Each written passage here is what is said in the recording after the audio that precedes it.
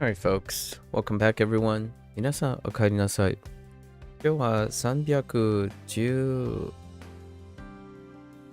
日目です。It's day 316. We are a day out from our second half of level 30. Looks like we have a few little things here and there. They're probably the Wednesday lessons that got moved around. And then we have our 73 items. There are 4 other items in Apprentice which deals with the moving and additions and whatnot that the content team is working on. Right, shouldn't be too bad. Yesterday was pretty good. We had about 60 to 70% implicit stuff. Like implicitly recognizable. And then there were like 2 or 3 exceptions. So pretty quick yesterday. Very quick yesterday.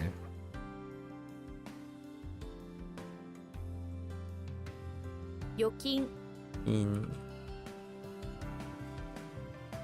Whoops, I added an E.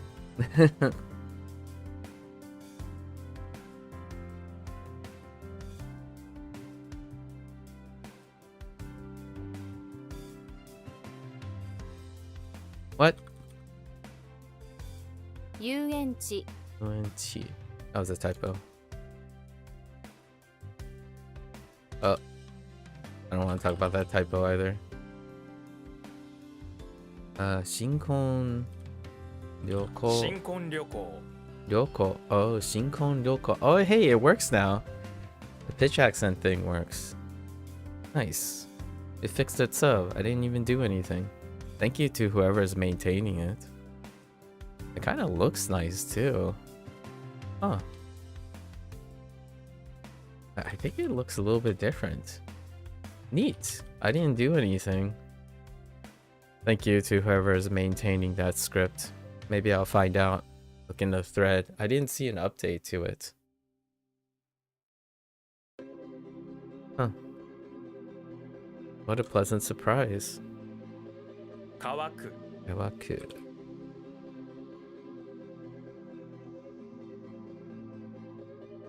Hello there, Danny. How are you doing? How has life been treating you? Whoops. Kekkon.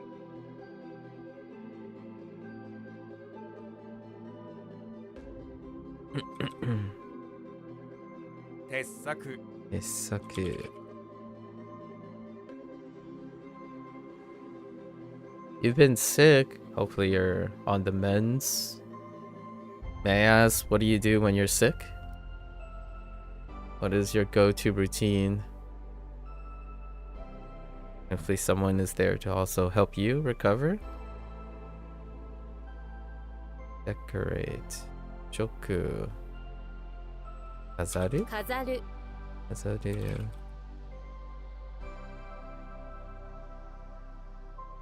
Koki.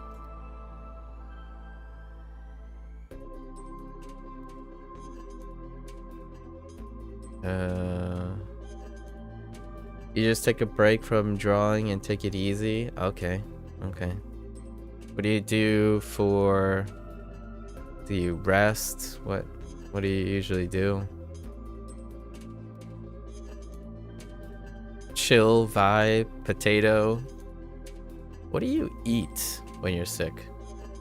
And obviously it really depends on the type of sick. You could have a stomach virus for all I know. Common cold? It is that kind of year. It is that time of year. Hopefully you're on the mends. Nice warm suit. You have a fever. Oh, okay. Hopefully your constitution is not too delicate. Does this happen often?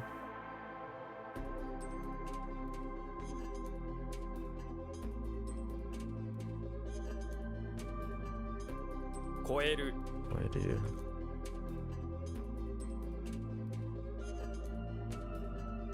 Yokugetsu. Not really. Only around this time sometimes, not always. Okay. Alright.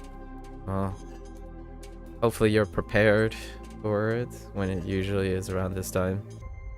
It's kind of it's that time of year. I imagine you are able to still get to work, or are you also taking a break from work when you're sick? I'm not sure if that's an option or not. Kaikan. Break? Okay, okay. Hopefully that doesn't impact your work and whatnot, being sick.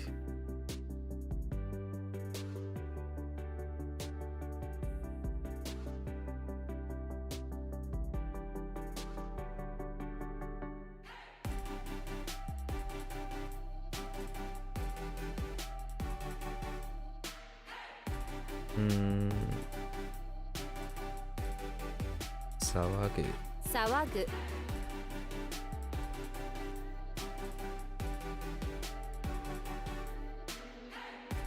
You just asked for your 2 days off early. Okay, should be fine. Alright, alright.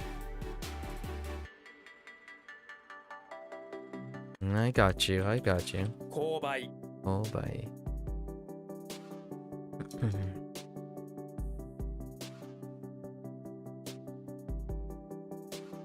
How did I do boo? Not? But like...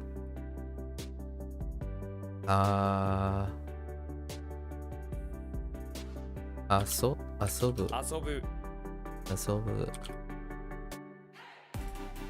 Will I draw today? I'm not drawing anymore for like a while. There might be a chance that I find ways to do something, but yeah. I hope I was being pretty clear about the Inktober thing. I typically don't draw outside of October. So it was very serendipitous that we met. Well, maybe not serendipitous. It's probably more so the whole timing thing. Yeah, it's serendipitous. It was pretty much the timing thing that we came across each other when I was drawing. But 99% of the times that I'm drawing is during October. However, occasionally, I understand it's the reason you followed, right? So, fair enough. We'll keep each other motivated, right?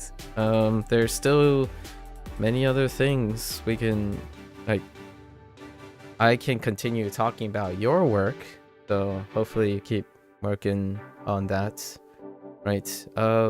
I could share something about artwork right now, and it's not so much about doing artwork, but I'm a little bit late today because I was taking a chance again on people, right? Artwork is not the first thing, but I can explain to you why artwork is part of my like routine. I don't know if you get solicited for artwork, but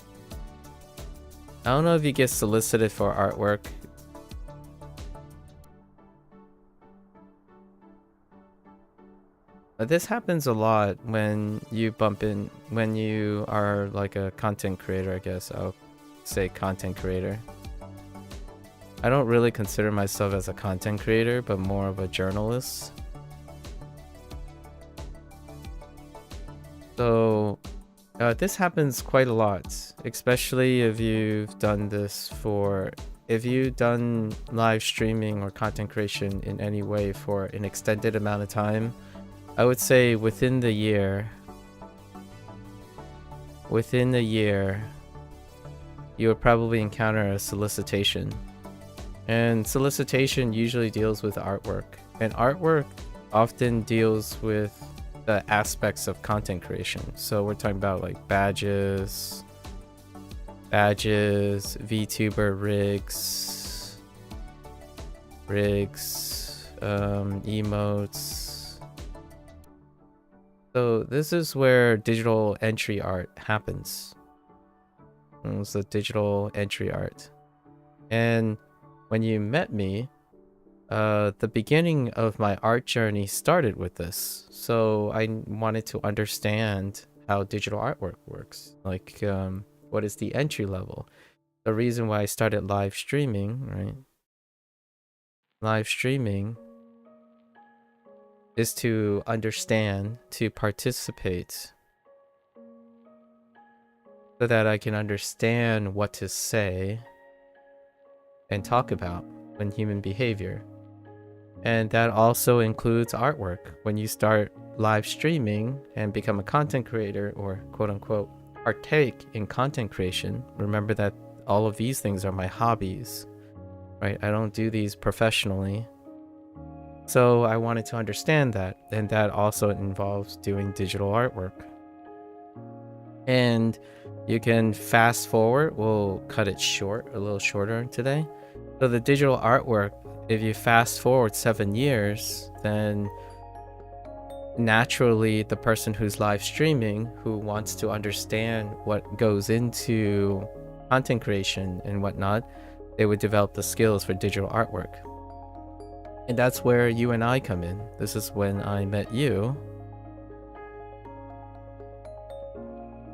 And the reason why I do digital artwork is to understand the current landscape of digital artwork while doing other things. So it's often due to the nature of trying to understand what it is, right? Like the properties, who's doing it, and then we can talk about it. So when I met you, I had a lot of things that I can share with you, talk about the habit formations, the problem solving skills and whatnot, dealing with digital artwork as a hobby or a passion project, because I did the digital artwork myself. And the reason why this came up is I was a little bit late, because every so often I will bump into someone who solicits art, and I use that as an opportunity to see if I can invest in someone's artwork. Unfortunately, the usual case is this person is looking to provide what I want. So me specifically, right? And unfortunately, this is where we get into my commentary and the things that I talk about vlogs, like on the, it brings me to the main focus of my stream. I invest in people. I'm not looking for people to invest in me, but if they do invest in me, they have to prove it.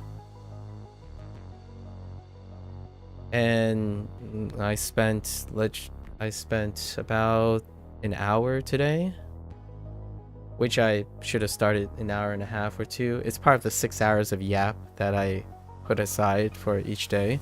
But I spent an hour to give this person the opportunity to either sell me something,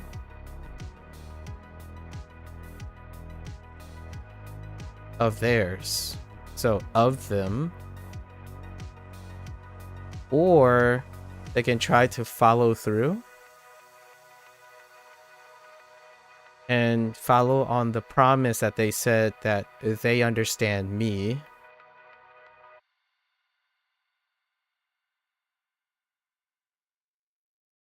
and convince me that. So in the long run, it was more number one than number two, but they keep doubling down on number two. This is where I wanted to spend some time with them, but I don't think it's very appropriate because they didn't ask for it. When they solicit someone and they say they have something that they understand about me or able to understand me, then you follow through. You tell your client what you know about them. Like, what do you know about me? Right? The problem with this is this is the strategy that most art solicitation starts with. But really, in the long run, they are referring to the artwork they have to offer, right? It is the service they have to offer. So I switched the script and I asked them, may I see credentials and public accessibility of your work? And if you're curious about this person's work, I told this person, like, thank you for your time. I hope that you understand that I'll be using this as an example online. A way to repay your time with me is that I can share your artwork with other people. Just like, which brings us to you and me, Danny. Whenever you post something, talk about things, if we know each other, I will be talking about it because you and I talk to each other. And that's what I want to do with creating content. It's the idea that people talk to each other and they spend time knowing what's going on. And by happenstance, I like to express the people that I know or came into contact with. So if you're interested in taking a look at what their artwork is like, she goes under Marie's Lauren across her public channels. So I think I looked at her Instagram, I looked at her ArtStation. I didn't even know ArtStation was a thing, so I learned a little bit about ArtStation. I was looking for Instagram. She has an Instagram under this name, and maybe some other things. She has a Twitch channel that's inactive. So this is what I mean by professionalism. So I talked about it, and she was very courteous and tried to match my energy. The idea is I don't necessarily think she understands, in my opinion, that I told her that I focus on communication skills and like business transactions and critical thinking skills. So one part of sharing this is that I'm using it for my purpose. So this is my purpose. I want to demonstrate to at least whoever, like Danny, you're going to pitch. Eventually, you're going to pitch flowers to someone, right? And hopefully, it's in a professional capacity. You approach like a professional artist and like other professional artists and other professional publications. This is like bottom barrel. Like, this is someone who is creating a side hustle, probably relatively young, in my opinion. Young in terms of experience, not like I don't know their age or anything, because they don't publicize that, right? So the more information they are willing to place in front of their public image is how you're going to get business if you don't care about your client. So I asked her for her public thing. And now hear me out. There are plenty of red flags along the way. She used an alt account to DM me, and she did the DMing and then adding me as a friend without establishing rapport. There are many red flags. So what I do is I try to spend the time and communicate with them and give them the opportunity to either do what they're going to do and say they're going to do, which they didn't. And then instead, I reverse the role and ask them for the information that I'm pretty sure they think would help me make my decision. So if you're ever interested in what their art looks like, I'm going to tell you now, I'm not a digital artist, right? I don't consider myself as a regular digital artist. And I've worked across 4 years in Inktober. But the stuff that she makes and publicly make, I already do. It took me less than a month to adapt those skills. Now, I'm not here to compare the capacity of artwork. I'm here to invest in someone. Unfortunately, this is lost in communication because this person knows nothing about me. They didn't attempt to even try. Like, I think I know more about this person through her public work and looking for it, which, by the way, you can't see because she's on an alt account. And then she has like a main account, quote unquote main account, that has a username that is not linked to her public image. So if you're an artist, you want to make, and you're selling something, and which makes you a quote unquote a future professional, right? You have to make sure all of these things are together. Like, if you're asking me, hey, would you be interested in my art? The first thing and minimum thing that I would expect is I can click on something and I can see it. Because otherwise, it is up to you, the artist, to demonstrate that you already invested in me. So not only did this person not know anything about me, they keep thinking that they would have cool ideas for me without knowing anything. So the irony here is, the more we talk, the more I am certain they would not be able to make an art piece for me. However, I don't give up on people. So I will try and spin it and see, okay, what information do you have that I don't have to pay for? Like, what information do you have available? Anything in public space that I can look at? Because if I was looking for an artist the other way around, the only way I would be able to accommodate you is I can see your art. Right? Like, so when Danny, when you showed me, the first thing you did was, I make flowers. Here's my Instagram. It's public. It's there. And I'm trying my best to show that because we just met. I don't want you to know me, like stalk me or something, or really, like, you can know a lot about me. Like, a lot of things are public right now. You can choose to do that if you want, or you can greet me as a stranger and we can get to know each other by exchanging information. So neither of that happened in this transaction. I'm gonna tell you now, you might be thinking, nah, this is a one-off. I'm gonna tell you now, over the course of a year, I will have over 100 of these. And not a single one so far who contacted me this way, as in a private DM,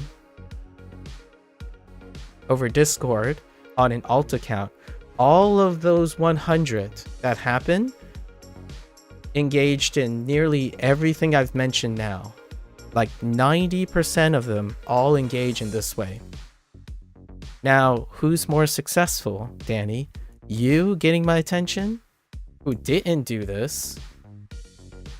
You actually didn't do any of the things I'm talking about. So the idea is, how would you increase your success appropriately? If you're an artist that's want people to come to you and solicit you or want to buy into your art without you investing time in them, your public image is your best friend. Like, you, Danny, are the 1% in my life, personally, because you decided to show what you invested in yourself. You didn't go up to someone and say, oh yeah, I know you. I'm gonna have some cool ideas. Would you be interested in letting me create things for you? And I'm like, okay. Can you demonstrate to me that you have the critical thinking and communication skills to understand who I am? And their first comment when I said, oh yeah, I like cool ideas. Do you happen to have any cool ideas about communication skills, critical thinking skills, relational techniques, and how you would capture that in artwork? And what they said was exactly what I said, only they say they can make artwork. And I'm like, I don't think you understand what I said. I'm not even sure if you understand what you said, because there's no possible way someone who has critical thinking skills, relational skills, understand what I just tested. I tested your critical thinking skills and relational skills and professional skills just now, and you said you can create artwork for me that captures those things and make other people instantly recognizable of my content. I would not believe an artist who said that knowing that saying that makes it obvious that they don't understand what I said. That's sycophanting. That is what you do to brown nose a cell. And you don't have to do that with me, at least in my opinion. The thing here that I'm concerned about is this person is approaching, soliciting someone in a way that I don't think it's getting the results this person wants. Like, if you're saying you have cool ideas for someone, that is projecting. If you are projecting your work, the first thing you probably want to take a gamble is probably have a profile, a professionalism, and that's the first thing you advertise. So I wasn't given any of that indicator. So I looked at her art, by the way. You can find her art. It has a very so she has like a face, right? And then there's a bunch of flowers. So if you're wondering what her like profile thing is, it has a very artistic face thing, and then lots of flowers around, and then has like that name on the bottom as her thing. So that's consistent. The profile pic is consistent across the channels. And then you look through, and what you see are the usual things. People who solicit for VTubing, like a 2D, like a rig, right? Rigging, a bunch of panels, emotes. There's a tile for OC. She has like 3 OCs, I guess, on the furry side, right? There's a bit of furrying going on, which that makes sense because this is something that is very inherent in Discord, Twitch, and whatnot. And I'm none of those things, so that's problematic, right? You're thinking, I would like, if she is offering her service to capture me, I think it would take less than 10 minutes to understand the things that I share is pretty much not her entire portfolio does not line with anything that I've ever done. So it's that this happens. I'm gonna say 99.9% of the time on this Discord. And you might be wondering, if it happens 99.9% of the time, why do I take a chance?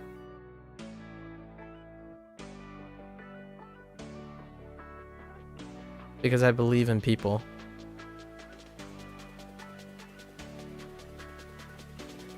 I took a chance today because I was early. I was very well rested. Yesterday was a short normal stream, so I had time, and that's what I did. And that's what I wanted to share with you. It could have been anybody, by the way, Danny. You just happened to be the first person, and it deals with artwork. If it was like the other person I met a few days ago, Drama, you might have seen in the Discord, encouraging. Drama is a very encouraging person. I would then spin this in a way of talking about communication skills and language barriers. So these are the examples that I talk about all the time. So I understand, Danny, that I'm not going to be drawing pretty much most of the year. I usually talk about artwork a lot, but I don't actually make artwork a lot. However, whenever you make artwork, it gives me an opportunity to talk about your artwork along the way. That is what I can do to basically I repay for those who believe in kindness. It deserves reparations, or that's what I do to motivate other people. So whenever you do work, I get to talk about it. I don't talk about work that someone else believes they deserve attention. So whenever someone comes to me and say, oh yeah, this artist is great, right? This artist is great. The question is, if they can express to me why they think this artist is great, then I will invest in this artist. But I invest in this artist because I'm investing in them, not this thing. So I watched the first episode. For example, yesterday I watched the first episode of Midnight Diner. It was a really beautiful short story. Midnight Diner is like 5 seasons long. There's 2 separate continuations of it, and it's about a Japanese person who maintains a midnight diner. So after midnight, they work for 7 hours and they hear the stories. It's portrayed through like the encountering of stories and people's life vignettes in Japan through a midnight diner. So this was from Drama, who I recently met over the last week, right? And then Drama is very proactive, so Drama is interacting with Churn for encouraging each other to play video games and learn more Japanese, right? This is what is beautiful about investing in people. So hopefully my repayment is that I will continue to carry, because Marie Loren, I don't know what she goes by, but I hope this person understands that they will forever, because they volunteered their public image, anytime this happens again, like the next person who solicits me, I will be talking about her as well. So this might one day be the reason why someone comes across her and she worked on whatever she was doing for a really long time, and it's so different now, right? That's how I form memories. There are a few others recently, but what they do is they just leave, right? They're just like, oh, okay, well, bye, right? But this person stuck around. They invested and they tried to match my energy. So there you go.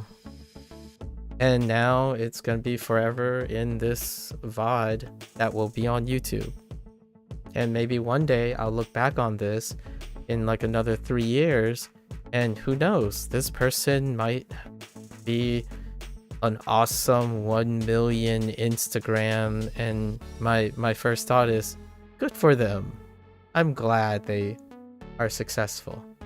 Unfortunately, our paths do not align right now, so we do not coincidentally refer to each other. And by the way, I did tell this person that I will be sharing this as an anecdote today, this very day, and maybe for the foreseeable future. And the idea is not to really either favor the person or disfavor the person. The idea is to understand where the person is now and what the situation is. There you go. Let me see. Do you think my cartoon have a chance based on what you've seen so far? You have a chance as long as you don't give up. You said it yourself, right? I'm using your words this time, right? When you were talking to Mika, right? Chances are rarely given. You definitely want to look out for them, right? Learn to see and look for them. But chances can also be made.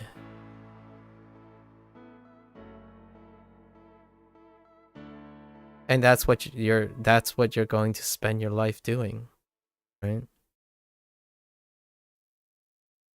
And I appreciate those, like, I'm not ungrateful that people solicit me for artwork. Like, solicit me for selling their artwork, not me as an artist. I don't sell artwork. Solicit for selling artwork, right? It means they took a chance. And one day you might encounter someone like me, and maybe I'll try to reciprocate. And this is the best way I can reciprocate. I make mention of your artwork and hope that someone out there will take a chance on you. I took a chance the way I know I can, and that is to raise awareness of another artist who behaves like all the other 99% of artists that I've met.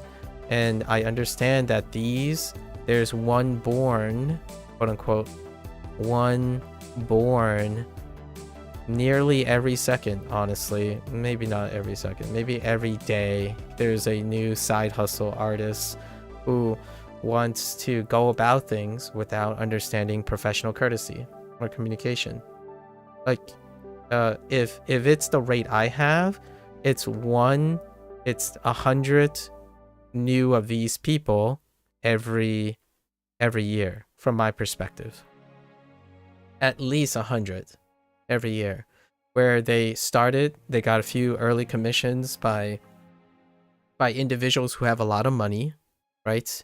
So they would ask for a panel or an emote.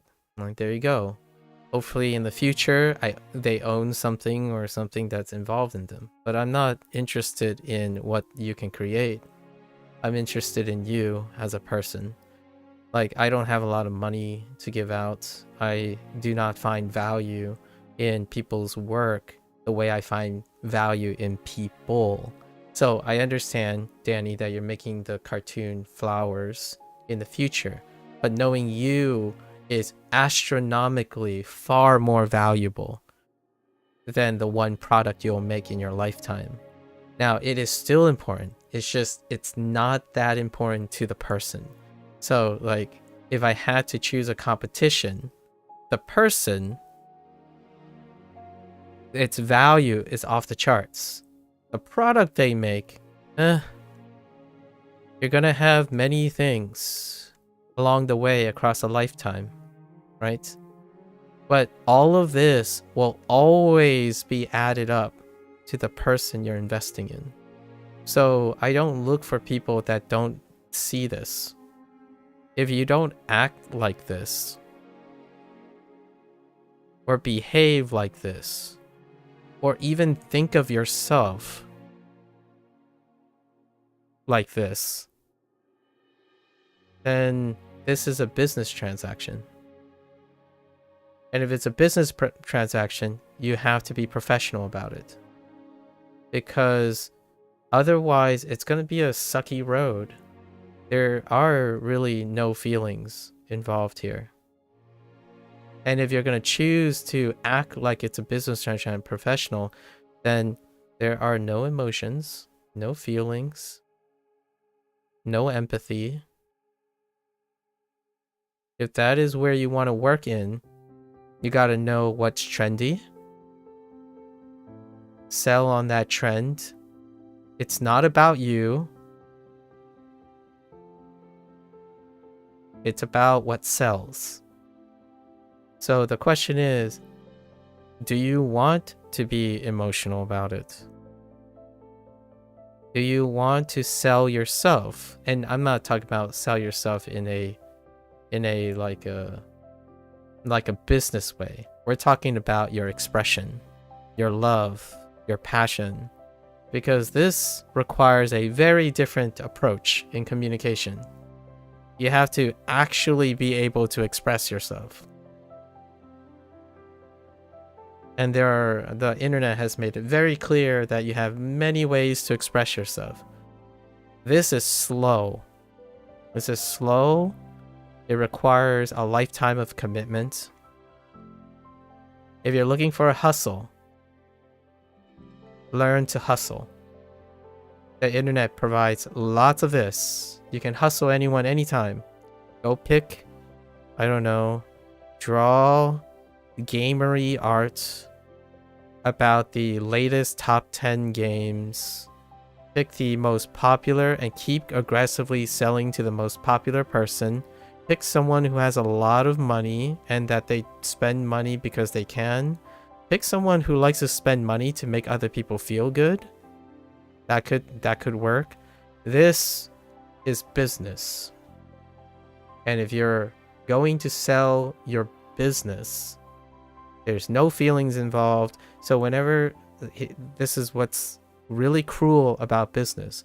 When someone apologized to me, like, oh, I'm sorry, like, I'm not trying to sell aggressively or not. It's like, well, don't treat it as a business transaction. If you're really sorry, you would actually demonstrate your empathy and your expression. But the thing is, you already set the tone for being business oriented. That's why I treat it as a professional interaction, because you have no investment in the person. You knew nothing about your client. And when I say you, obviously not you, Danny, because you didn't come, like, we didn't meet. And you, like, it's like you, the first time we met, if you were to, you drop in and you're like, man, your art suck. I can help improve it. That's a business transaction.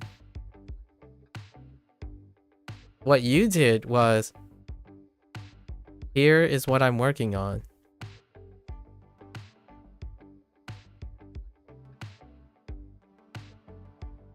Right?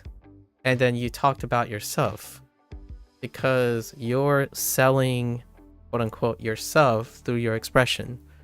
Not, oh, I have cool ideas for you. I'm like, okay, if you have cool ideas for me, can you tell me what do I consider as cool ideas? And you know what? 9 out of 10 times when I meet someone, I usually meet approximately 100 people on live stream. It's a convenient number because it's usually 100. So over a year of streaming, I would meet like 100 people. It's not that big. It's good enough for me to not like digress into oblivion. 9 out of 10 times, it's someone telling me what I want. Or maybe what I want to hear. And this is the internet now. This is reality. If someone tells me they understand communication skills and critical thinking skills, you have to be lucky to have the communication skills and critical thinking skills. Because most people, what they do is they talk at a person. Now, if you want to talk at a person, I would say a higher success rate is to talk about yourself. And that's where we start. And you have to be comfortable with that, because that is how you overcome social anxiety, or you can manage social anxiety. You have to be able to talk about yourself, because if you talk about the other person, that means that you have to actually know the other person. If you don't know yourself well enough to introduce yourself, it is very unlikely that you will participate in knowing other people. So when someone talks about how they're excited about something and what they like, there's a higher chance for me to willing to invest in that person in order so that we can know each other. You can't know about other people if you don't, like, it doesn't work the other way around very well. Maybe if you get really lucky, you meet someone that helps you discover yourself.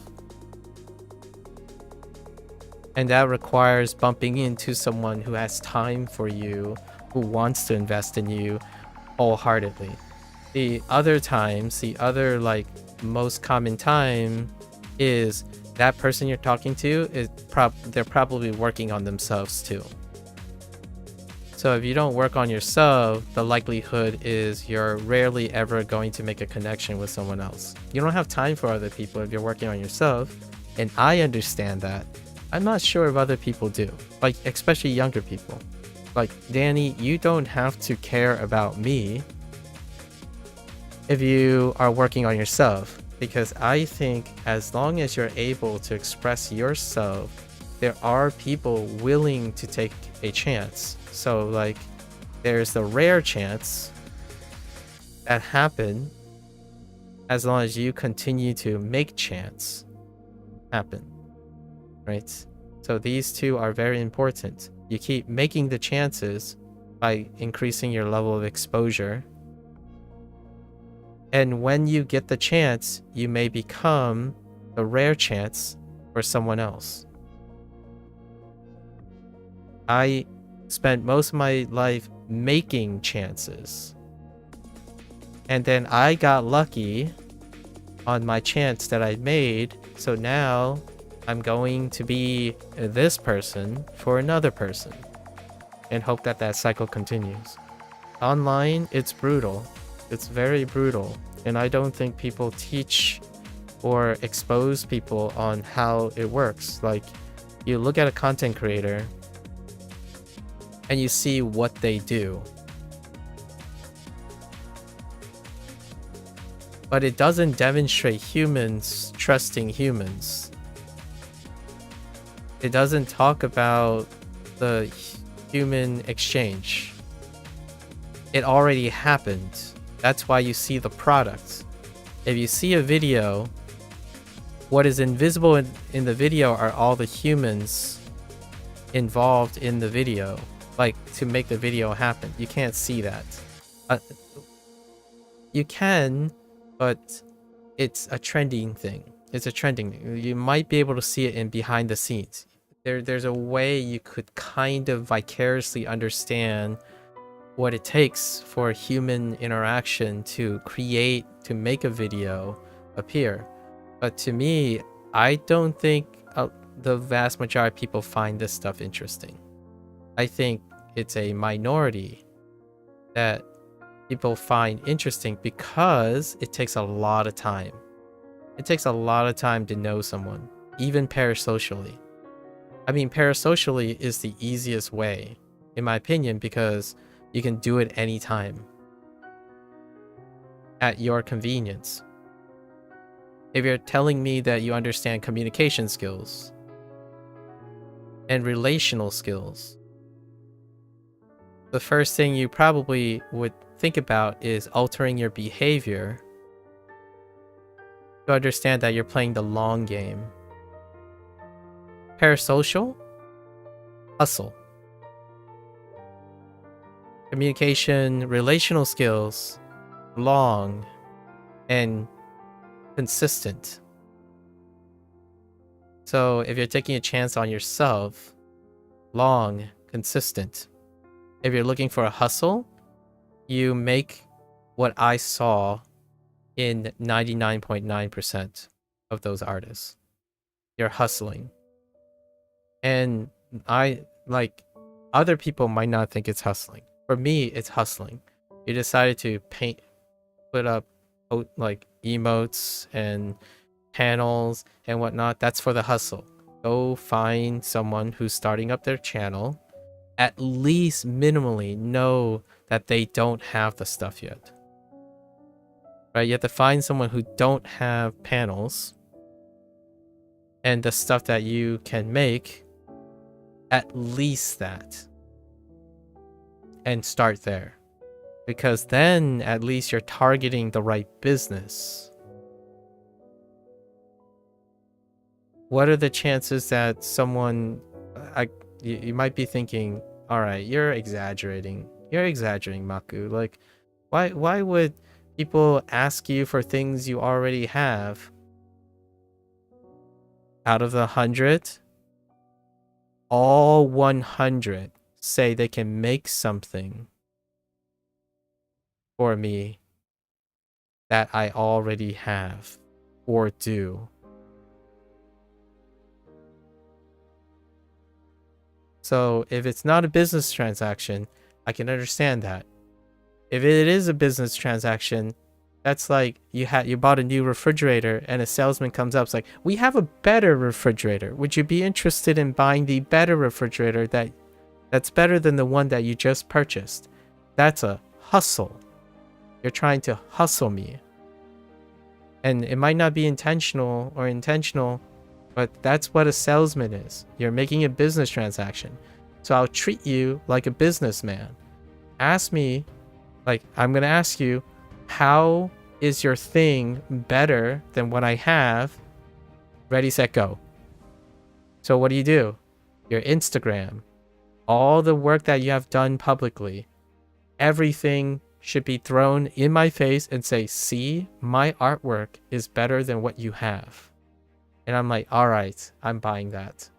I mean, I don't care about you as an artist. You don't care about me as a client, but I know for a fact that your artwork is better than mine, and I can pay for that. No hard feelings. You're not going to say, oh, sorry, your artwork kind of sucks. No, you prove it. If you're a business person, you prove your artwork is better than mine, and then prove it that it's so good that I'm willing to pay for it. That's when you have zero investment in the person, and you have zero investment in care in what people think of you. You are a businessman. You're a person selling art. I'm not looking for that, but sure as heck, if like some famous artist, you know, like some famous, I don't know, content creator said like, I'm not here to be your friend. I'm here to sell you something, right? It better be better. Better that reflects its value.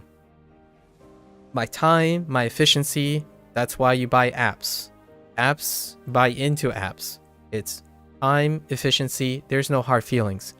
Either your product sucks or your product is better. That's it. So if you want that type of relationship, yes, go and ask me what I want without actually knowing anything about me. Because I will treat you exactly the same. I don't know anything about you, so the first thing I'm going to ask is, give me proof. And that's what I was trying to be incredibly polite about. I eventually came around and say, can I have your profile pic? Or like your profile name, your professional name, so I can see what the proof is. And the proof basically proved to me that this person is still working on their art. They're still working on their art while all their artwork is industry. It's the stuff that people need that I don't, because I already have the stuff. I already have as many emotes as I want. I only place panels where I think they are because I make them. So unfortunately, if you want me to treat you like a business person, that's all you get. You get a no. I already have it. I already make these things. But I'm going to do one better. I'm going to tell other people that you are doing this so that maybe they will be interested in your thing. The odds are very low because I don't usually surround myself with people who don't know how to do things. Like, I don't usually surround myself with people who have lots of money or are so lazy, and I'm not saying it's a bad or good thing. There are people who don't have time to do this. Like it's like, oh yeah, artwork, like I don't want to draw. Forget that. I'll make money so that someone can draw it for me, right? Those are the people that this person's looking for. So maybe along the way, I might bump into someone like that. It's like, hey, you know what? I got a collection of names, okay? And over the last 7 years, these 67 people out of the 700 people decide to leave their name, have their profiles and stuff. You can look up any of these people. They might have something for you because you don't want to do any of this, right? That is what I can do for that person. Despite not having anything to offer me, I know that when I took a chance on that person by saying hello back, I want us to win-win. So that's what I'm going to do. And I collect a lot of these names. I actually collect these names on a daily basis and I rotate them out every 6 months. So in the next 6 months, I will probably bring up this person's name until someone displaces them. And that's what I can do because I can't juggle, like, keep in contact with so many people out of nowhere, right? So until they refresh their connections with me, I don't have any person to invest in. Like, it's great to invest in products when you don't want to care about the person behind it. That's fine. Like, I don't care. Like, for example, if you're saying, oh, but you do you care about everything? No, I don't. Like, my parents use a microwave. We don't know who made that microwave. I put food in my refrigerator, but I don't know who made that refrigerator.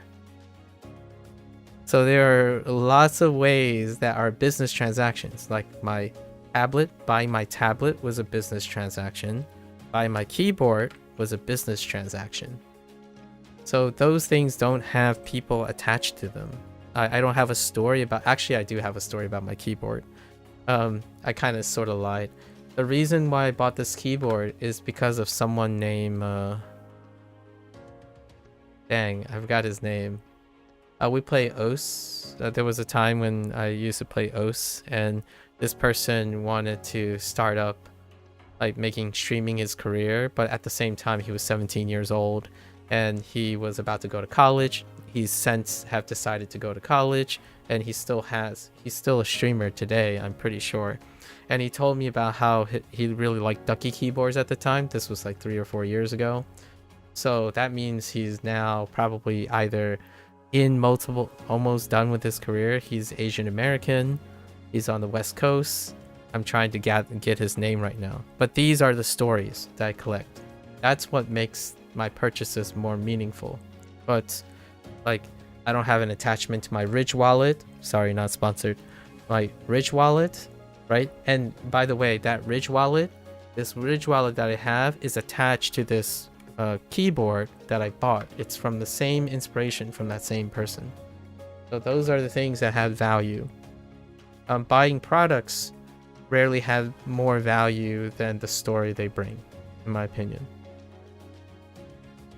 And I think the people who will buy, give you a chance, Danny, that's who you're looking for.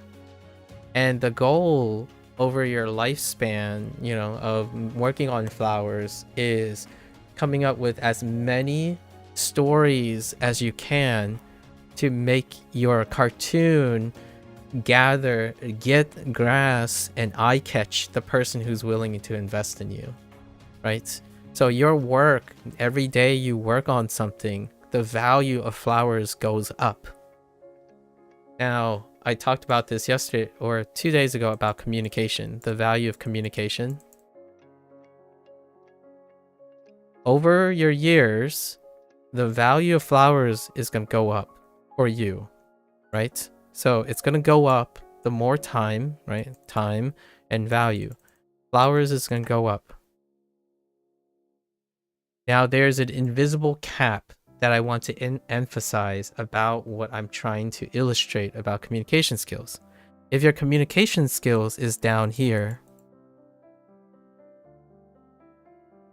no matter how high your value gets in what you're working on, if your communication skill is creating a glass ceiling on its value, then someone wouldn't be interested. So you hope that when you work on your communication skills, as you're working on flowers or being around someone who's able to communicate and whatnot, it will allow you to want to communicate and express, because you have to pass whatever the threshold it is for someone willing to invest in you.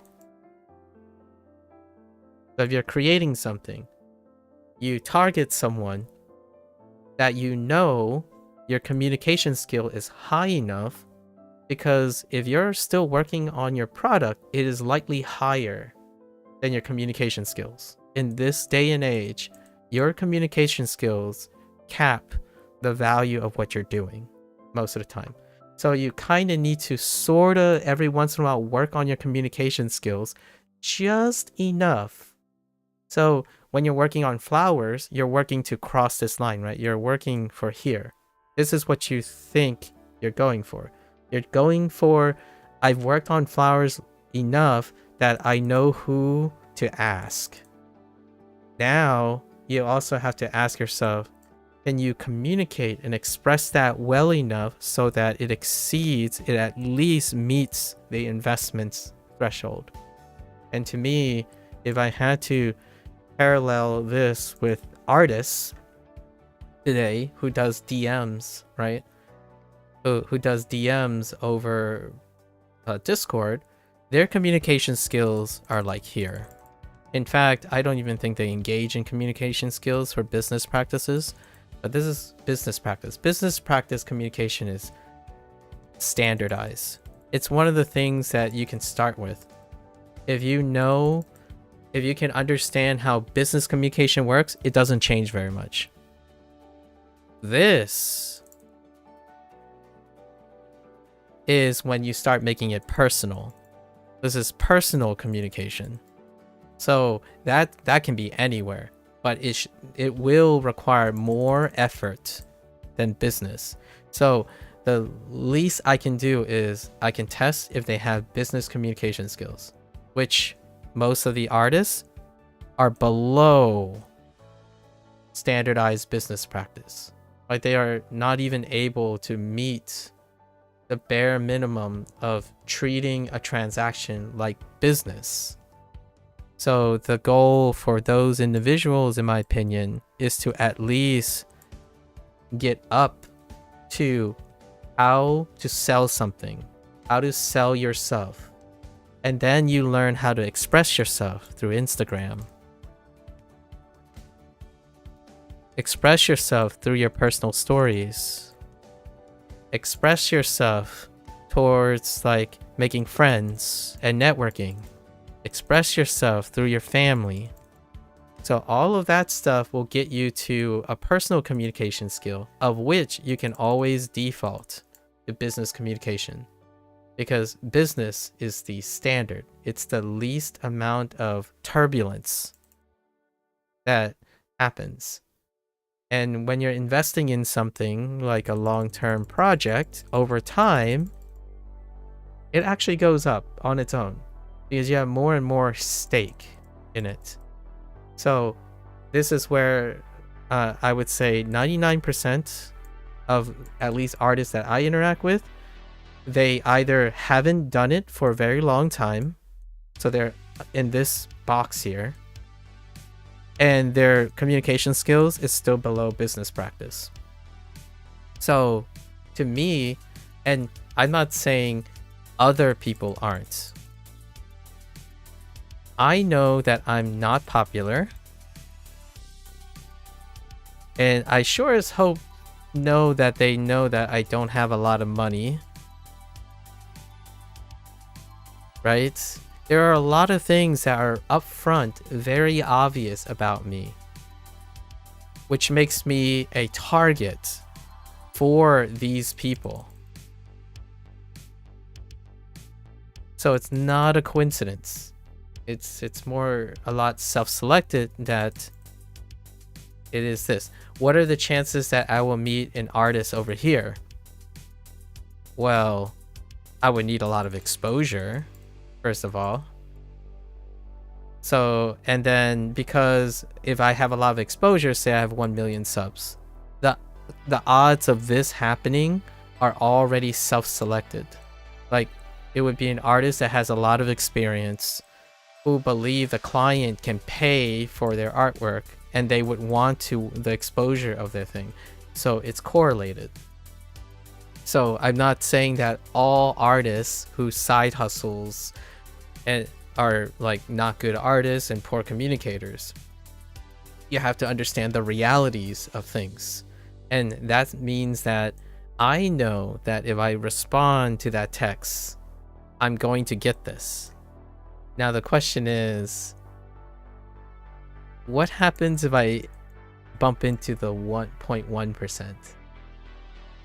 If I have time, if I have free time, I'll take that chance and see what happens. Today was not one of those days, and it's not going to happen many, many times over.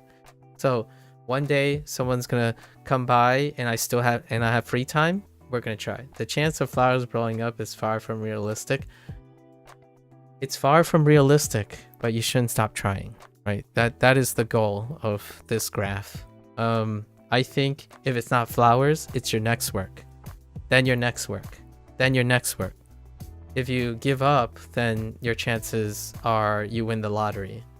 So I would say, instead of focusing on the odds of this stuff, right, all these end things, you might get there and you might not even notice it when you know that what you're doing is something that will keep appreciating in value.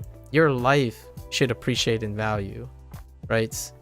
And hopefully that is sufficient. Working at the gas, working at the gas station and stuff, that is not quite appreciating in value outside of its monetary gain. So that doesn't necessarily deserve your attention unless you want it to be a representation of your identity. So flowers is the chance you're looking for. Flowers is your value. So the more time, you'll always get to remind yourself, at least in my opinion, you'll always get to remind yourself when you look back on flowers, is that it keeps getting more and more valuable the more you invest in it. Yeah, it's your baby. And soon you'll have babies and even more babies. Not like literally, but maybe you might literally have babies in the future. But the idea is your life is your baby and anything that represents in it.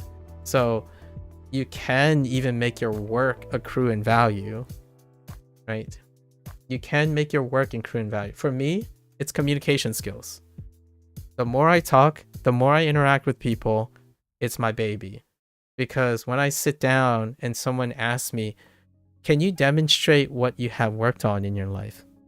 All right, let's start talking, because that's what I worked on in my life. Give me something to talk about. That's what I have worked on in my life. I'll spin it. I'll continuously spin it and demonstrate to you that I have a lot of experience with different people, because I take a chance on people. So if you're wondering like, oh, how can you demonstrate your skill? Give me 5 hours and let's talk for all 5 of those hours, and it will speak for itself.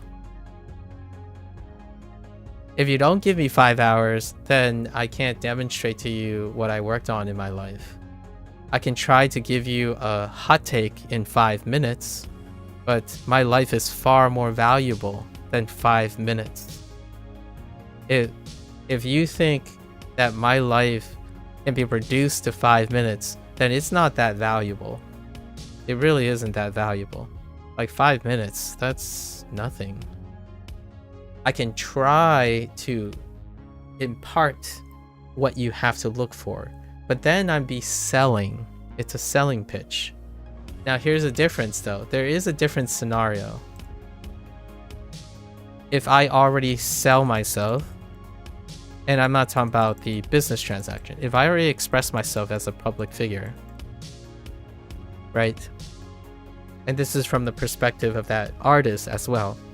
And someone comes to me based on this, then I'm already gigantic. So that means I can spend 30 minutes talking about the most important things. And if you ever watch a content creator, I mentioned a couple of times, Vin, in the last couple, when someone comes to you and solicits you, the idea is that they are probably aware of all the things that you have going on already. So what you have to offer in that 30 minutes is anything that is not in the public eye. So if I'm this person, I would ask this expert, tell me something in 30 minutes that you have not shared publicly. And what I mean by that is, all the things that are public and available, don't tell me about those things. I can go figure those things out. Like, I can find those things. Tell me something that is not communicated in your work, because you are the expert. You have 3 million followers and all of this stuff. I already know those things. I want to ask you a question about this stuff that you do not answer.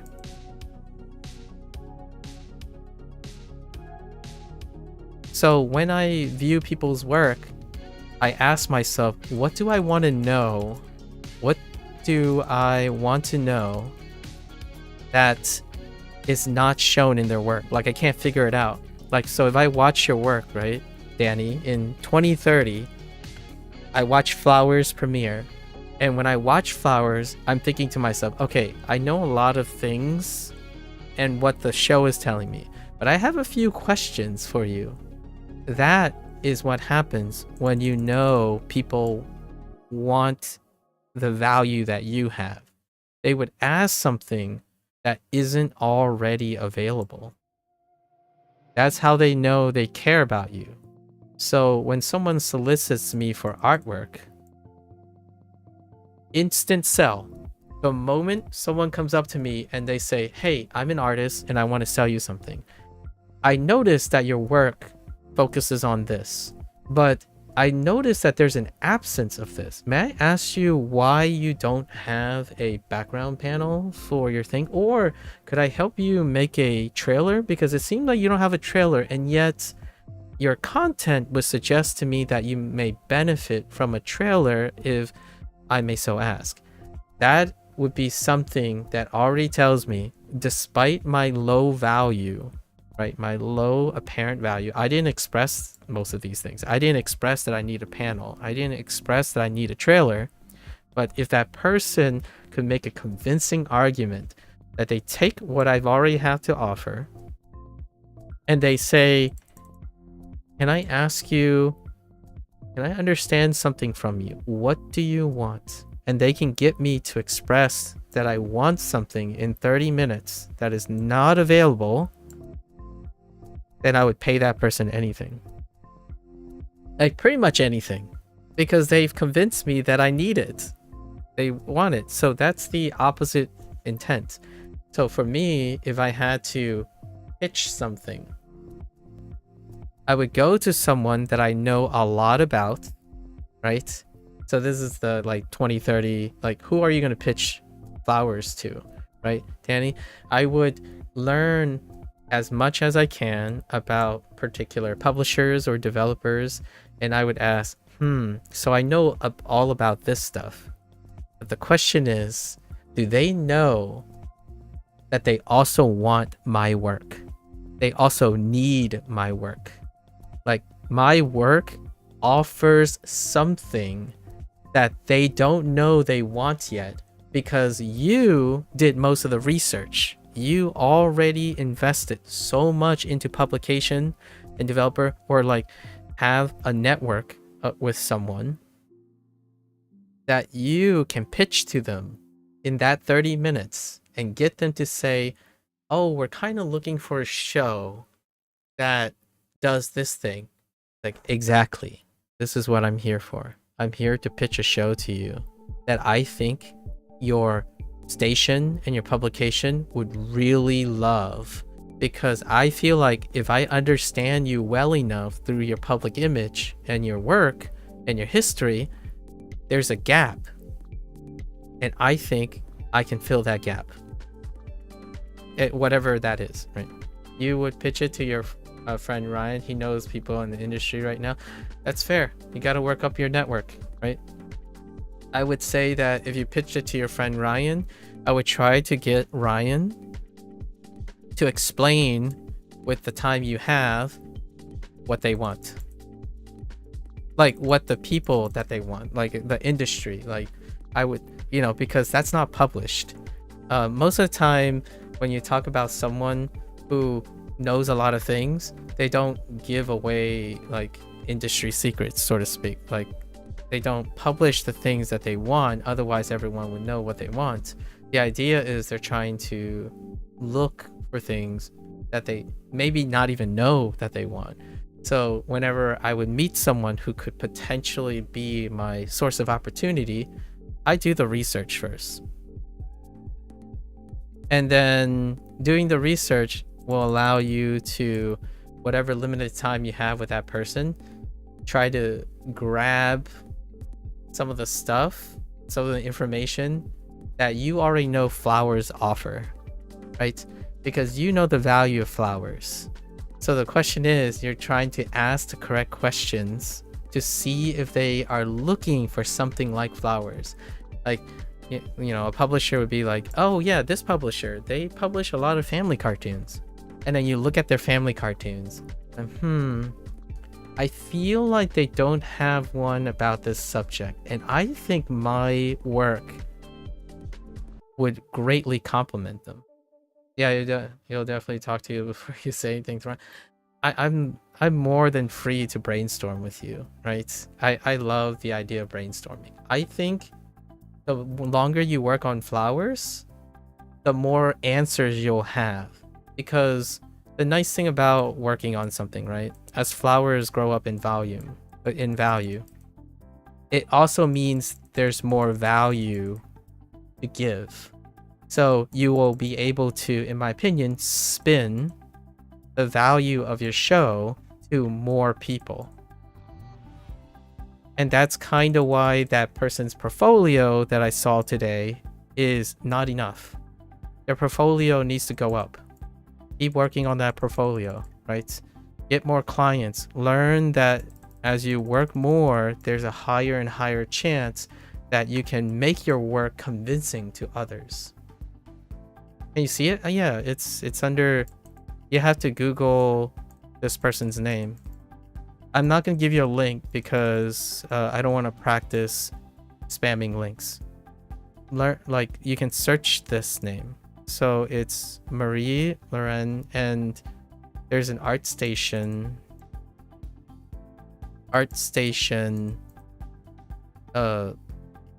thing. Type it in chat. Okay.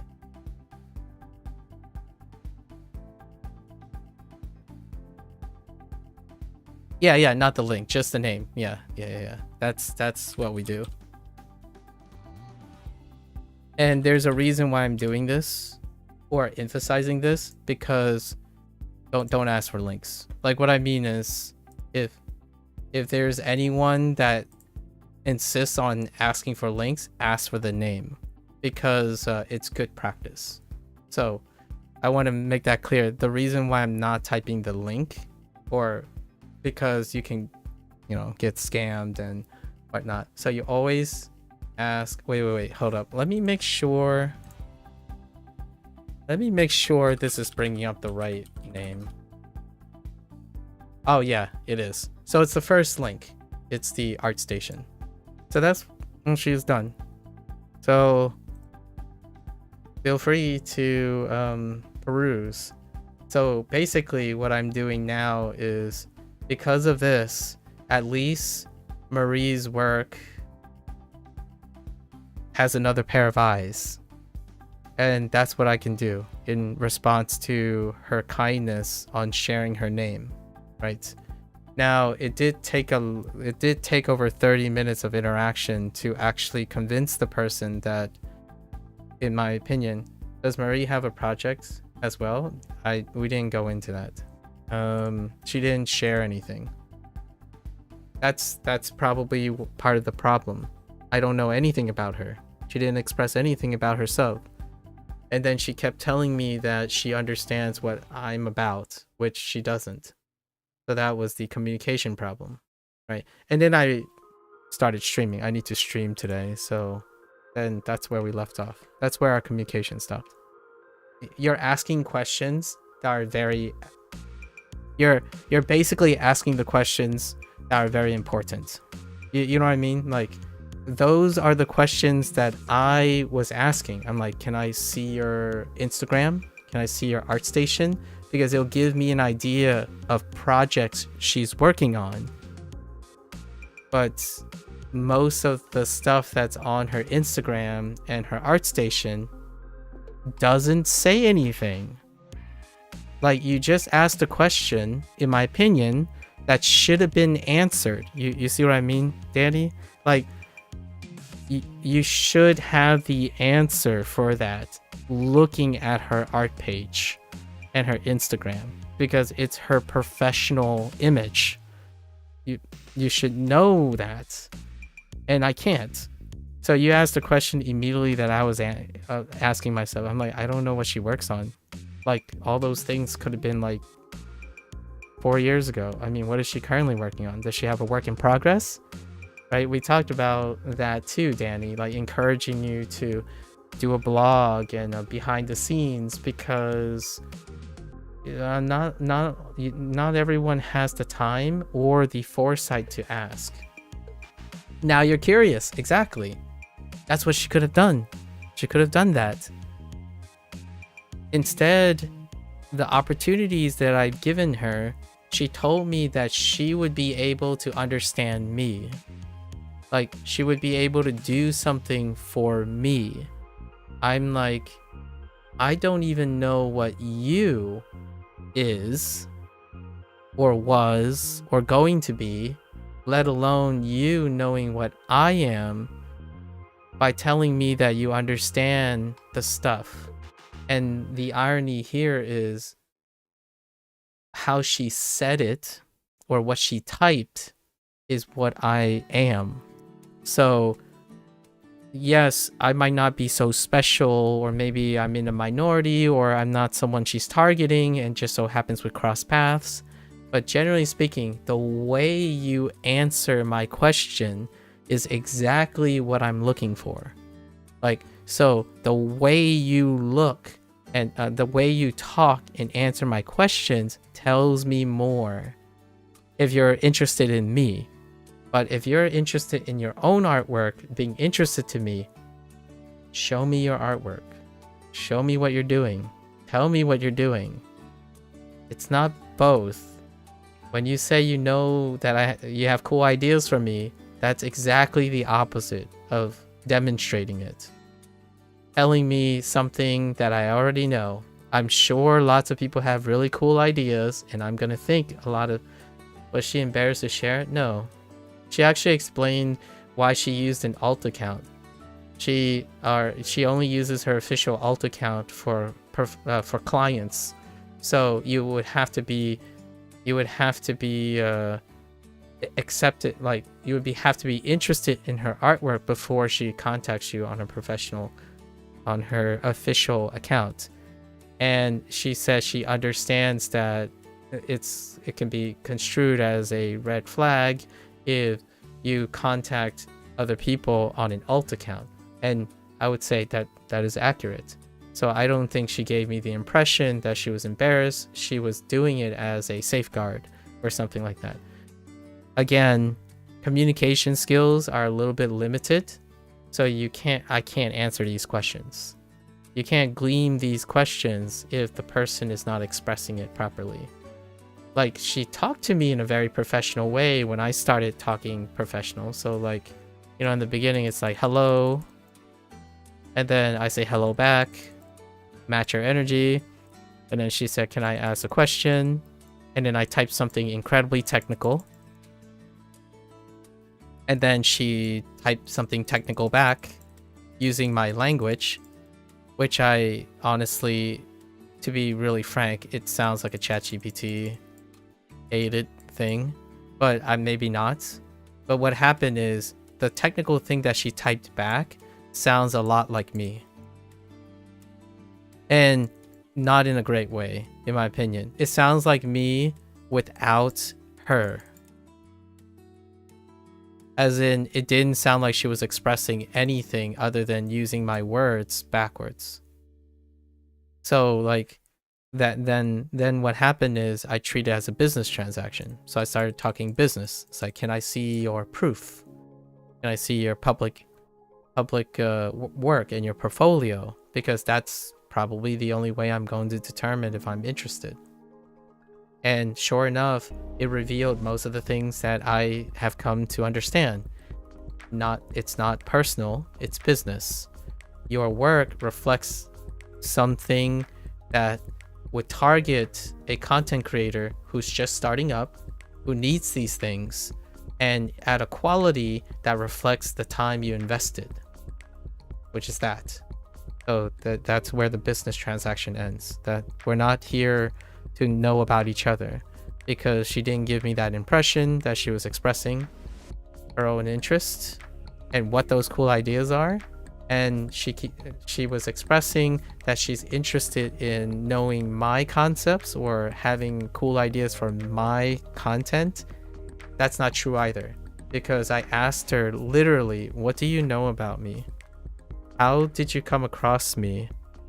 How, like, do you know what I mean when I say these things? And hear me out. I was very direct with her. Whenever I get a solicitation, the first thing I look at is mutual servers,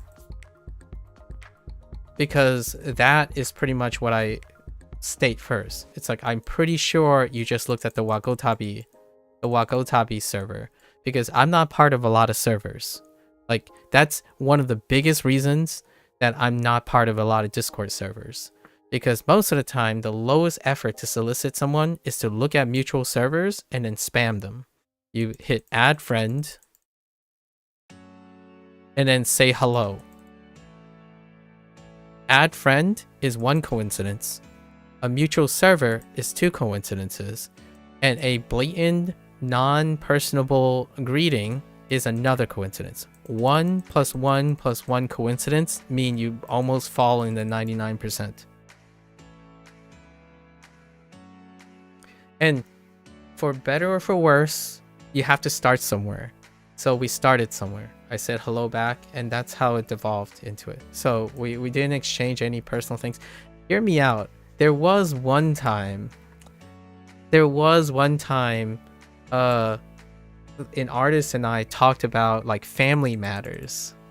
Actually, it wasn't, it was a little bit more than that. And it was someone who worked as a community manager for a game I used to play. And then when we talked about it, we connected through artwork. See, this dynamic is very different.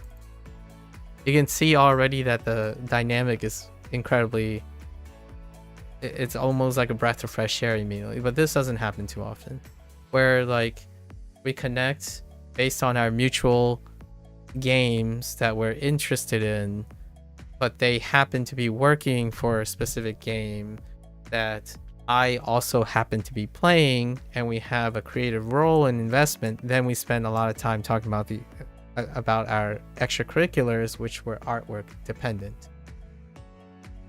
And I know their name as well, and it's very I don't talk to that person anymore, because since then I've severed ties with the game itself, like the creation part themselves, and I don't even know if they're around anymore. Oh, there. As for you, you love when people see your cartoon and like it, and you haven't gotten any negative comments about it. If you do, or if you don't, I believe, Danny, you'll probably make it work, right? Whenever I usually don't think of, like, I get video comments every once in a blue moon, right? Because low viewership and whatnot. But I think of, if I get a comment, I can do something about it. So if it's, whether they're negative or positive, they're comments, and you can use it in some way, right? I hope you continue to get positive comments, right? At the same time, if you get a negative comment, I'm pretty confident that you'll be able to handle it and do something and use it to your advantage. That's being proactive about your baby, right? I'm not entirely sure if many others are up for that challenge when it comes to expressing themselves. So if we are talking about, was she embarrassed to share, that's probably the type of mindset that would be concerning. When you're talking about, if you're embarrassed to share and you're selling something and you're doing professional work, rarely is the thing about negative comments or worrying about other people's comments, it's going to happen. Like, it's gonna be a mixed bag. When you become a professional and you're selling things, if you're embarrassed to share, then I don't necessarily believe that you have the capacity yet. That doesn't mean it's locked in place. You are prepared to be selling something. That's my like really arty business unfeeling situation. If you are embarrassed to show your work and you're selling something to someone, check your humility, your pride, your arrogance, your insecurities at the door first. Understand those things. You have to understand your anxiety, your insecurities,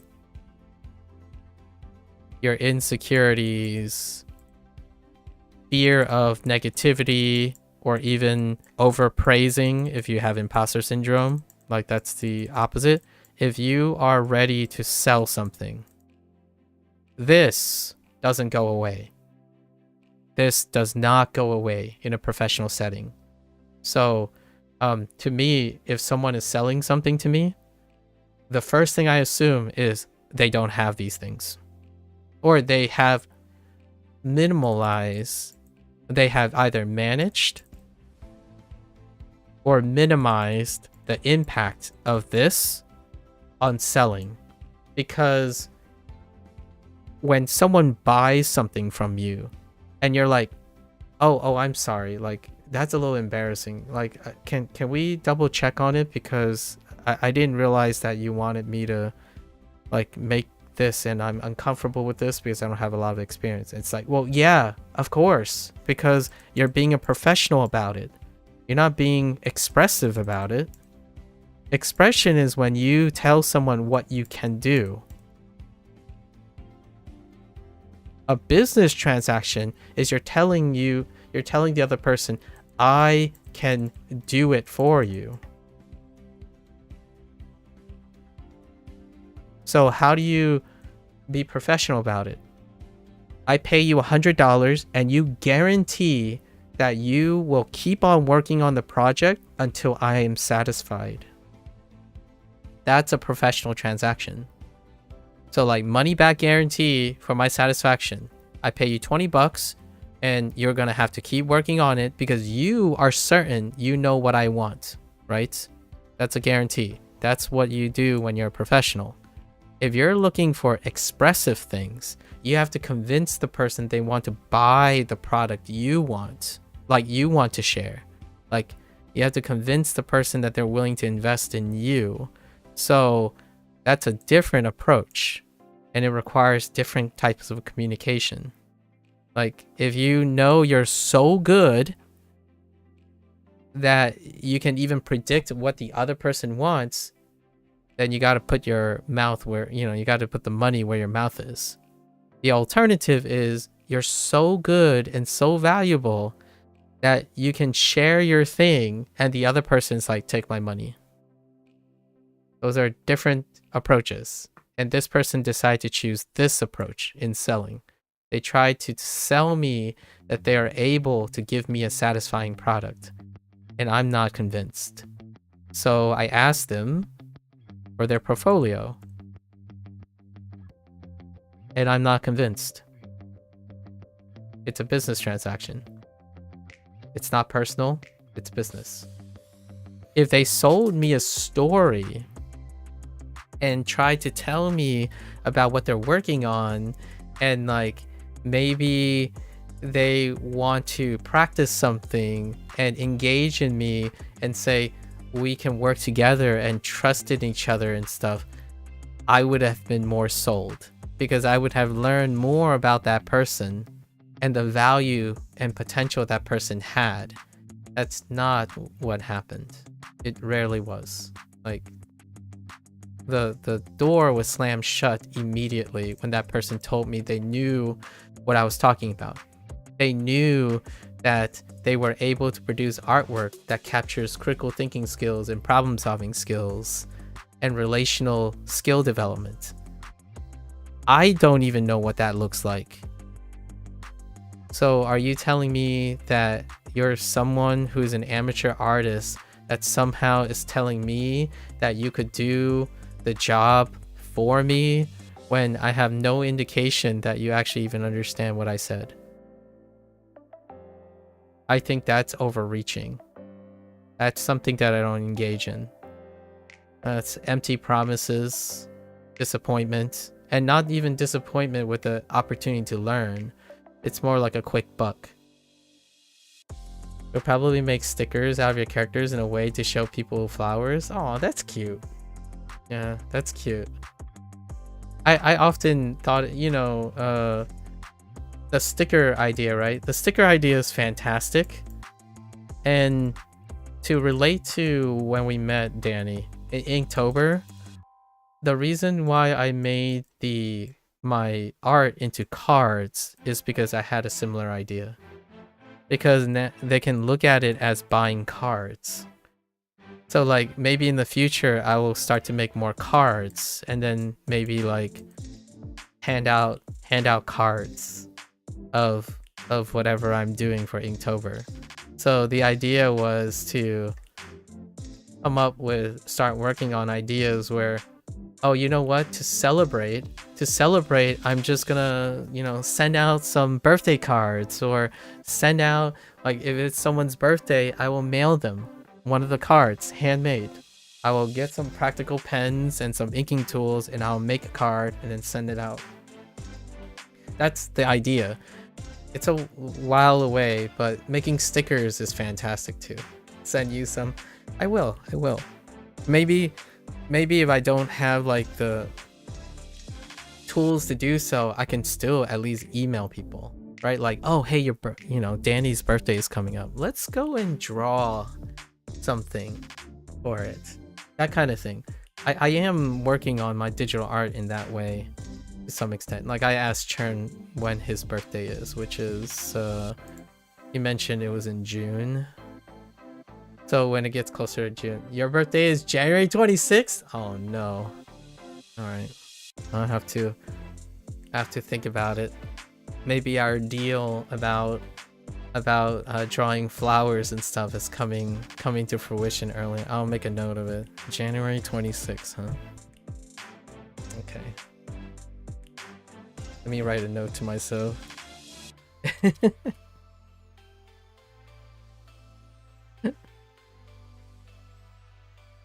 There you go. Right? Sorry, that's what I wanted to share today. If you wanted to talk about artwork, that was my pocket short story for today. Hopefully you were entertained, and I hope you're feeling better, Annie. Hope you're feeling better. Heike. You were entertained? Well, I try. 快適. It's beautiful. It like something that I can really I talked about this with drama the last 3 days. One of the greatest gifts you can have that is most available to everyone is to try to put a smile on someone else's face. And you win. Like, it's a win-win. So, if I have an opportunity and free time to engage in human interaction, I will make that story useful for the both of us. So now you know a little bit about the person that I've met, and you can look at their artwork and see if you can understand a bit about them. I know quite a lot from the person's ArtStation page. I didn't even realize ArtStation is a thing, so I learned something as well. I might look at how ArtStation is being used, instead of like Pinterest or Instagram. It's an interesting site. It kind of reminds me of DeviantArt as well, stuff like that. For the record, I don't spend a lot of time looking at people's art, largely because I don't attract artists. Not in your way. Like, the way we met is through Inktober. And I can tell you now, the vast majority of artists that I knew was during that period of Inktober. There was one artist who tried to sell me art online. Like, there was one artist that I kind of appreciate. They found me live on Twitch while I'm working on an Inktober piece to sell me art.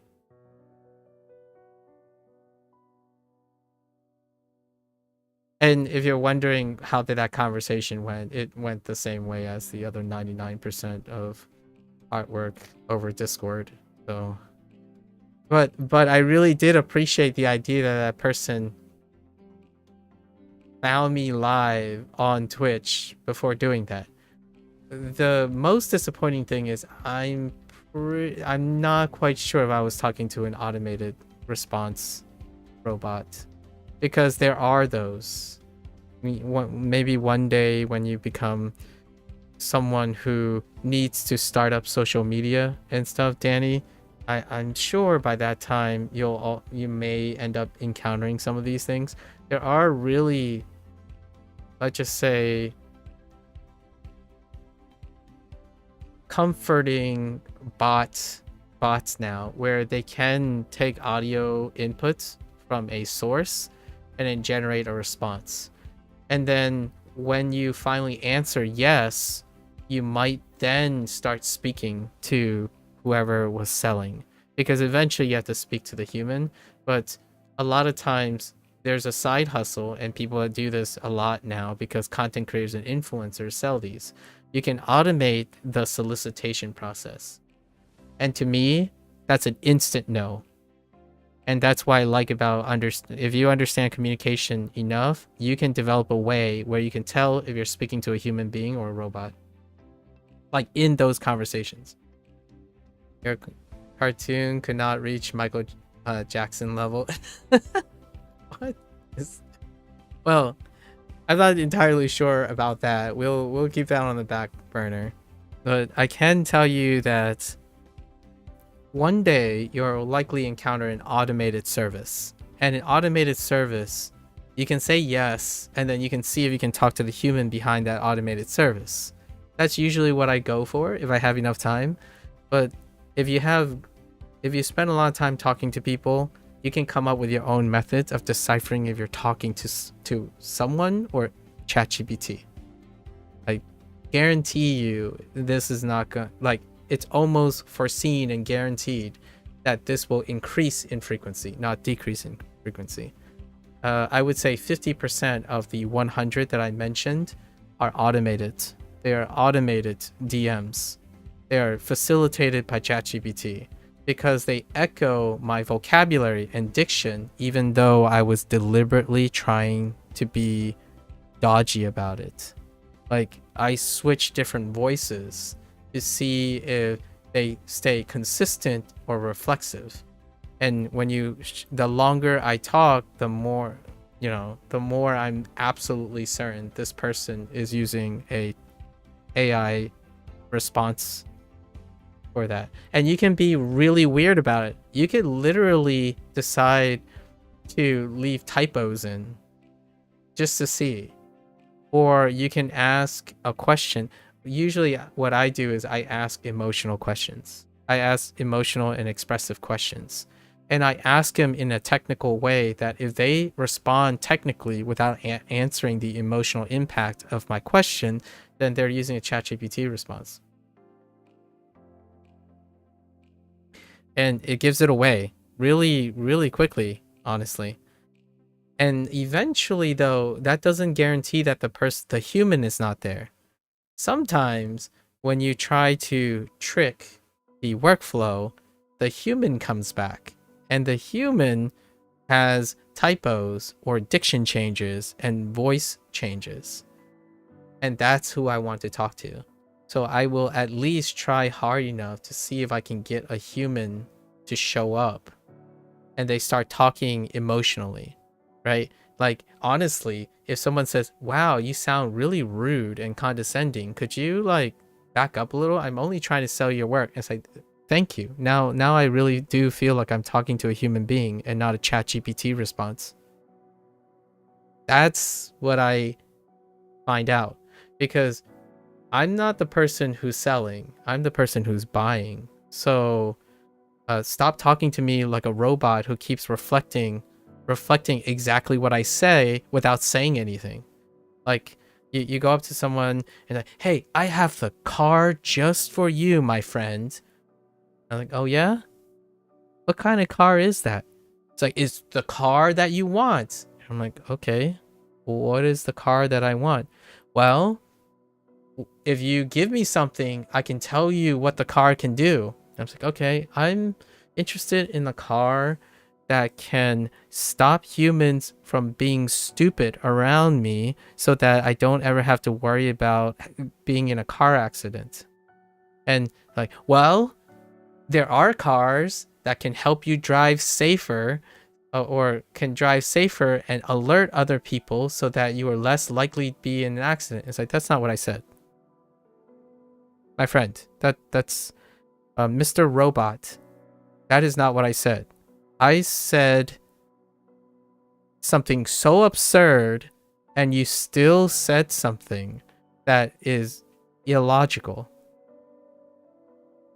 Or illogical in human sense. It's logical in a bot sense. Like, that could solve the problem.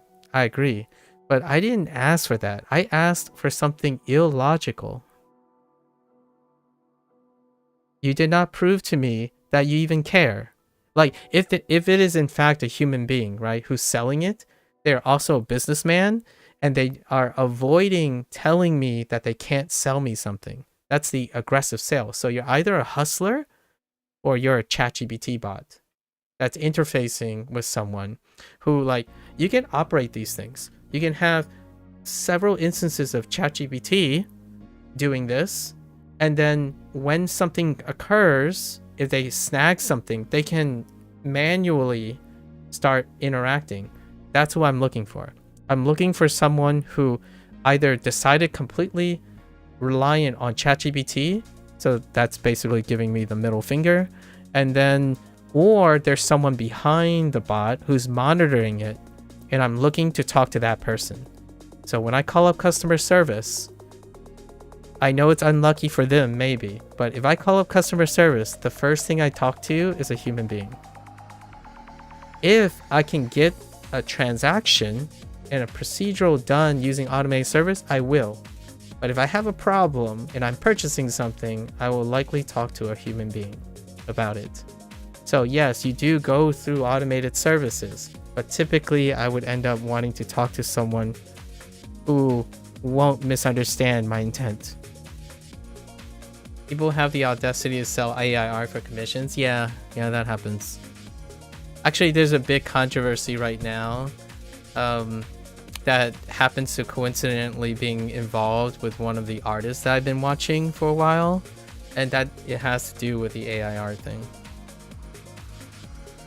And it's pretty big right now. It's kind of like blowing up a little bit. So I'll let you guess, but I don't want to talk about. I'm gonna be a little bit more professional about this with like Twitch and YouTube guidelines, but that person is making it public on their own, so they are gonna try to fight the unfair treatment and whatnot, and it does have something to do with the representation of AI art in the professional field. So outside of that, I'm not an artist, so I don't have, or a professional artist even, so I don't really want to throw in any commentary on that, but that does happen quite a lot. Communication is the same, in my opinion. Actually, you know what's cheaper than AI art? AI conversation. Look, it's not a competition. Sorry, I kind of made it a competition, but both AI art and AI conversation, they're both cheap. Very cheap, easy to come by. And I would love to sit down with a communication specialist or a communication coach, or maybe even a learning coach, to talk about AI quote powered learning and AI communication, and see what they think about it. Because for me, when you replace something, when you replace a human craft with something automated that is, it's for convenience. It's not for quality. It's for convenience. And one of them is communication skills. If you have social anxiety, using ChatGPT to write your essays and to talk to other people and write your emails and, create appointments and whatnot, that cheapens your skill that you're compensating for. And it outputs mediocrity in its place. So yes, AI can produce communication skills that are reflexive of the average. And that's going to be your cap on all your work. So it's like if you had a work that you were working on and you decided, I'm going to use ChatGPT to represent that art in communication. Well, it's however good ChatGPT is. It could be good enough. I don't know. Like, I don't know how good ChatGPT is going to get. I just know that you're not this good. So what will people do in the future if they're trying to recruit and scout people? They're going to test ChatGPT, not you. And then eventually, sometime in your life, it's going to come out that you can't talk. You can't speak. You can't present yourself. That's kind of like one day when you're using AI art and someone's going to ask you, can you make something? And you said you didn't reveal that you are using a crutch, and it'll come out at some point. The thing about communication is it will come out very, very quickly. Like, if someone is using AI communication to sell me an artwork, the very first time we're going to talk and brainstorm about artwork, it's going to be obvious that your communication sucks. Because you're not going to sound like the AI. Like, wait, what happened to the guy that gave me 100-step protocol to decision making and in all the artwork pieces suggestions for the 100 stage work? You know, I talked to this person. It's like, oh, may I ask, why did you place like on step 15th of decision making? How would you illustrate that? And the person's like, I don't know. I used an AI communication tool. Like, that's exactly, okay, well, where's my money? That's probably what I would say. And that's AI art. Where's the process?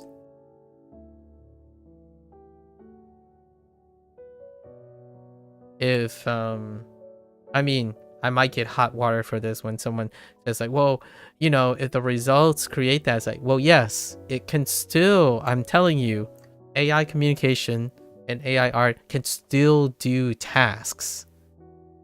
It doesn't, though, give you anything about the process that the human did. And personally, once again, I like to invest in humans. So even the human that is using the AI art, I'll give you a chance. I'll give you a chance to explain how you can use AI communication and AI art to build something through a process that I and you would agree on. So if you're using AI art and AI communication and stuff as a tool to build something even more, then the human will come out in it. It will be explained. So when I ask that person, what do you know about me? And you can't even answer that question when you have an AI tool that can possibly answer it based on the public data that I've freely given. It takes you one click, right? It takes you one click to analyze all my YouTube videos and pump something out. If you can't even do that, then explain to me what makes you think as a human being. I know this time I know that I was speaking to a human being because what the internal logic behind their responses didn't make any sense to me. What was disconnected was the response that they had showed how little they knew about me. So that makes it human, right? An AI would not explain something as though they don't know it. They would tell you that they don't know it because it's not in their parameters. That's very different. It would be the same as me saying, oh, sorry, Danny, I don't have enough statistical converging evidence to answer your existing question. However, I will give you 3 or 4 methods in approaching how to ascertain the answer of your question by using these following steps. Finding the person's name, Googling it, finding if they have an Instagram page. That's what AI sounds like. Because AI doesn't give wrong answers. They give precisely a logical outcome that a human would not violate. A human would not say, oh yeah, I know a lot about critical thinking. I know exactly what you want as a cool idea for artwork. That's illogical, so that at least tells me it's human. ChatGPT wouldn't say that. Literally, ChatGPT would not say that. So AI can be tricked in communication skills. You ask a human response and you check its logic. Most of the time, humans, when they're asking to buy things, they're often emotional buyers, especially for creative pieces. So you ask them for an emotional response. Like, hey, do you know who I am? A chat bot would say, well, if you can share with me some ideas, then I would get to know you better. That would be a chat response. A human would say like, well, sorry, like I didn't have time to look up your thing. Is it important? That would be a human response. Like one of hundreds of human response. And you know what? I didn't even get that from the transaction today. Basically, when you search yourself, it basically say things that are public. Yes, it say things that are public. And if there isn't available information, it would state that there are not enough available information, but it would suggest ways you can figure it out yourself. That is how AI communicates. So if it sounds like that, which ironically, I do sound like that from time to time, right? However, there's often a gleaming of human empathy in there somewhere. Like, oh, you know what? Yeah, I wish I knew though. Like, sorry, there's not enough public information about that, but man, it would be very curious, right? It would be kind of fun to know what this person actually does, what you said. The thing, you're like, oh, you know what? But now I kind of just want to know. That's not an AI response. AI response do not tell you emotions or curiosities or things that doesn't exist in the data set. A lot of it is curiosity, offensiveness, defensiveness. AI doesn't do that. You can try to imitate it in a way, but it would still come out logical. So like if you're being offensive, it could be defensive logically because it noticed that you started using offensive words, right? Words that would on average communicate offensiveness. So it can take those type of actions. It would be incredibly reproducible though. Like Danny, if you and I were friends, right? Like before this, and I said something offensive, it would come off as offensive. But if you and I become really, really good friends and I say that same offensive thing, it might not come off as offensive. To a chat robot, it will always be offensive because that would be the average determination of what it is. Like for example, telling a joke that you made fun of someone, it would have a very accurate inclination to do so based on the average. Human intuition does not necessarily work that way. In fact, human intuition is often irrational. So, and you can use that to your advantage. Essay writing, personal creative work. Like oftentimes people focus on diction, the things that are like cheap to, like for example, AI art has that thing where like, oh, just look at the hands. They don't ever get the hands right.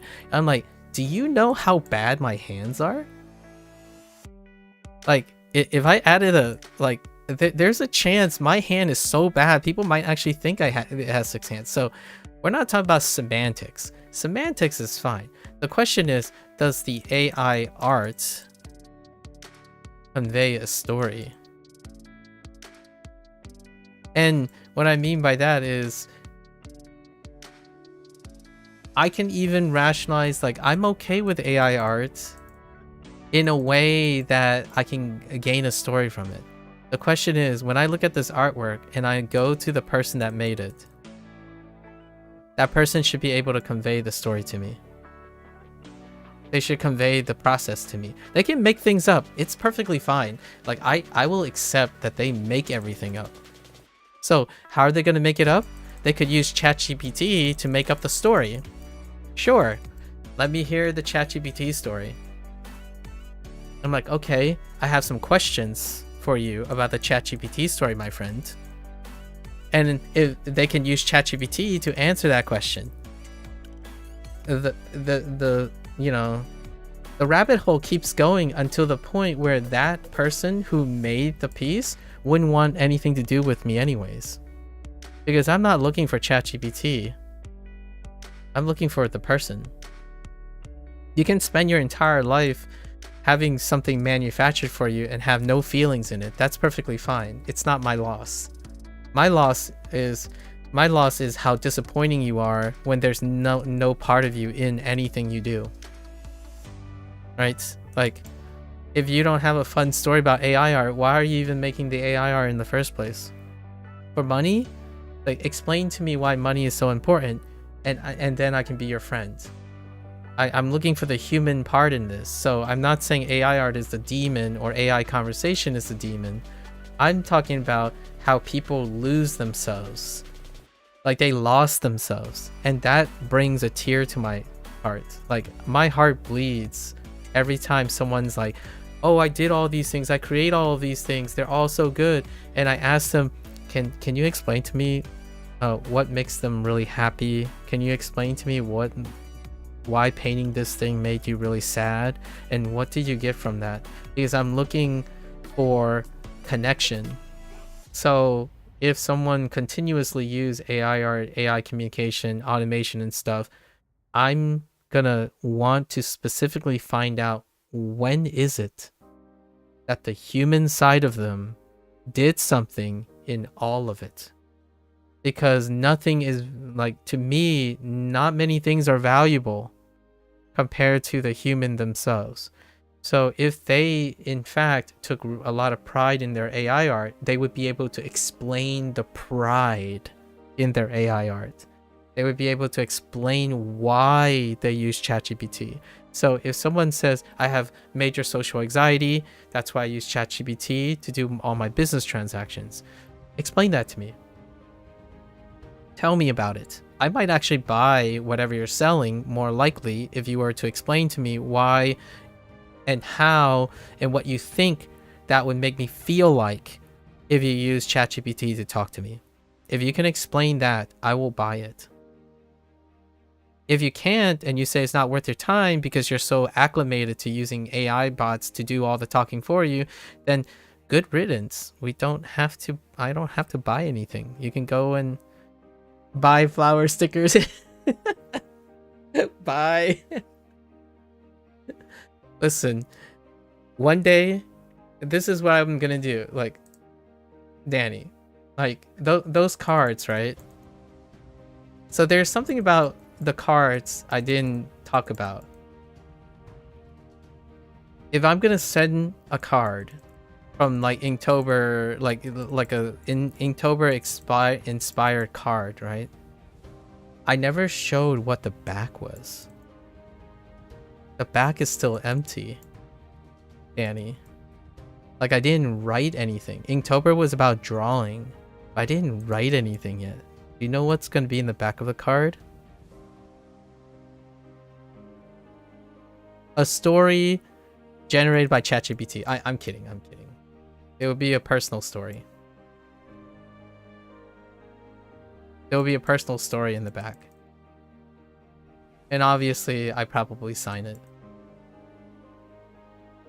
That's my response to people who think that their work, their life, their value can be replaced by AI. Like, if you want to replace your life, your human experiences by AI, feel free. My thought is, I hope that your life produces value and things that make you feel good, because replacing the things that you like to do is telling me you don't like to do it. That's the point of convenience. Like, I don't want to run to the grocery store, so I replace it with a car that mechanically helps me get there. I don't care about that act that much, right? So when you start replacing your art and your communication, that immediately tells me you don't care about your communication skills with someone else, and you don't care about the art process. So then I want to find out, what else do you care about? Can you explain to me why you're using these things? Because if you can explain to me that you're suffering from incredible social anxiety, we can bond with that. Let me show you, or let me try at least to show you that communicating actually is possibly the solution to that social anxiety. Sometimes the problem is through the convenience that you're avoiding. So if you think you can't draw, using AI art doesn't really facilitate that insecurity. If you don't care about drawing, you can use AI art to do something else. And I want to hear why and how. That is using a tool for the betterment of yourself and the things you have to offer from someone. Like, for example, if you don't have a leg and you use a prosthetic to do something else, that is what AI art is to me. Like, I want to know what a human does with the tool, not the tool representing the human being. So if your work is represented by something you didn't do and you feel bad about it, I don't think anyone else should feel bad for you because you did it to yourself. And I know that sounds really victim blaming, but there was a choice being made before you were a victim to begin with. It was the idea that you sold yourself short and you thought that you liked something, but now you profiteer off of it by saying you don't like it because you replaced the process without doing it anymore. And I think we're going to tie it back to language learning. When you say, I don't like studying, stop telling people you like learning. Like, if you like language learning, stop telling people how to avoid learning. Right? This is AI learning now. We're going into AI learning. What is AI learning? Vibing immersion. That is the new wave of language learning. You vibe through immersion. That doesn't put any part of you in it. You skipped over association. You skipped over association and retention. So if you keep vibing, like, all right, you're just gonna watch a bunch of anime over and over again, and that learning part that you're doing is vibing. And I'm like, okay, well, then that means you don't like learning.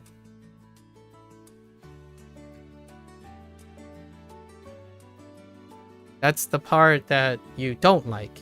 You like acquiring knowledge by skipping the learning part. You're trying to skip the learning part. You're getting smarter by reducing as much of the learning process as possible. And that would be how I tie back to language learning. I think most of the time people try to convince me on how much they like learning by doing the least amount of learning possible. They want the results. And what is that? AI art. How do you get a lot of results without learning anything or minimizing learning? AI art, AI communication, language learning hacks. Most of these things get you a result. The best result you can have with the least amount of learning. What are the rewards of learning and what are the rewards of process? It's hard to express. It's a human condition.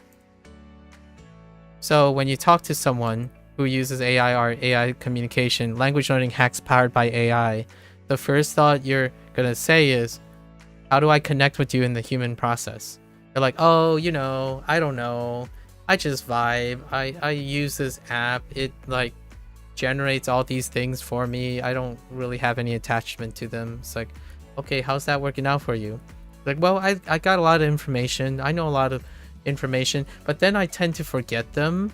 And yeah, it just kind of sucks. Like, it feels like grindy. Like, I don't feel very rewarded by that. It's like, yeah, because it's completely void of the human process. You legitimately did not learn anything, in my opinion. You stored a bunch of information, but you have no working knowledge of how it went in, how it went out, how you enforced it. The more you substitute, the less you do. The more you get instant gratification, though. AI gives you instant gratification off the wazoo. Like, you enter a prompt, it's like, I did something today. Like, how do you create this? I did something today.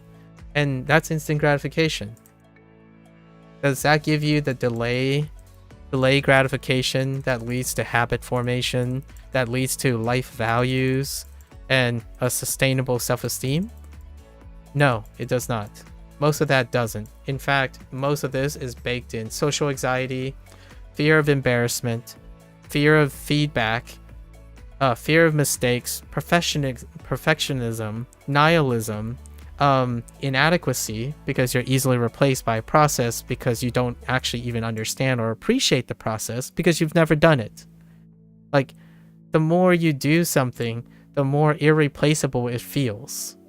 So, have you done art long enough to know that, yeah, the things you do, I don't even think AI wants to do. Like, how I make my art, how I made Inktober, I can't see AI even wanting to do that. It's irregular, it's irrational, it's it's inefficient. It's the human process. AI isn't interested in the human process. It gives you the impression. It gives you an impression that it has logic that depicts a logical human process. The human part isn't solely the logical part. It's all of it. And it's integrated into the experience. So whenever someone says like, oh yeah, I hate starting the artwork and conceptualizing. Like, do you like the artwork? Like, do you like doing art? It's part of the process. Oh yeah, no worries. You need to go?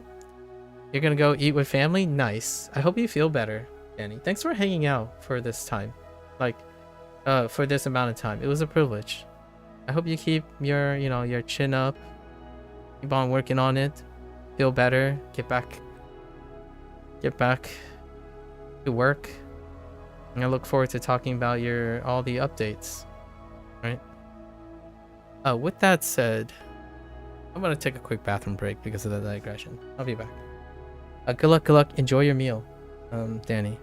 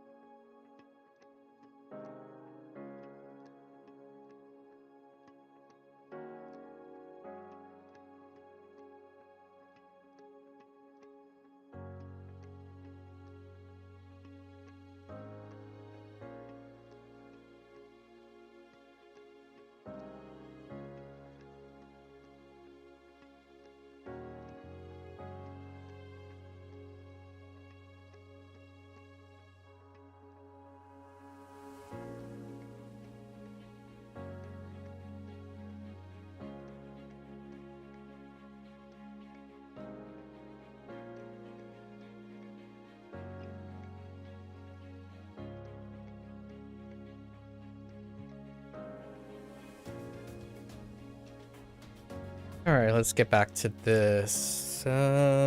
This might delay my. Hopefully, it doesn't delay too much tomorrow. Okay. All right, let's get back to this. What? Oh.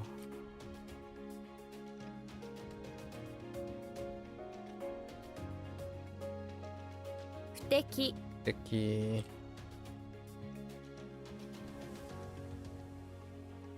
Or unsuitable, inappropriate.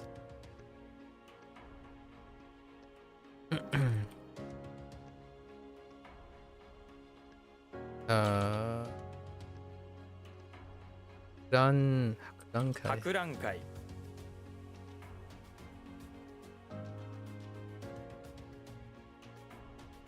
Oh, there, Akita.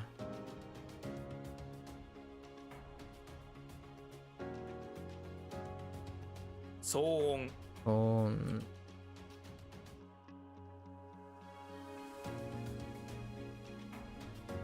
Nobasu. Nobasu.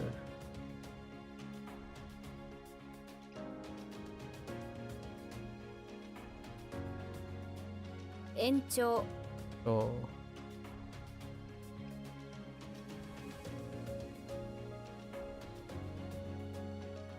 Goran. Goran.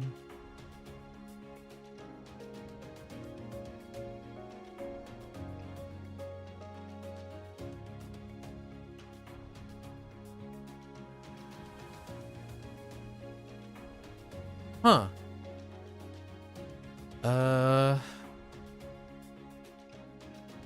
Oh.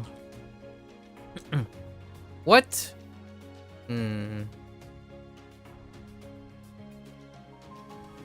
Maybe like looking at. Okay, fine.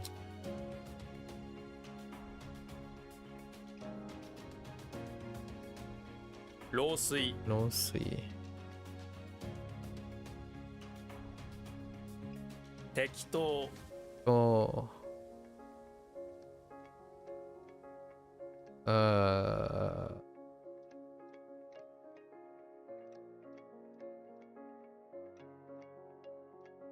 Okay. Mikon. Mikon.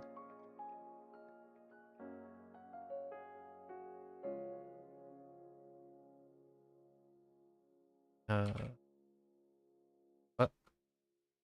Akuda.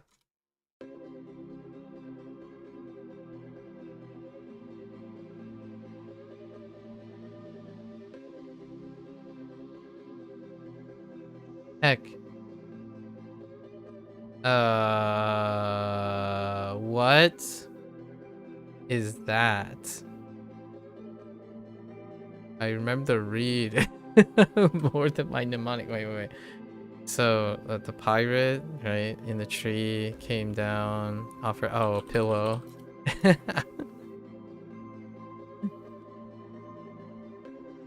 Ichiran. Oh, this is a list. Fukai. Kai.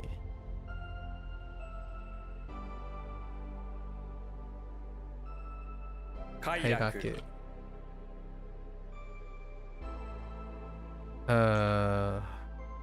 Denshoku.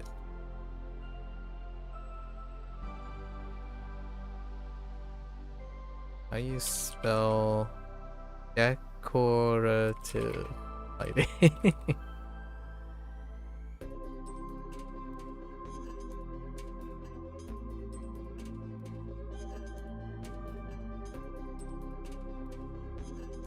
Oh, wait. We don't need to. Oh!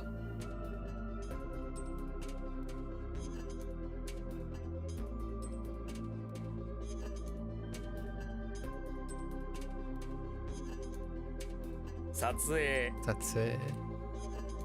Okay.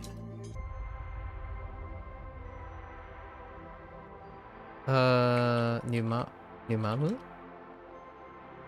Oh no, Nisumu.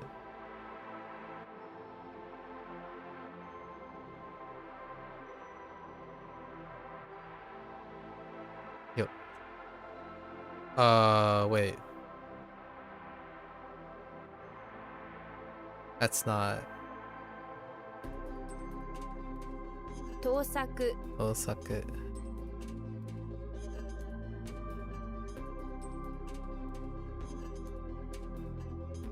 取る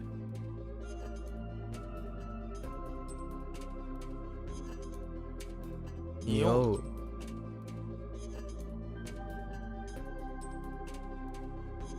露出 Roshutsu.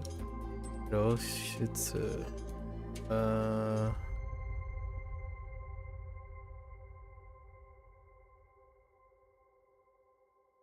翌翌朝朝。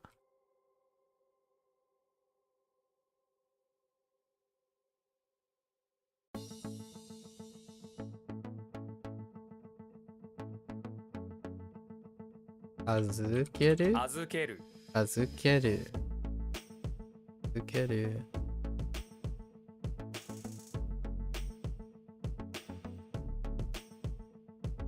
Nope.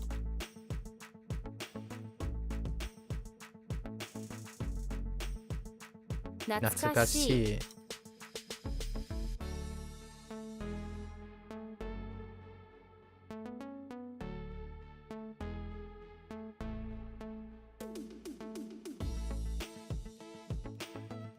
盗撮盗撮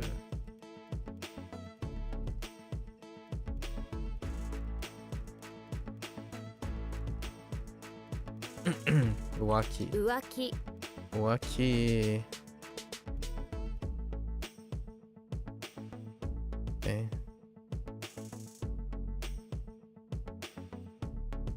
翌日翌日翌日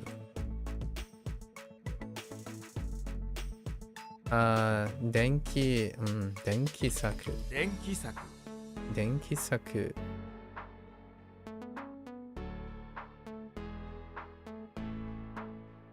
快快速速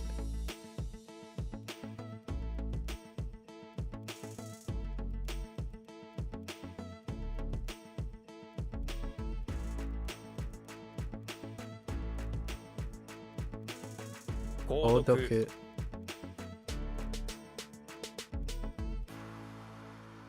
Reading subscription 服食服食食 Okay Hata? Oh wait Oh no, this is just Saku. Saku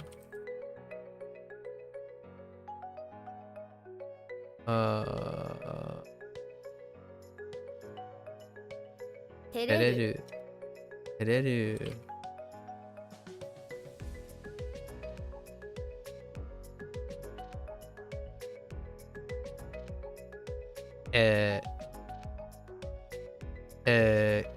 変ね越見越見越見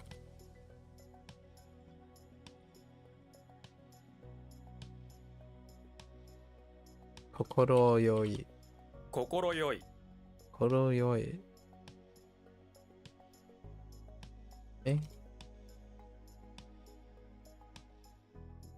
魅力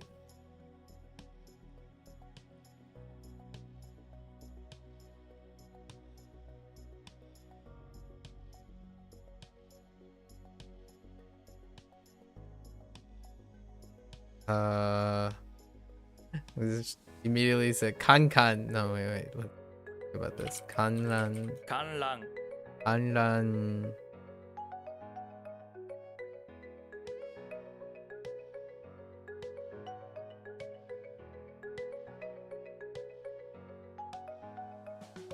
球根 Yukon.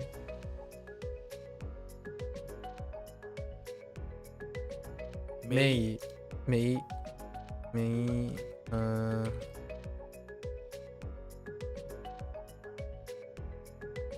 背後背後証明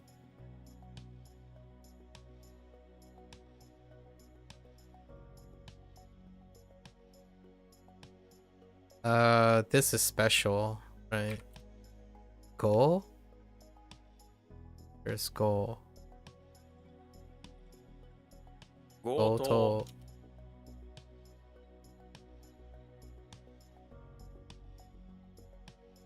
Oh, burglary. That's not how you spell burglary. Oh.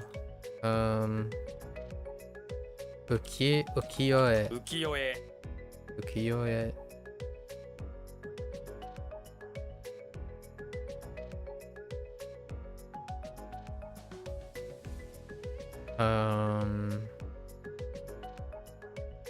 Weak. Moreru. 漏れる Hata. 旗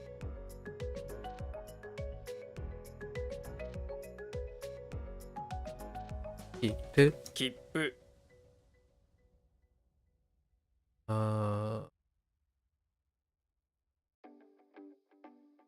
Nazushi. Nazushi. Ne? No. Mazushi. 貧しい Nazushi.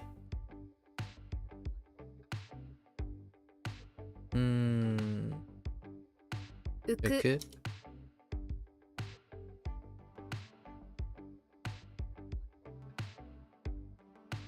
購入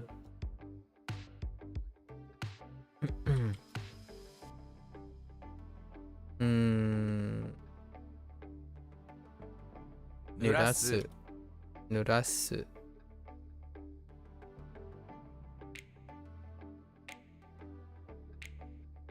Oh, wait. 盗品 Tohin.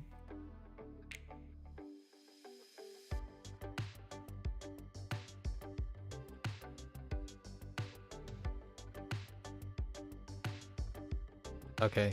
Product.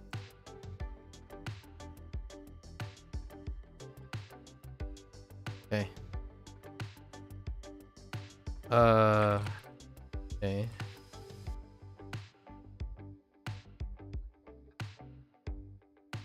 Enkisuru. Enkisuru.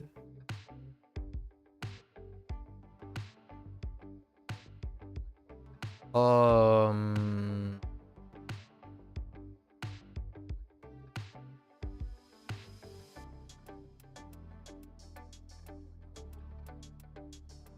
Choco. Or non-stop. Direct and non-stop are kind of synonymous. せ That's it.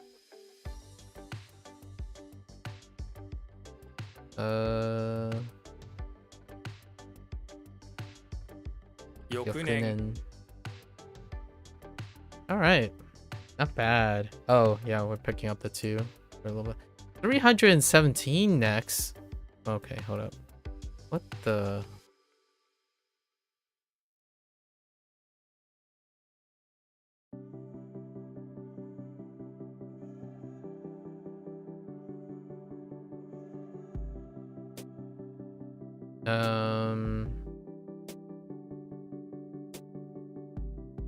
No, that's definitely... Hokkyoku.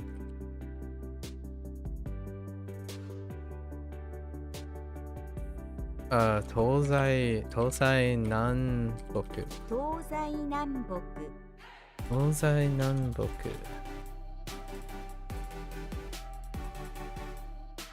317? Where is that coming from in the next 24 hours? Oh. We're probably only gonna get the first half, right? Alright, it's still before the day, so our digression was fine. Alright. Okay.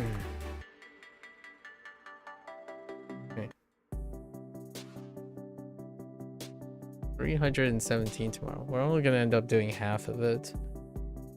Because it would take us, what? When does the review come up? 8 p.m? 7 p.m? Yeah. Okay. Oh yeah, that was from yesterday. Alright, so we're gonna do our definitions of our new ones first.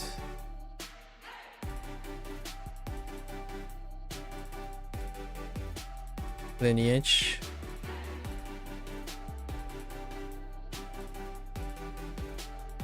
Addition. Scarce. Push.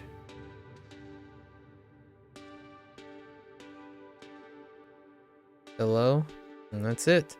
Now we do our mnemonic keyword. Cake. Han Solo.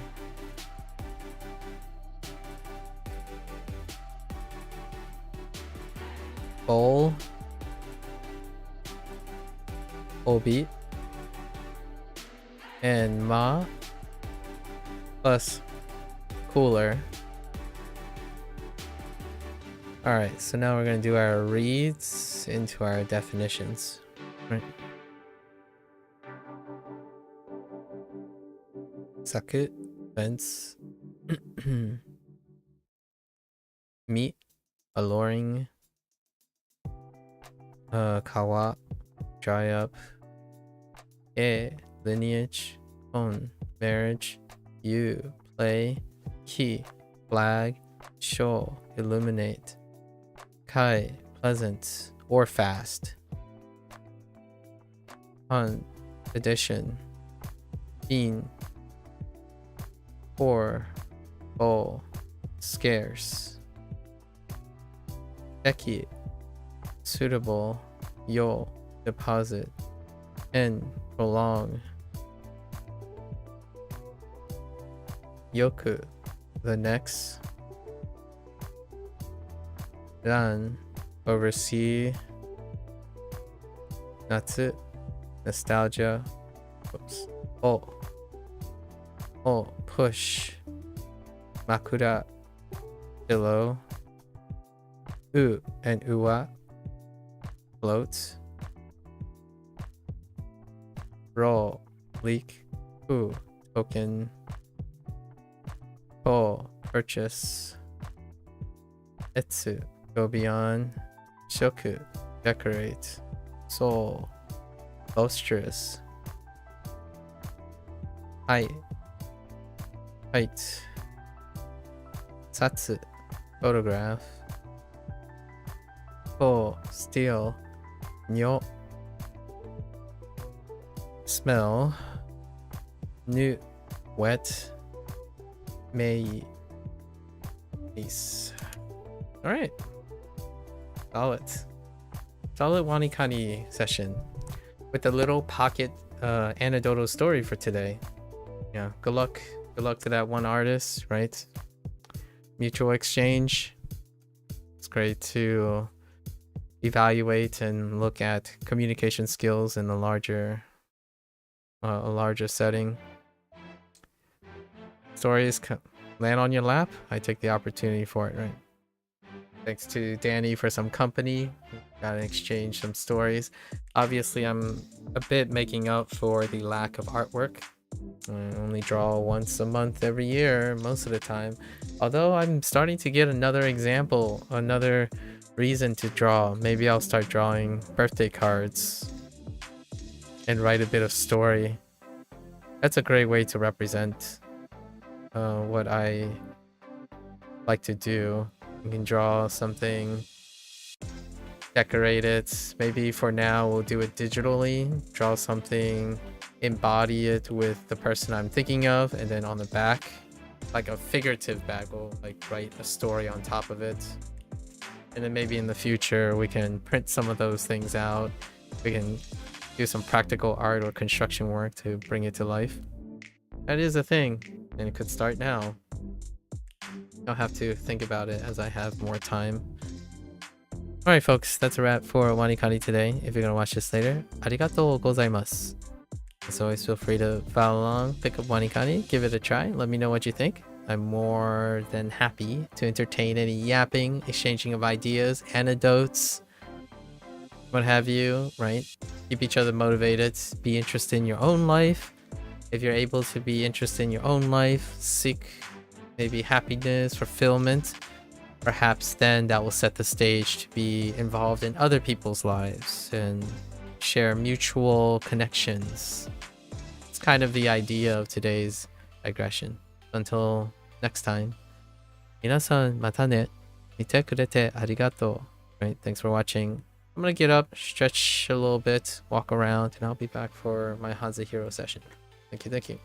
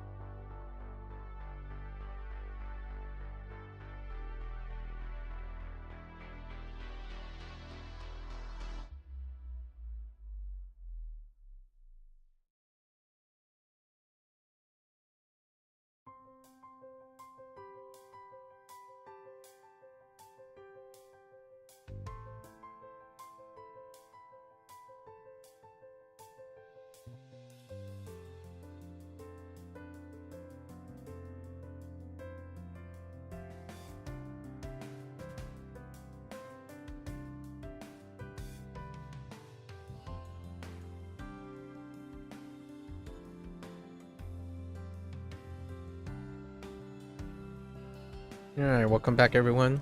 欢迎大家回来。今天是第390天。It is day 309. I had a few things yesterday. Oh, they're tough ones. You have 旋律, right? 旋律.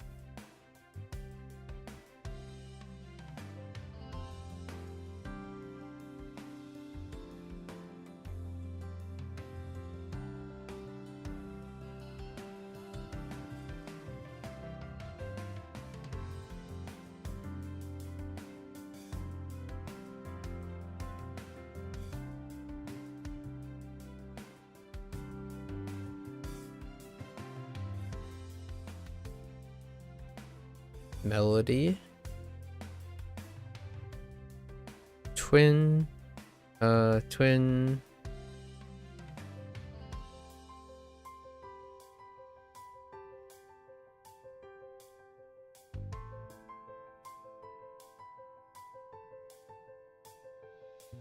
Oh, wait, I don't think it's that separate, is it?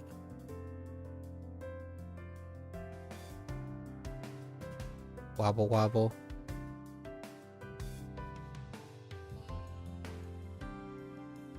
Twin. Swallow. And Qi. Qi is probably the weakest.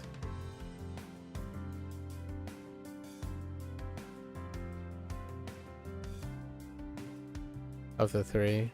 Pray. Okay. Get into our lessons. 162. That's on the high side today.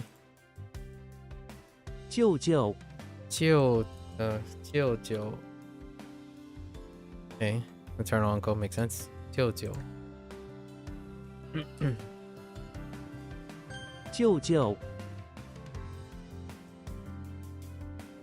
芭蕾 Ballet. Transliteration. Ballet.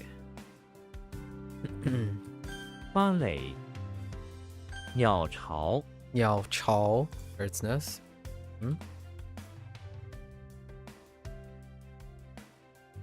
Oops. 鸟巢，吹捧 Trey Pong. Yeah, this one is a little bit abstract. Yeah. Yeah, blowing air into their face, the compliments, holding both hands and blowing air in the face. That's fine. Trey Pong. 吹捧，焚烧 Ben Shaw. Burn. Okay. 焚烧， Okay. 舅舅，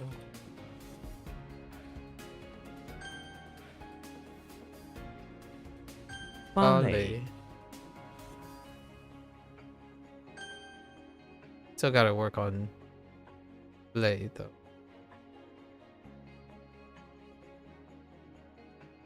Okay. Yeah. 吹捧，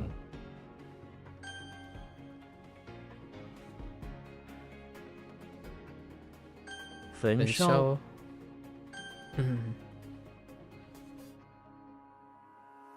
鸟巢， Right. 光芒， Guangmang. Raise and on. Man. Yeah, raise a light. Fair enough.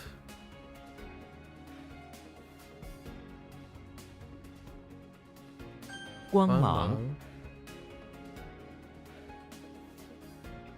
飞翔， 飞翔 makes sense. Fly soar. 飞翔，地毯，地毯 brown blanket. Fair enough.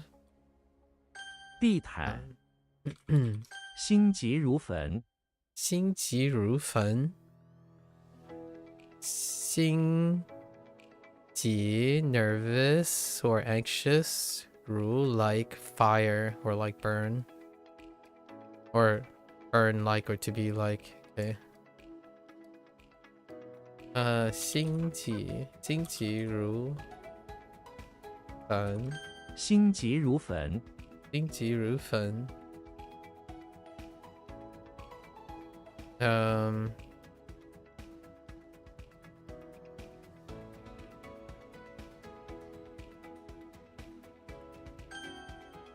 毯子，毯子 makes sense. 毯子毯子，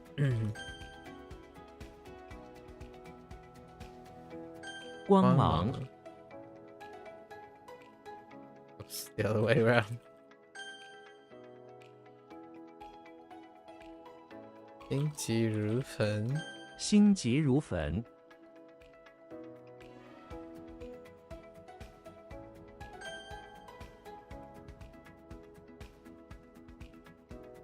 飞翔，地毯，毯子，蜂巢，蜂巢 bee nest which is a hive.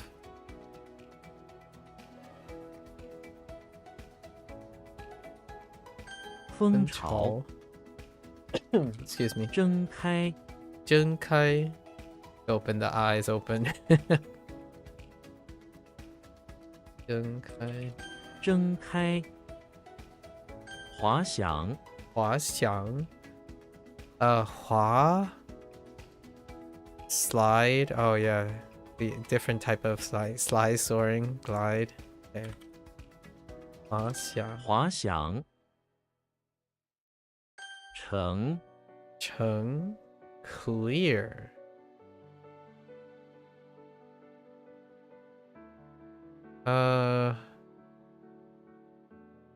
What is the closest Chung I have? That looks more like a dung, but or dung.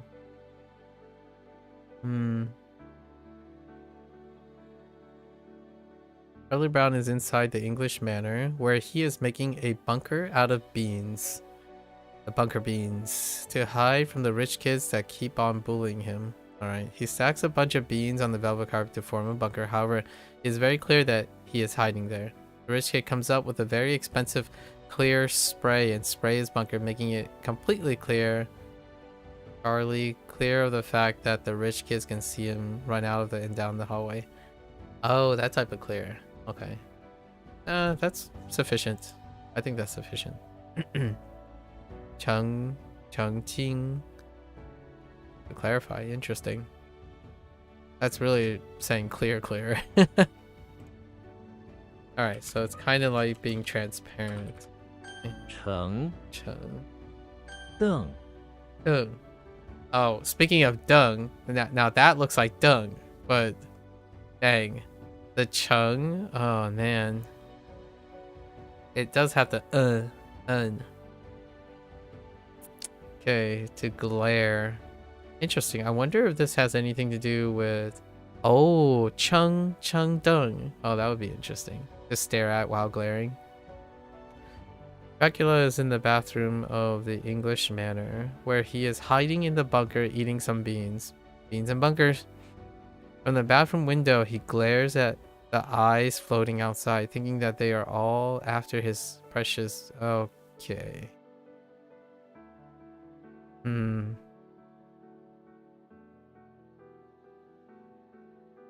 Honestly, let's reevaluate the bunker and bean thing. Oh yeah. Right, the bunker and bean thing. Mount. We're looking at mount.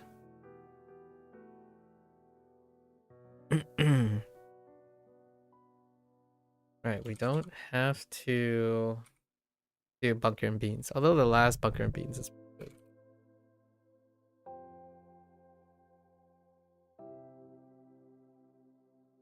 So Dracula is in the English Manor.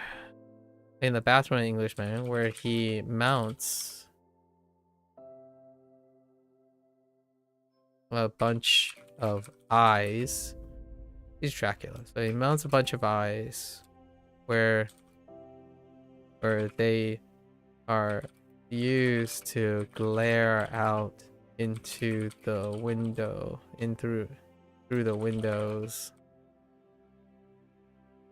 to deter people from entering his manor. Right. Dracula things. Dumbstruck. Mudong Cole. Die. Oh yeah, die. Oh, Mudong. Oh yeah, okay, I see that. Eyes, glare, just staring dumbfounded, staring foolishly. I think cold die is kind of captures dumbstruck already, really. Deng Yan. Glare makes sense. Added with eyeball. 邓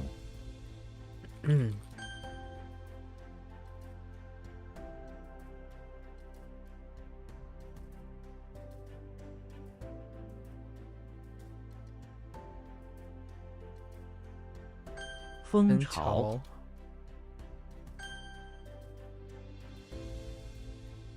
邓，成，成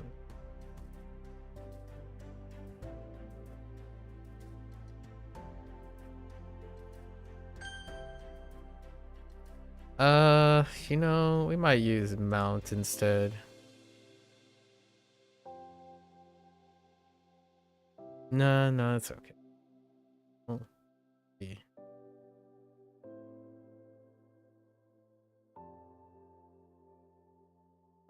睁开，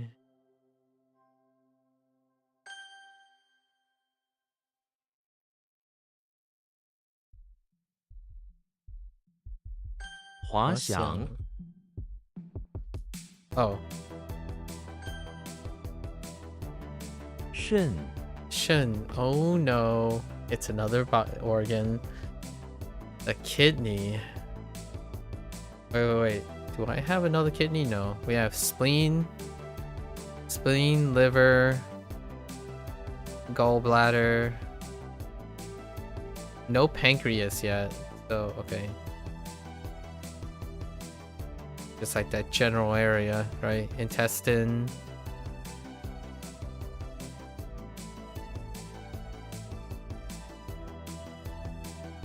Stomach. Yeah, I think there isn't another kidney that this pairs up with at the moment. So it's probably like Shen Jian, or Shenzi. It's probably Shen Jian. Shen. Shrek is in the bathroom of the infirmary where he's currently getting his kidneys stolen.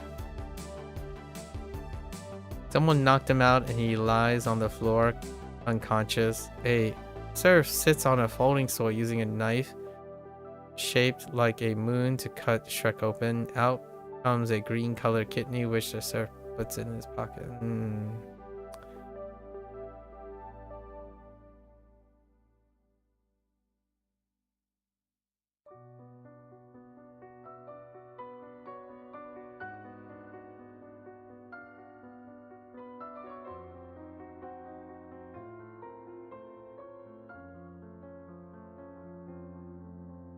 What do I say we were gonna do for Shrek? I think Shrek is on the honorable side, right? So I don't. I mean, he's getting bamboozled, but we're not using that archetype. The bathroom and infirmary. During a night shift, right? During a night shift. Up and out. He's sitting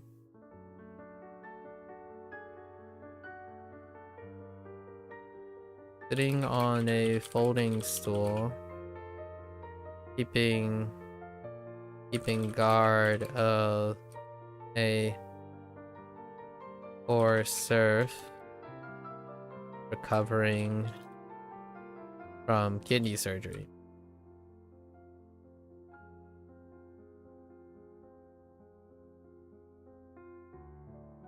Maybe even keeping him company.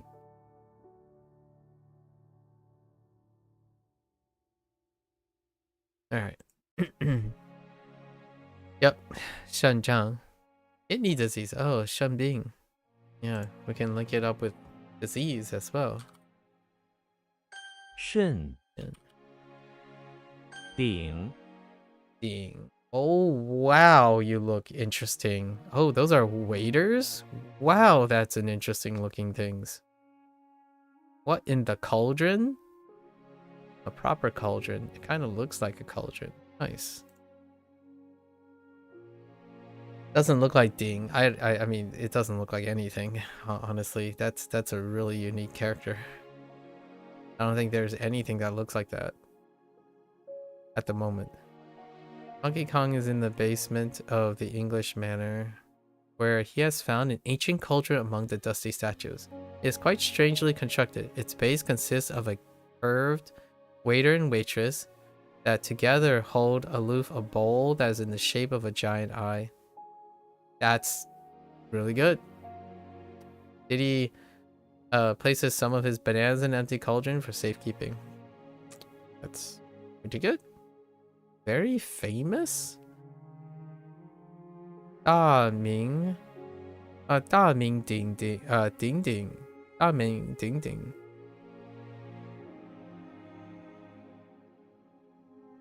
Big name cauldron? What? Oh boy. 顶义 Yi. That does look like Yi. It overlaps with benefit. Yi. Okay. Yoshi is in the bathroom of the house where he has a special dish that is overflowing with snowflakes. Okay. He rushes it to the bathtub to prevent making a mess as the snowflakes overflow, spraying off the side of special dish and into the bathtub below.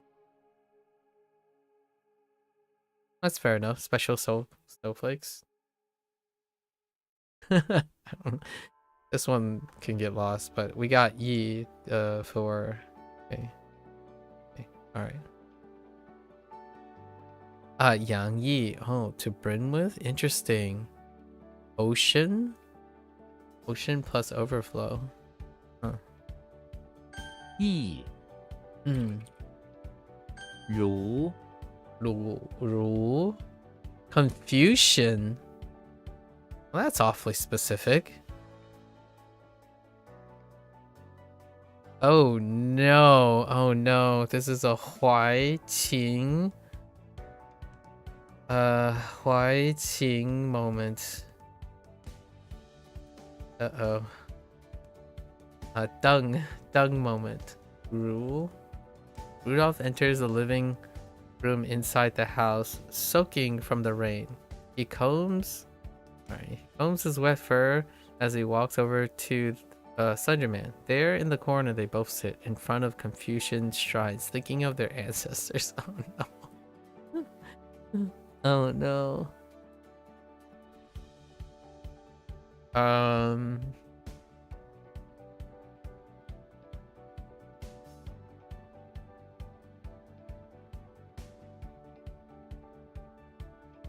Maybe like the Slender man is like an elf person.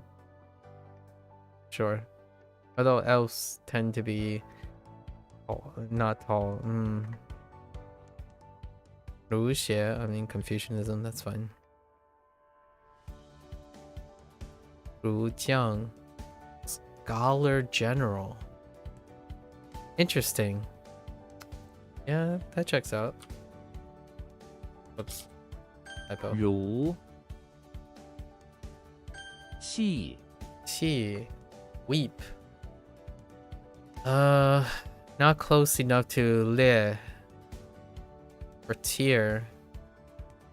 And it looks more like li than qi. What is the closest qi that I have? Or spray, not stand. Stand would bring to li. Interesting.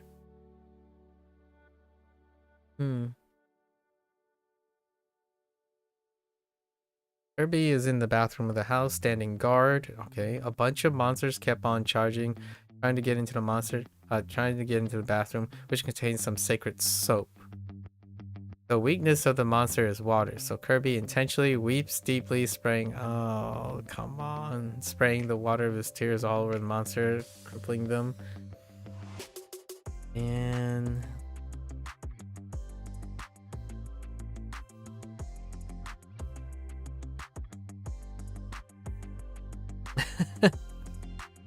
about so Kirby bathroom house, he is trying to help a guard by, I don't know, sucking up some water and spraying his eyes of stuff that is causing him to weep. Like he got something in his eye, right? Kuchi. Okay.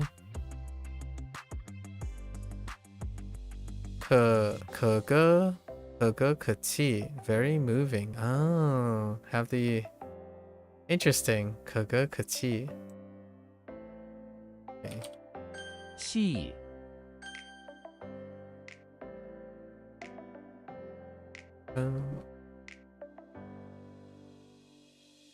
肾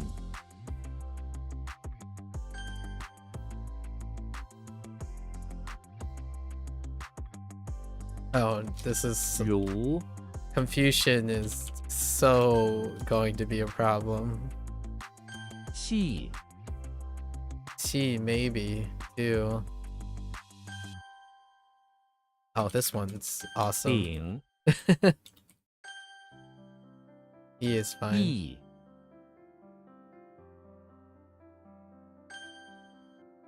Alright.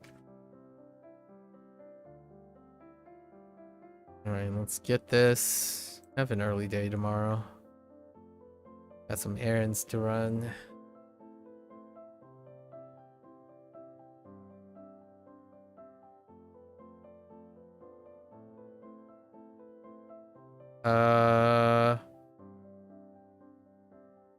Uh-oh.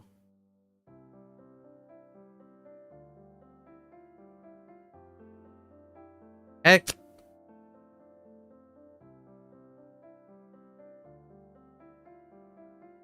Yeah, the stairs doesn't line up. Hmm.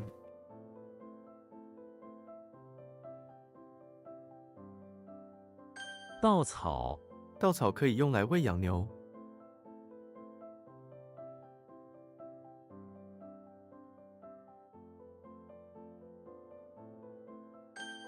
Oh, that's already weak.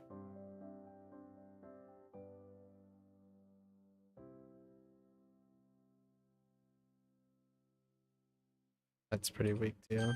契约 我们必须遵守契约的条款。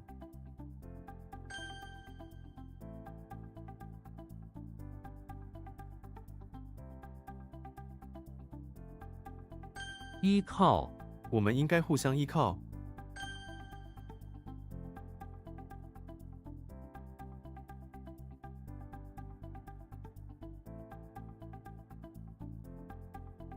盈利 这个计划能帮助企业盈利。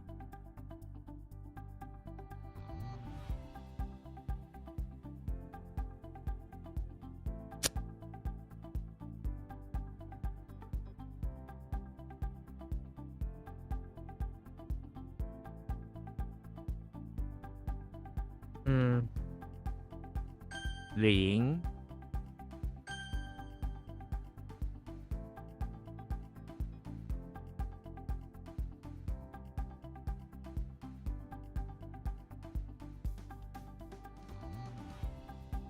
I don't think is no.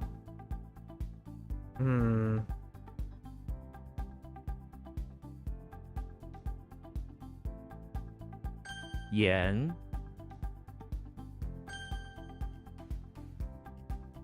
I can yell. 尿布 这是一包新的尿布。 风 蝾螈 冗员太多会影响工作效率。 It's the same deal. It's staff.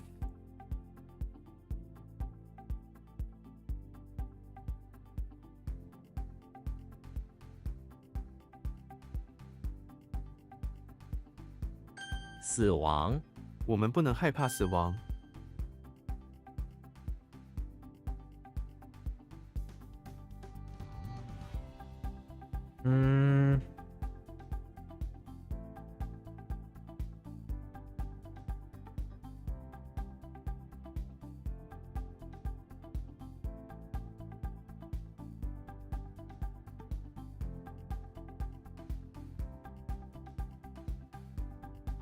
I didn't think it was.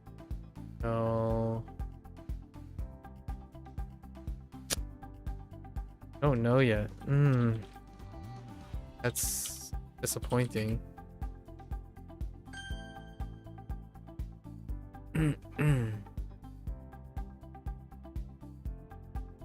What? Huh. 颗粒，玉米颗粒卡在我的牙齿里。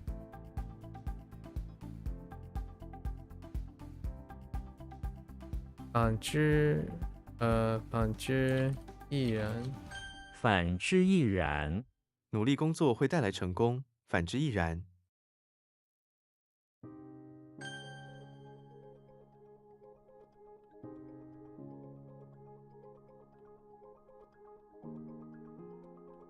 YOLO? 亦 Oh, that's weak. That's very weak.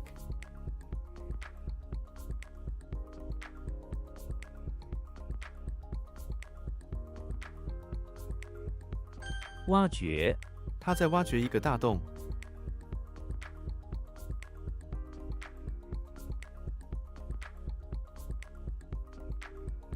禾苗，我们必须保护这些禾苗。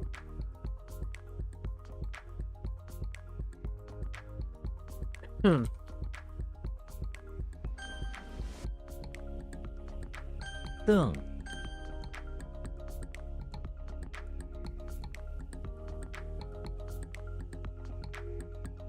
What? “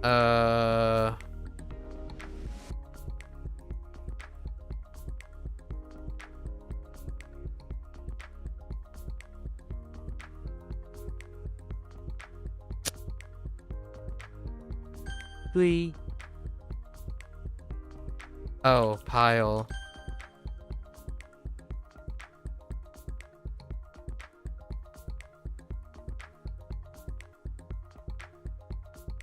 糖尿病，他患有糖尿病。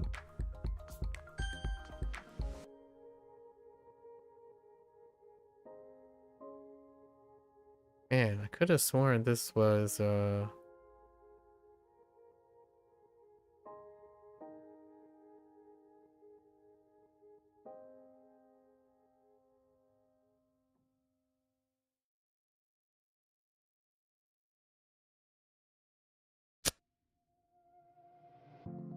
Huh. “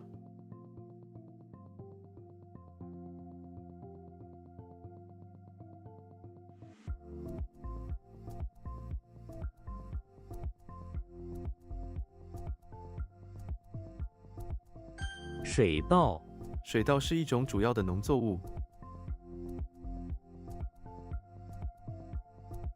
Oh no. This was a pivot. Oh no, it's just yeah. What the road? The stairs is where I get stuck. Oh, wait. No.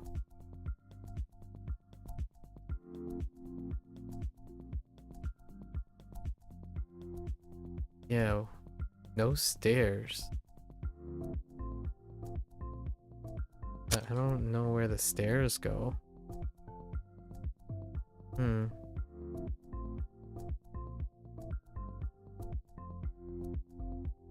“翁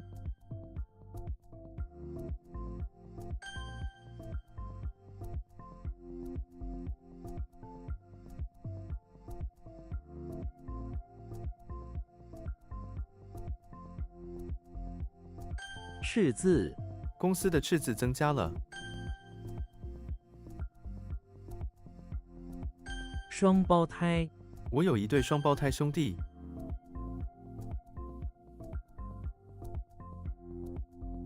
眉毛，他的眉毛有点弯。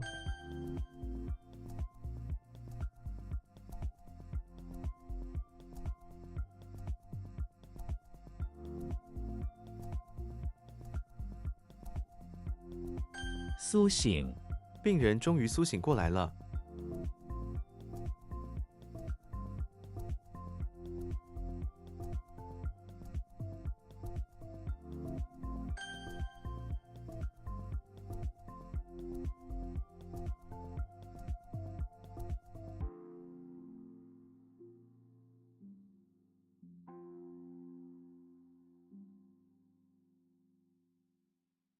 And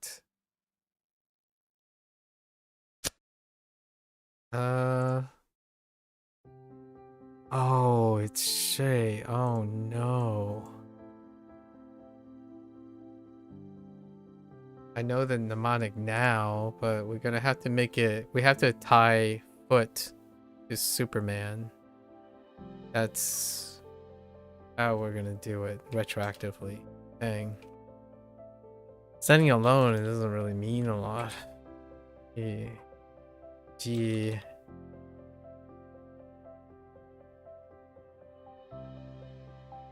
女生，一个非常漂亮的女生， Or a woman, close.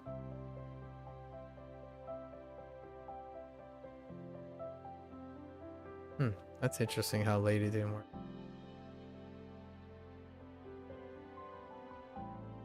酷似，她的声音酷似她的爸爸。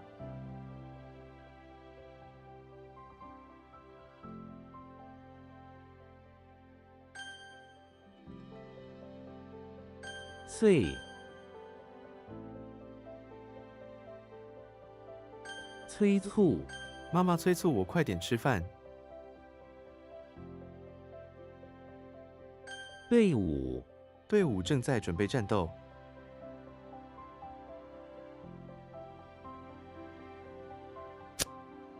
It's army. Oh there, Bree. Doing pretty alright. How are you today? What have you been up to in the last couple of days?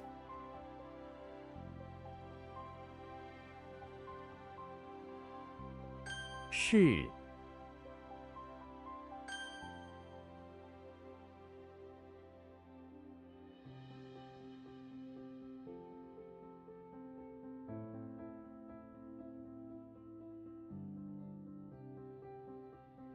Uh-oh.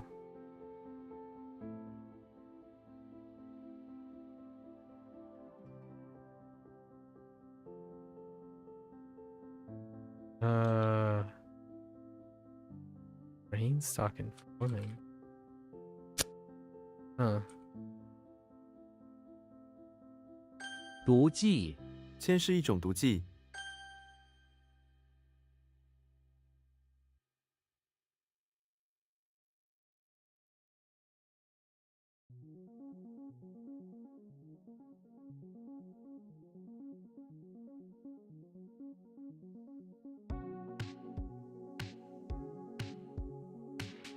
It seems like a lot of road stuff is being lost to the wind.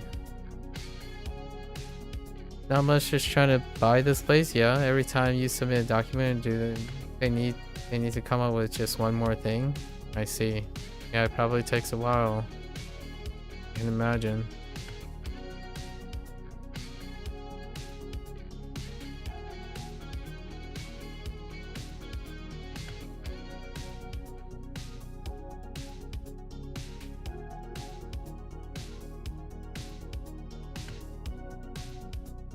Heck is with that foreman and the grain stock. Yeah, we're just gonna pass on this. I knew it was a feng, but oh, it's a come upon thing.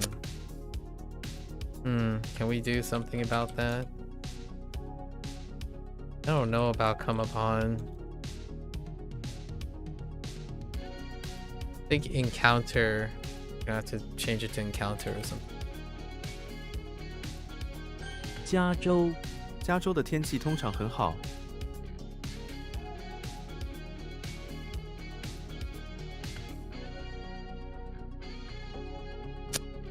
Went with it. That didn't work. And then this is the other one. And it still deals with road. I think road is getting lost. Oh. Oh. That is a problem one.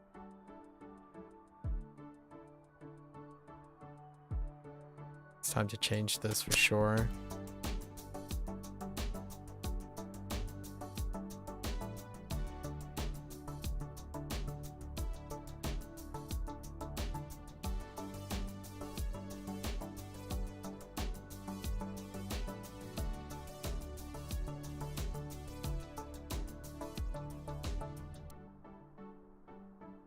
What?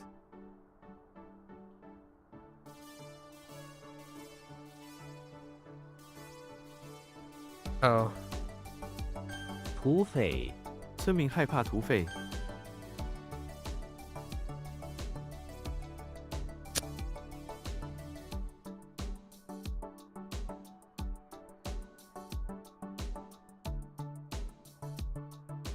土地、这里土地肥沃。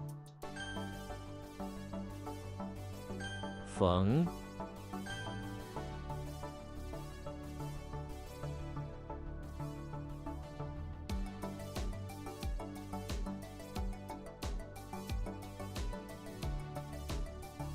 扭伤、他在跑步中扭伤了膝盖。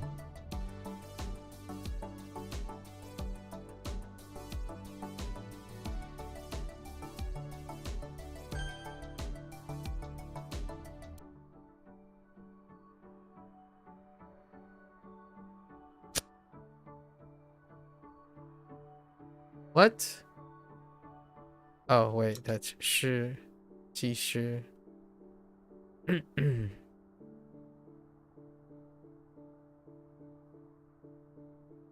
山峰、我们爬上了山峰。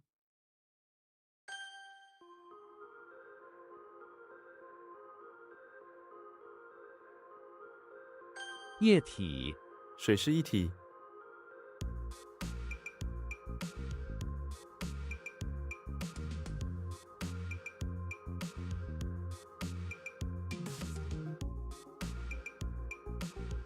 Oh no, wait, that's just liquid.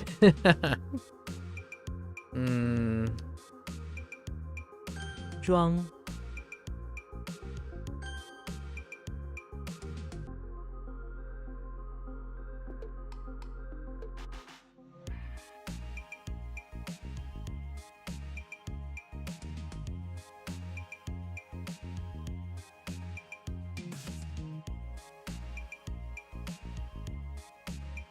为什么？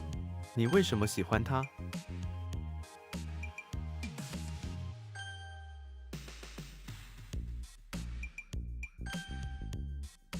Okay. There. 平凡、这是一件平凡的事情。厌倦、学生们厌倦了无聊的课堂。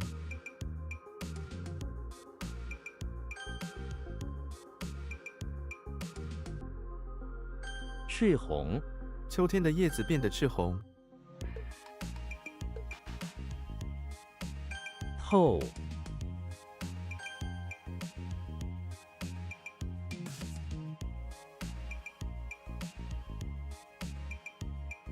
抹茶、我喜欢喝抹茶。 Uh-oh.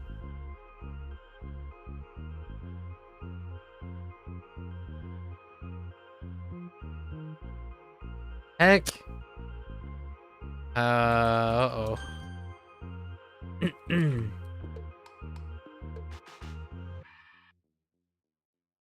放风筝、今天天气很好，我们去放风筝吧。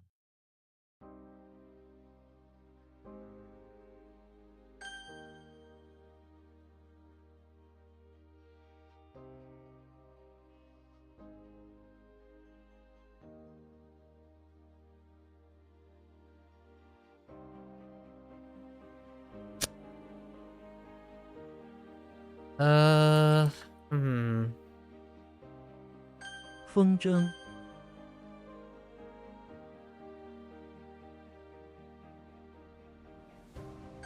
发、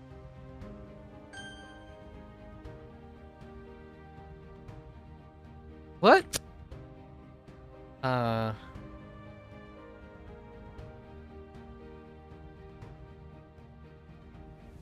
Oh no, wait. I got it. 乙、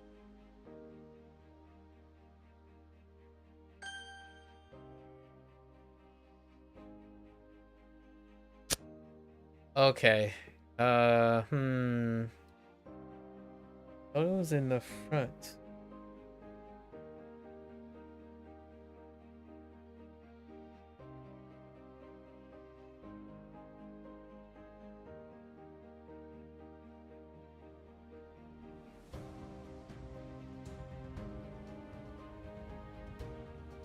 Hmm. 鱼卵，鱼卵非常美味。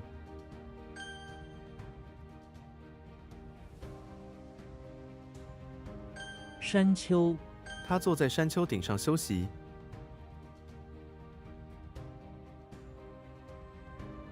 后坤，我们必须考虑到后坤的利益。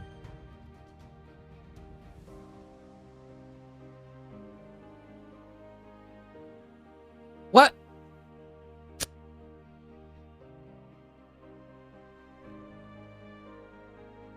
Oh, I missed the U.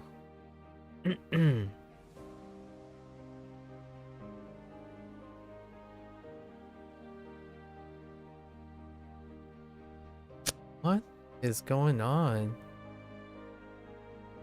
Oh, I missed the tone. It's fine.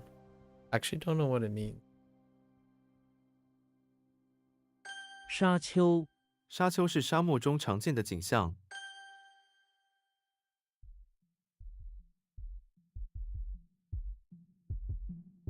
Oh, no. 脊梁，农民是国家的脊梁。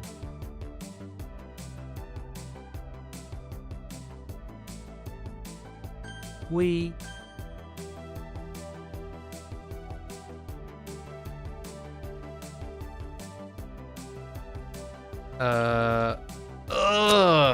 Oh no. I'm not sure about that one. 山脊，他们在山脊上建造了一座小屋。 资，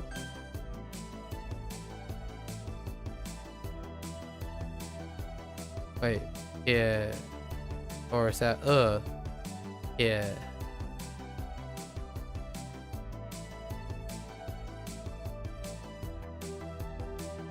Yeah. Oh no wait. Yeah, 酱。衍生，电影的成功衍生出一个系列电视剧。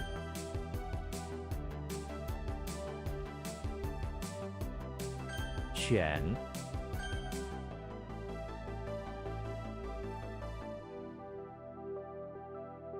Oh, yep.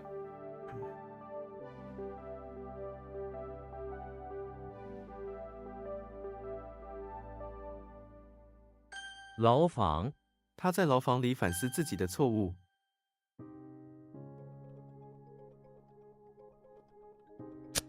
What is going on? I swear I typed Tifu already. Tifu. What? I don't know what I typed then. The first couple times. 产卵，鸟在树上产卵。 Hmm. 昆虫，这个花园里有很多昆虫。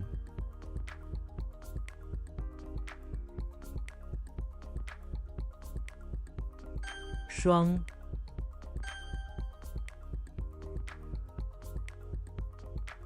镜，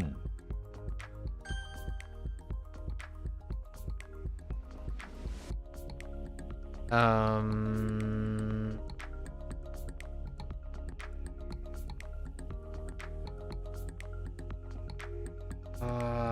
We're gonna say yes. 债主，债主给了他很多压力。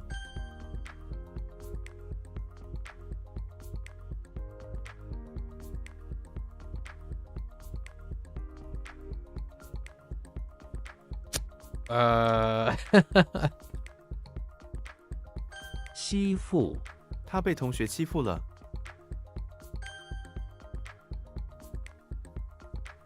零，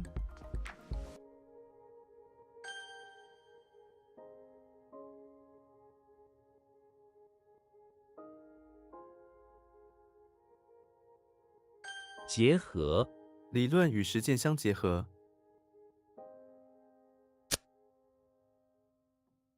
Just like tie together, unify, combine.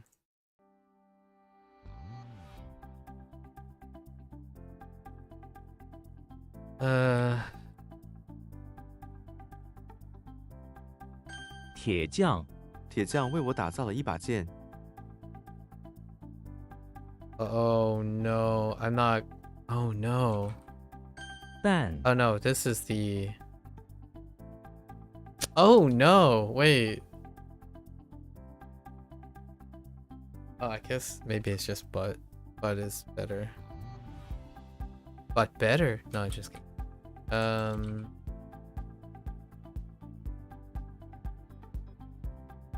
整个，整个家庭都参加了这次活动。整个家庭 correct individual.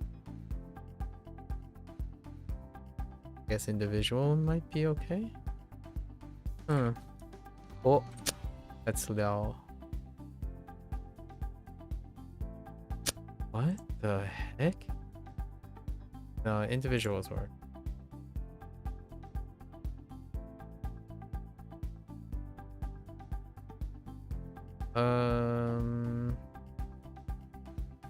A suit.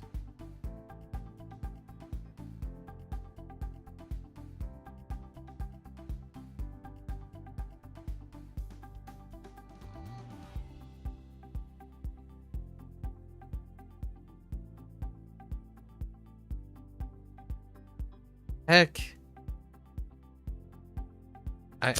Oh, I thought this was carry, like transport.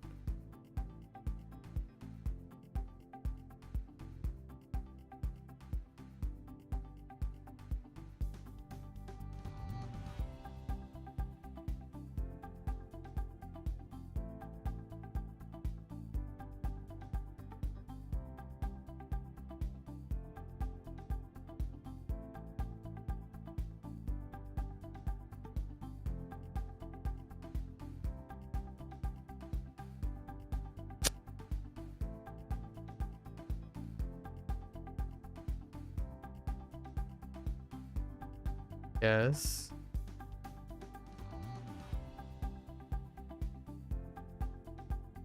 Okay.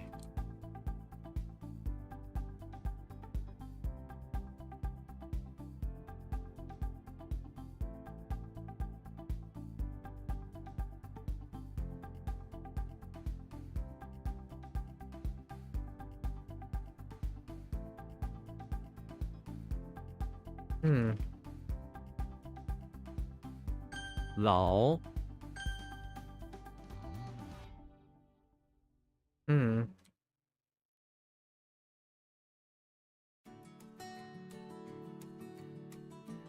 逃跑， 我想逃跑。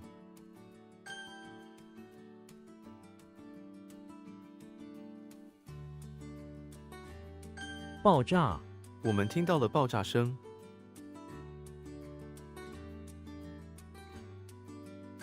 赔，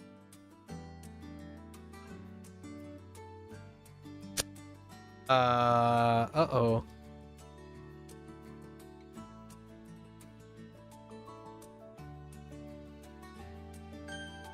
However, that's fine. I really thought it was like a goal. Goal. Not goal.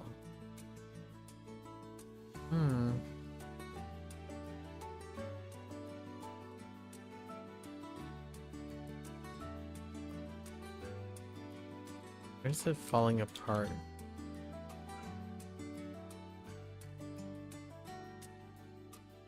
平凡， 这里雨水频繁。 靠，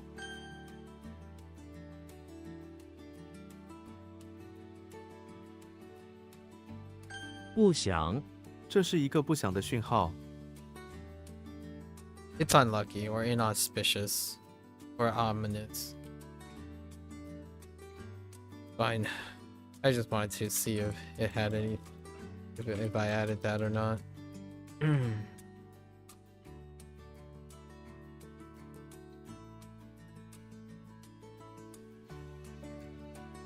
What the...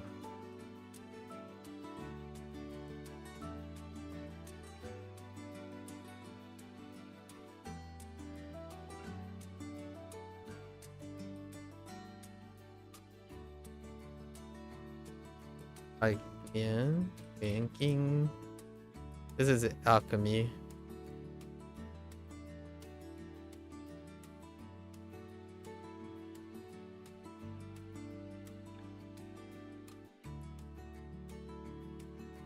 Oh, whoops. 炼金术。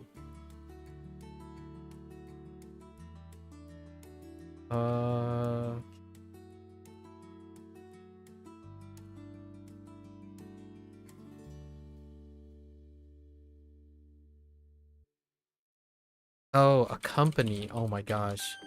That's good. That's not long for this world. That is definitely not long for this world. 盲目，不要盲目相信网络上的资讯。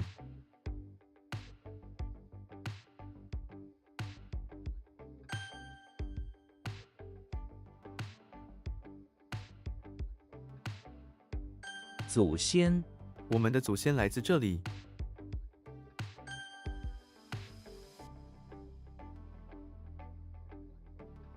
炼金术。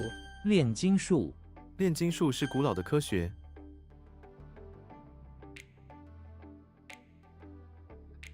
Heck, I went for it and I failed. Let's see. Where did I fail? 线。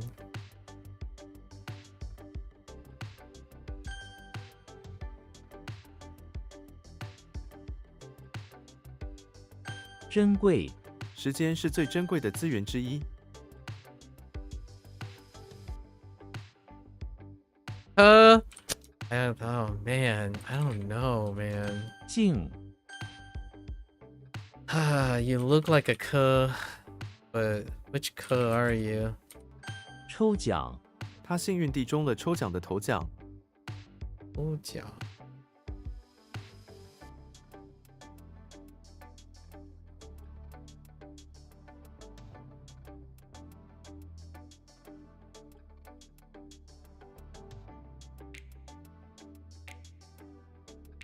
Like a lottery drawing or something.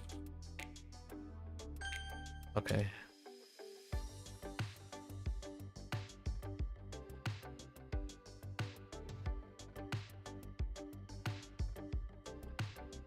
What the?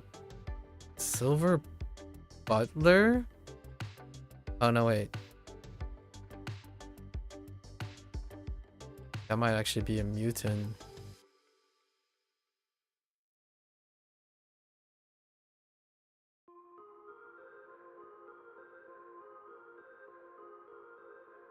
Oh no, I am that is very unsure.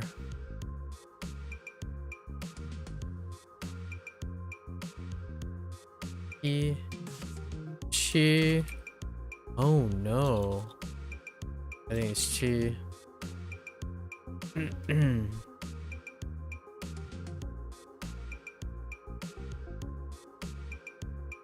Chi, yeah.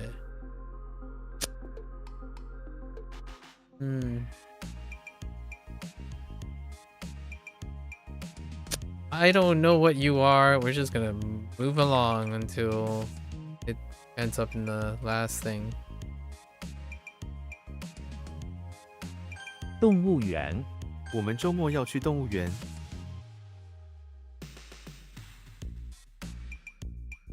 打水河。湖 not 河。Okay. Do I got anything now? Oh, wait.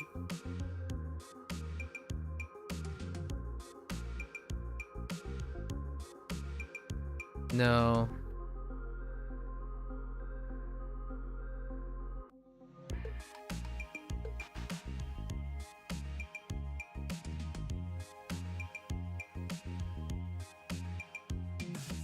Nah, there's no chance. It's just like blanking guessing. What the heck? Oh my gosh, it's heckin' naked. This is a pass actually. This is from yesterday. I don't know how to make this any better though. Yeah, this is from yesterday. It's new.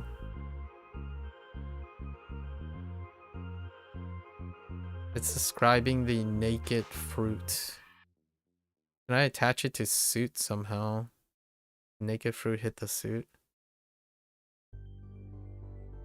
Most of Luke Skywalker is lost in. It's so egregious. That's rote memory for tomorrow, for the time being.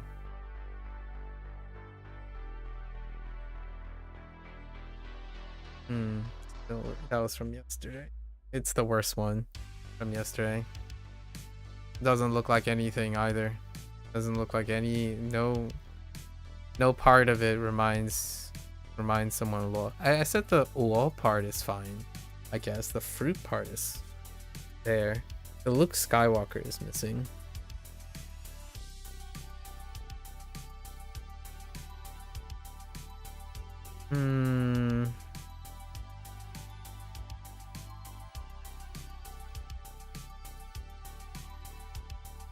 Supposed to be a silver butler? Not a mutant. I feel like that's a butler, right? So maybe like going on. 西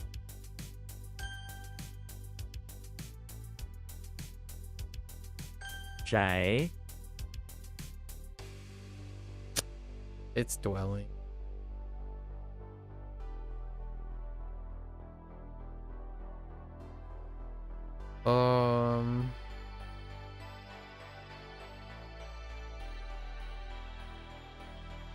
So I thought it was that, which it clearly isn't.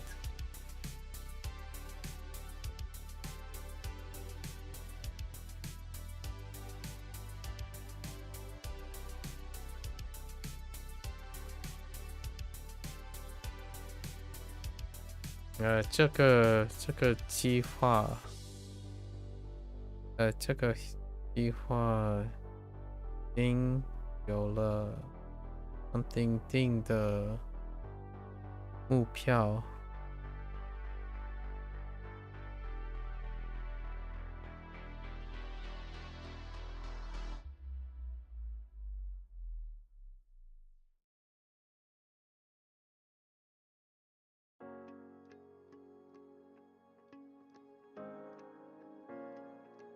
No, doesn't help.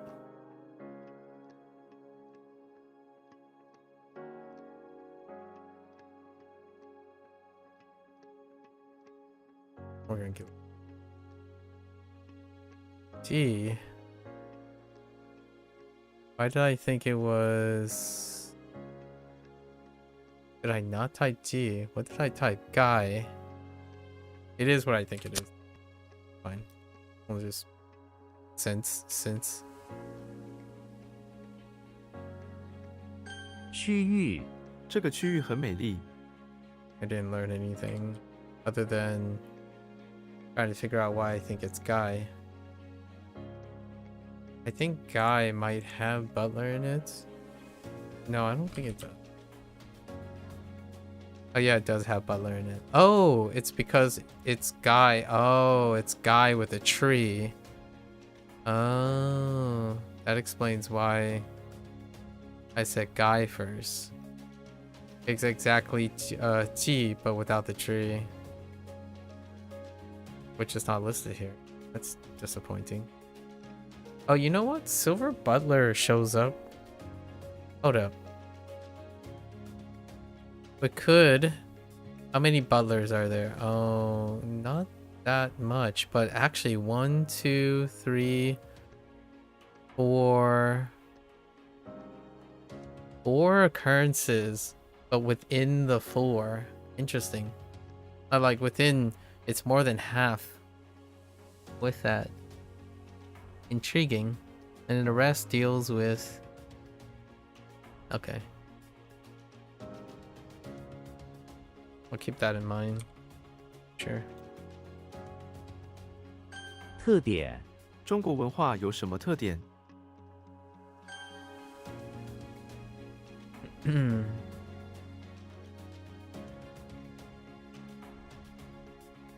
Heck.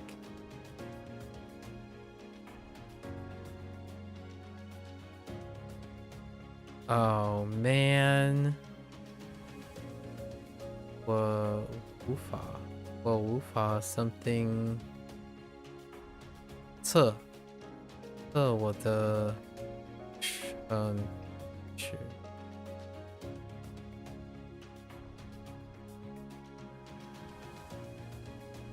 控测控力oh man, I think it's 控是该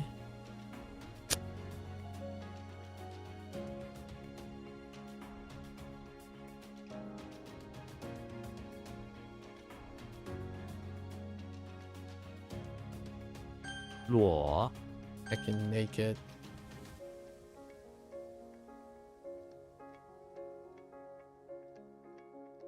I think I remember what I was gonna type.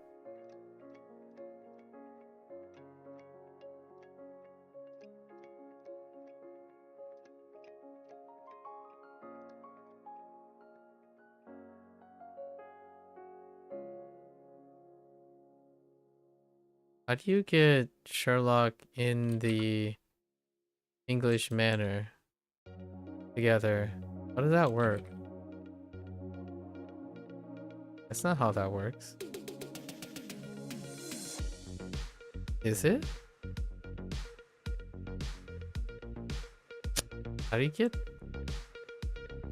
Oh, it's just shu. But how do you get? It's shung, right?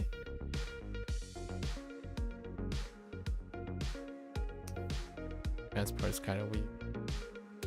It's nowhere. It's just a house, so we're gonna have to distinguish it from the location. Transport. That's disappointing.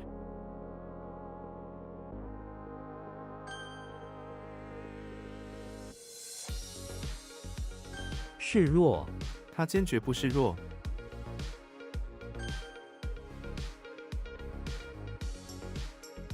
房间，我的房子有4个房间。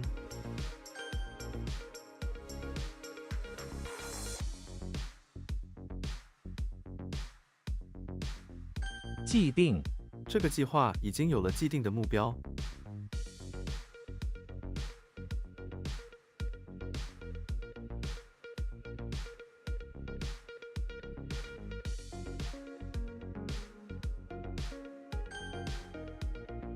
Establish, yeah, okay. 运输，他从不搭乘公共运输。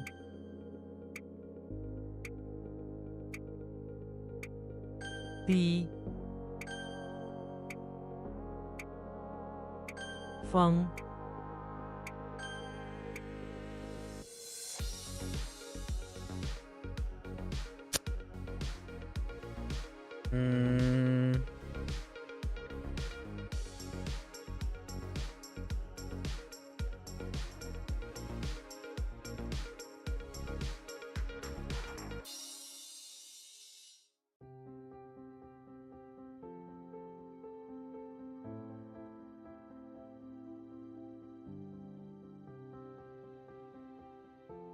，Oh, 止咳，喝热水有助于止咳。 这里，这里的住房很便宜。 钱，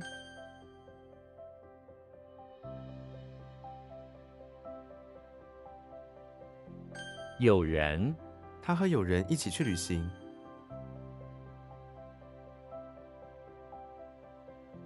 what in the actual tarnation is that?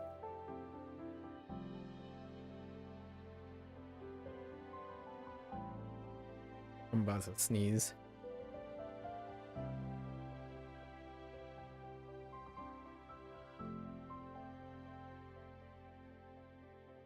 What?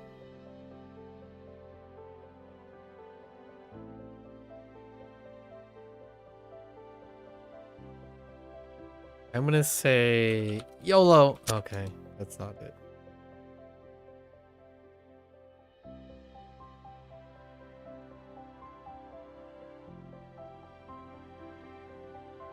西瓜，这西瓜真解渴。 Oops, that's supposed to be a Z.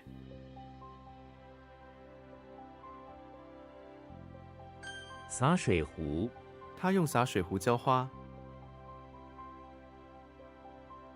It's a sprinkling can, watering can.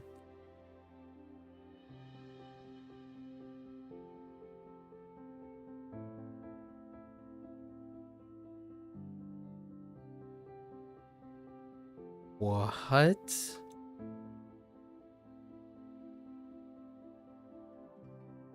Oh no, wait. Oh yeah. No, yeah, that's fine. 总统，他是这个国家的总统。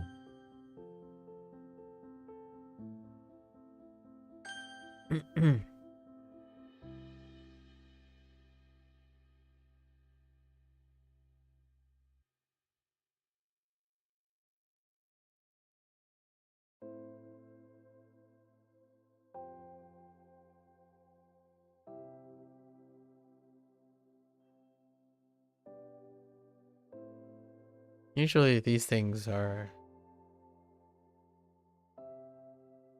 big giveaways, but let's see. 温体的气氛非常喜。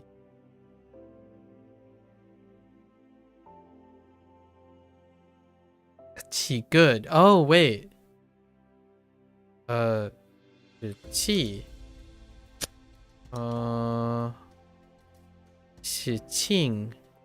喜庆。It's gotta be something like good. 洗澡，我每天早上洗澡。 I feel like it's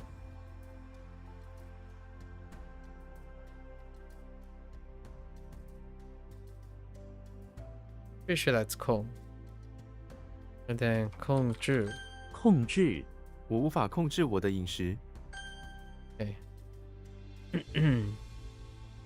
喜庆喜庆，婚礼的气氛非常喜庆。 like happy celebratory it's like happiness joyous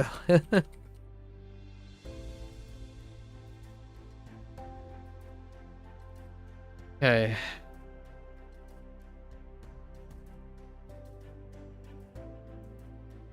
what incarnation oh the other ch 彻夜，我彻夜没睡。 It's all night. Ooh, things are getting rough.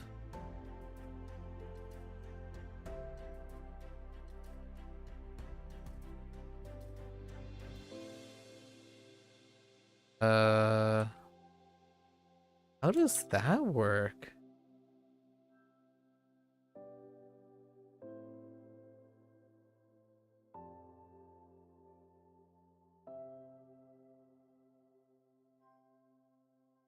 Wait a minute.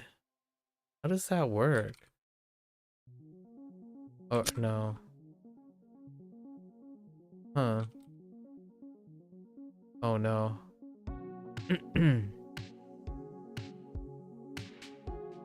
It's le. 垃圾，垃圾不要丢在这里。 This character is getting wild. Oh my gosh, this radical. There's so many now. So many pivots. 奖，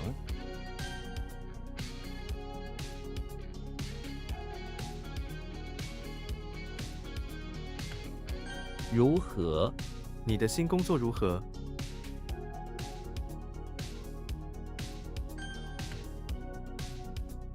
That one kinda got better, honestly.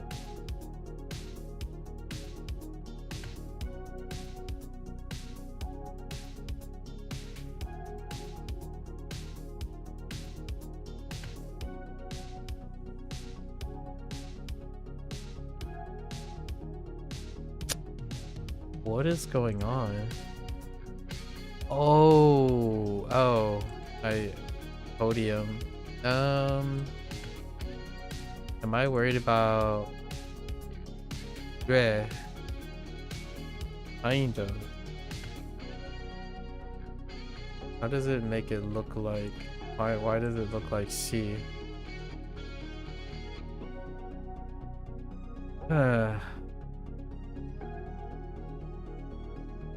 It doesn't look like C. Am I thinking of Cien?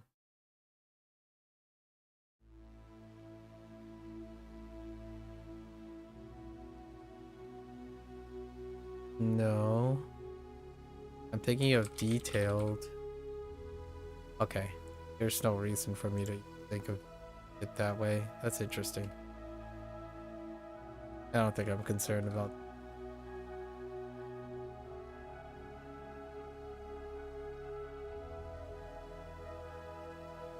No.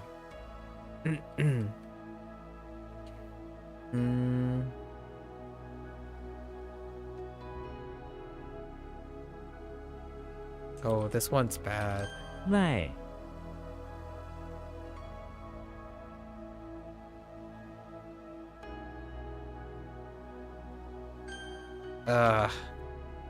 Oh, not good. I don't actually know what that left thing is at the moment. 至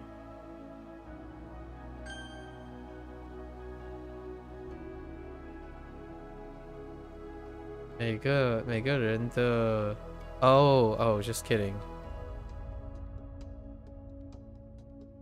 肤色每个人的肤色都不同。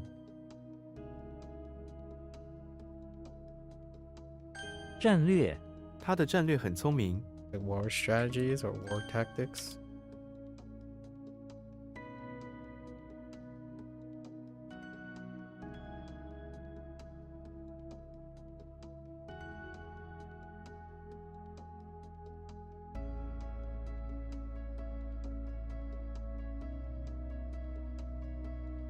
“屏幕我喜欢这个电脑的屏幕。 Excuse me.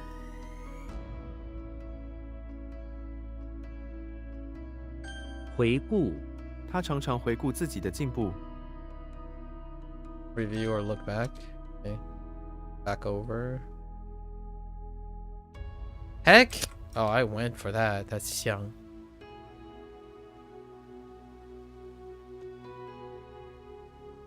What the D? Wait, is this D?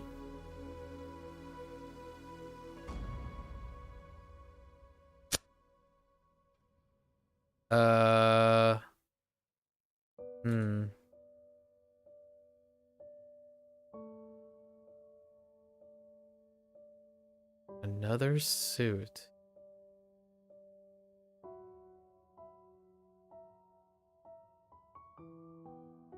What?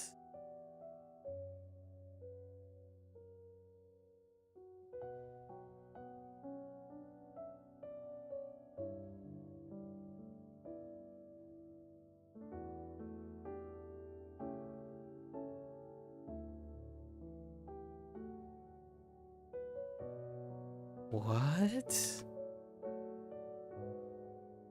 Oh, wait. “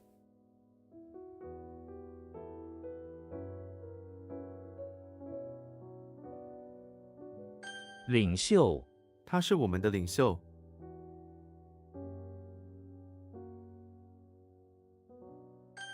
Oh my gosh, Ling Xiu is so weak. How does the sprout thing even work with Xiu? Xena? Oh, it's because the sleeves, but how does the sprout work? The heck? Kind of just used Japanese there.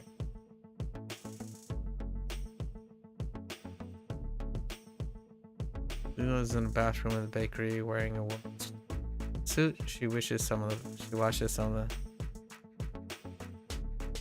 Suddenly the water some greens to sprout from her. That sucks. That is bad. We're just gonna change that now. That is really bad.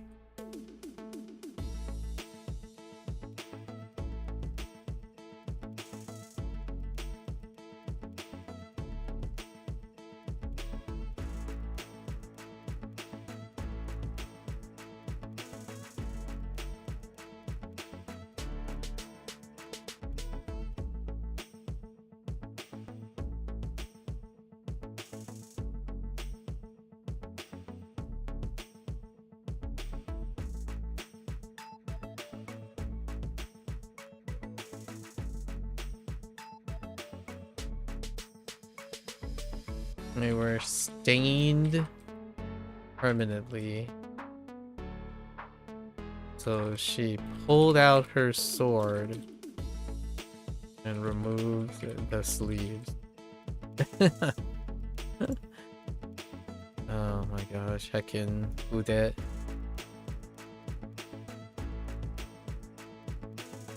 Or sleeves, actually. Sold it.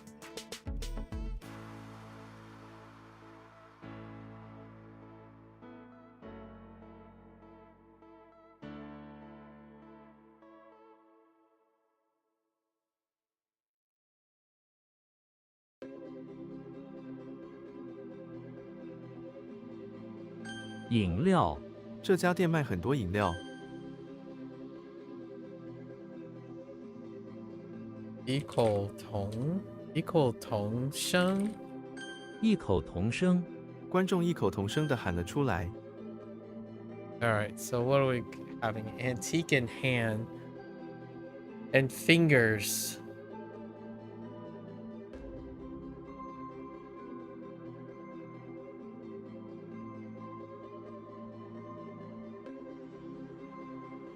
Oh, this one sucks too. 摘， Oh, is this pluck? Oh man. We gotta think about dexterous finger. Right? Dexterous fingers. Hmm.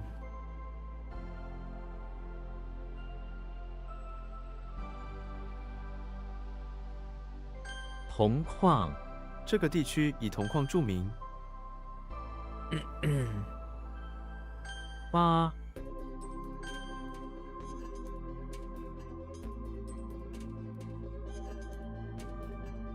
What in the world? 隐私，保护自己的隐私是很重要的。 No.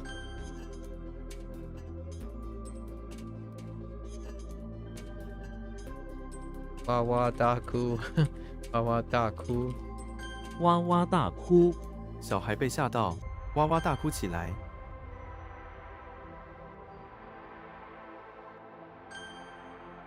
We're scrapping. There's so much scrapping right now. 会生灰色。绘声绘色，他的描述总是绘声绘色。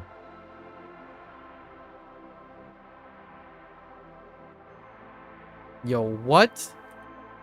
石柱，石柱支撑了整个建筑。 Right.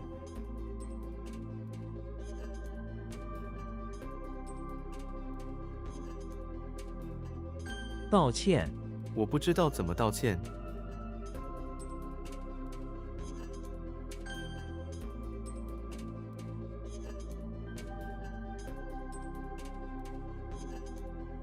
决策，我们必须尽快做出决策。 Or decide, or strategic decision. Let's say action is fine. Or decision.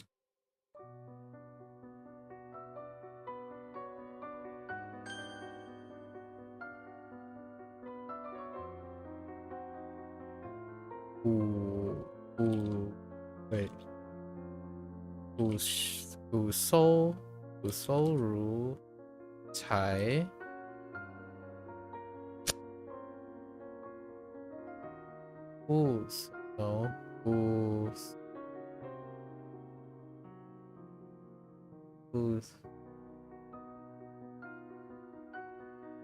no 股市如柴。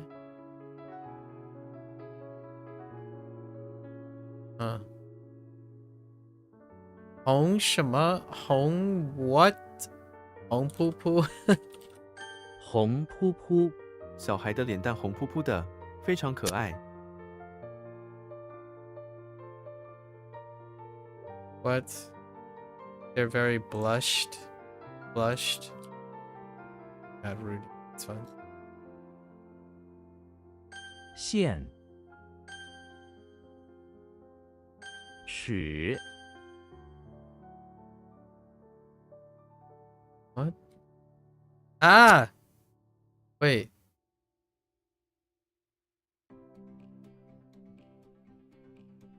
How does that make sense? 锋， It's edge, like cutting edge. So the edge.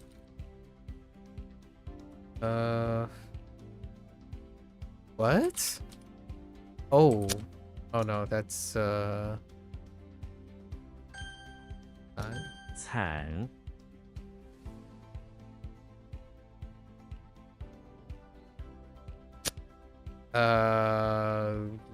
yikes.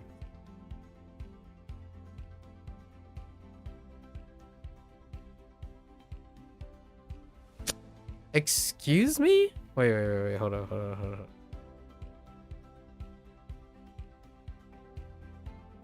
Oh, no.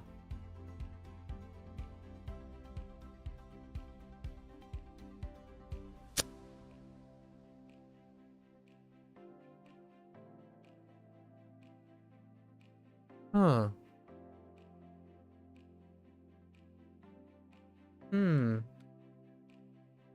Weed. Hemp. And... oh, wait. No. Hmm. 胃，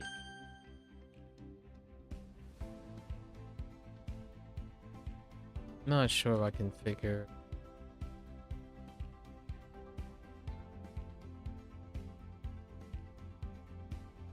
What? 循环，空气在房间里不断循环。循环 circulate. Okay. 腐朽， Pretty sure that's true. And then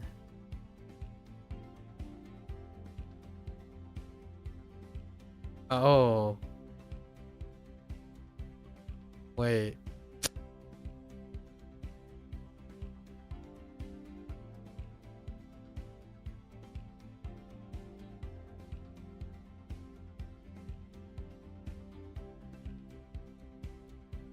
That still doesn't make it.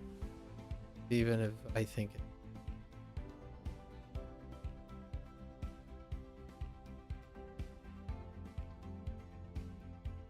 是一种小小的中子，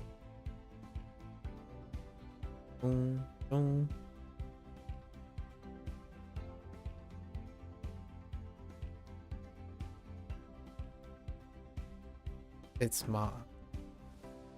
It's ma, yeah, 芝麻. What is it? Oh, they just want sesame. Oh, that's fine. It's really referring to the small sesame stuff. Keep that in mind.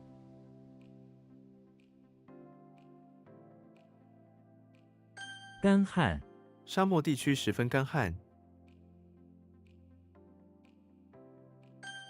Or arid. 芝麻， 芝麻是一种小小的种子。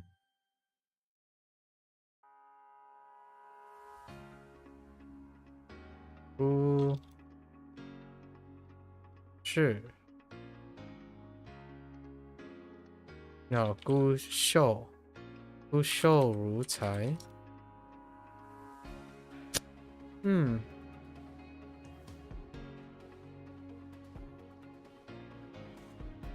Oh, whoops. I typed the wrong thing there for the first tone.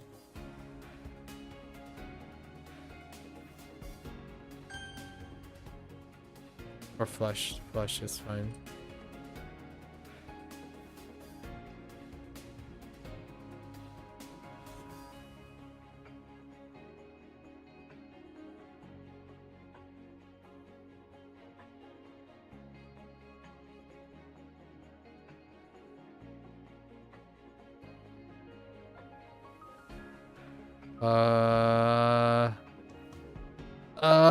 I mean, kind of reminds me of Turning Point, but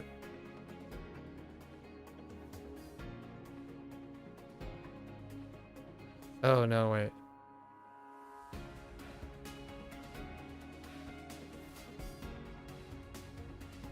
Oh no, 变全 not 完全变全。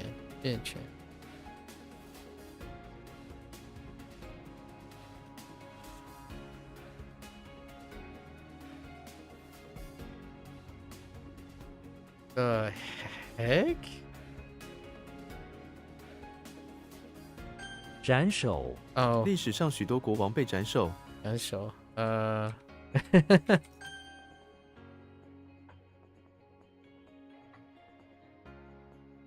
This one sucks. 齐，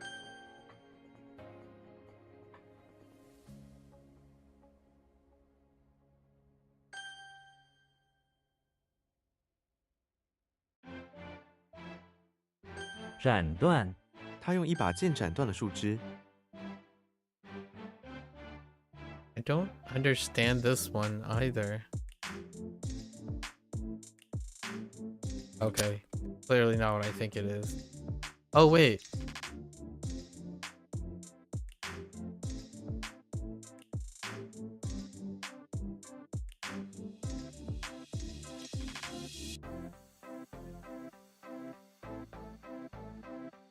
Oh no. All right.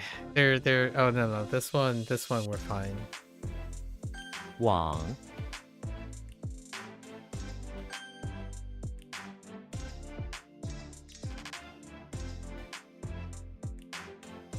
丫头，这个丫头很淘气，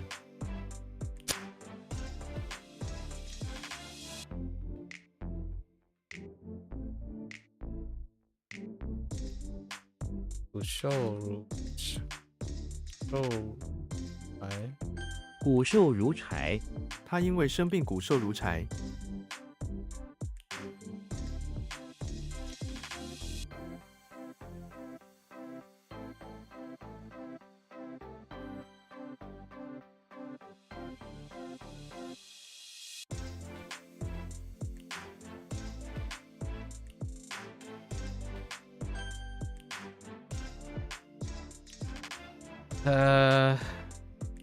How does this work? YOLO. Okay. Didn't want to think about it.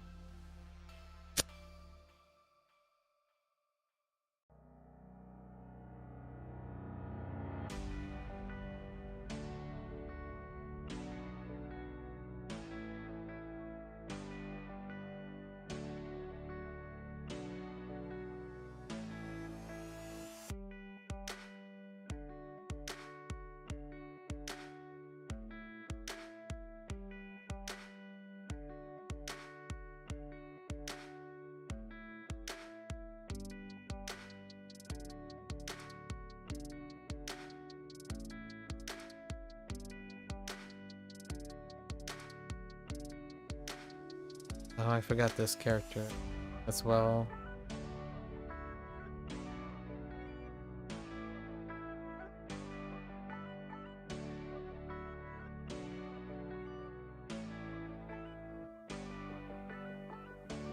Oh, that's not it. Okay, okay, it's fine.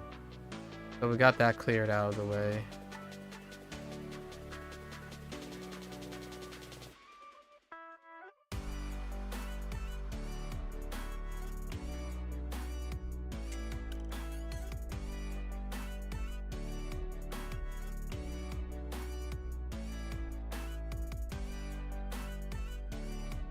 What am I losing track of? It's back down to heckin' body parts again. The body parts are legs and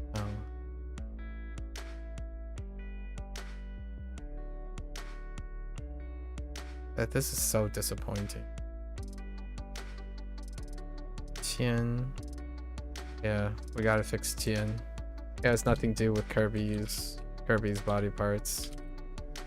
Doesn't tell you anything.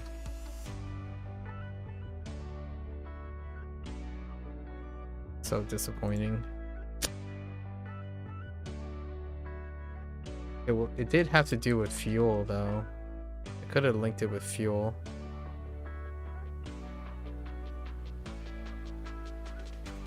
Better now than ever. 无畏 Really. 他是一个无畏的战士。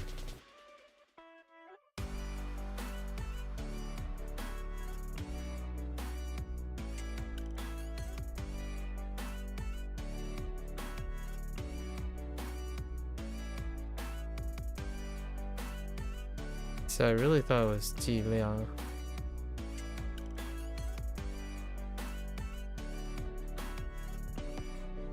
It is Ji Liang. I don't know what I typed the first time then. Yeah, I have no idea what I typed the first time. It's probably a typo. 囚室 这座城堡有很多狭小的囚室。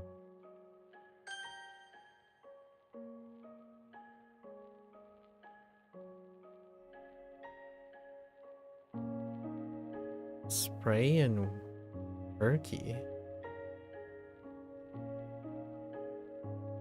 No.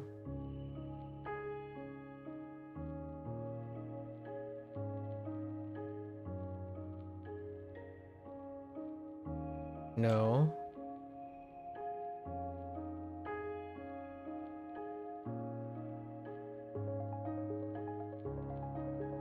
No.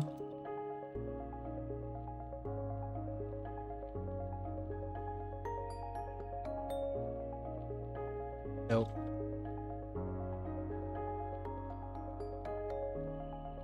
Nope.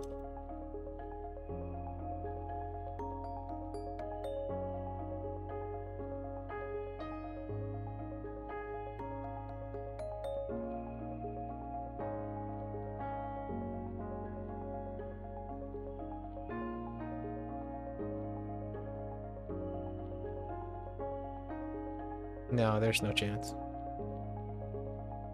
It's heckin' Why again? This is a skip. Why is a skip? Doesn't really matter how many times that's gonna happen. It's a skip. 下旬 7月下旬的活动很多。 Yeah, throw it with Qing Deng, and all of them. Pretty crappy, very specific. Nearly only one-time use. Just throw them into the rote memory pile until we can attach other meaning to it. Maybe I'll read about the river or something.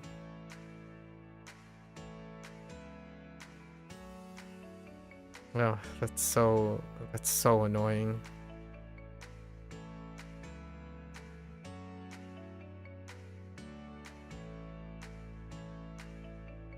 删掉 你应该删掉不需要的档案。 It gives it away when it's in a vocabulary. It doesn't stand for pretty much anything when it's sitting alone like that. 无铅 这款汽油是无铅的。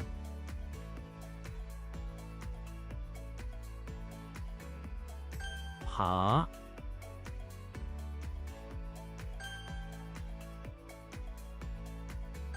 和 Yeah, I have no idea what I typed the 剂量 first time. 这个剂量对你来说太强了。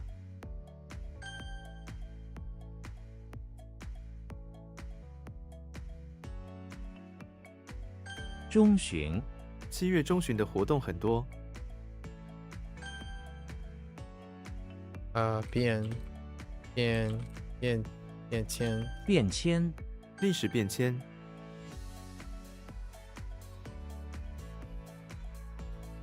系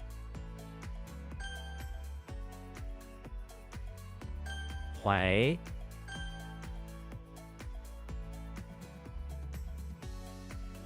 so low effort.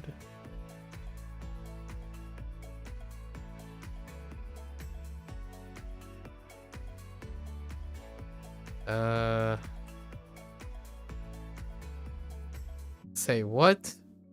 Oh, 文雅他的舞蹈动作非常文雅。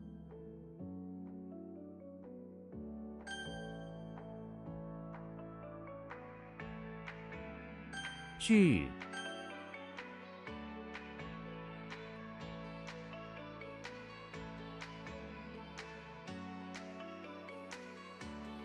that doesn't seem right, does it? Yeah. it 隔 does. 阂他试图打破与同事的隔阂。偏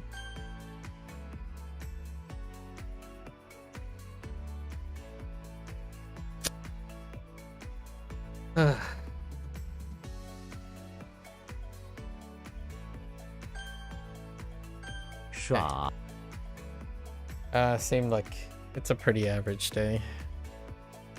Oh man, we got some old ones, some really old ones that were disappointing.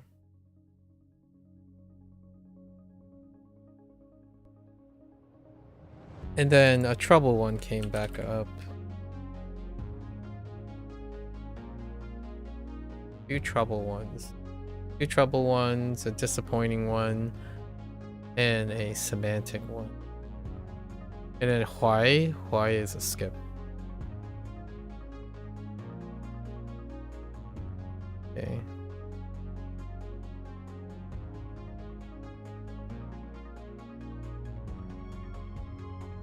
This in the English manner? I actually didn't. Yeah, ding sounds about right.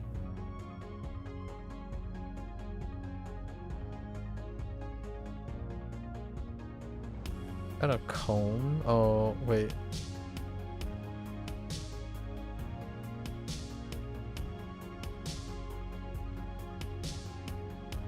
Oh, this one's Bad News Bears.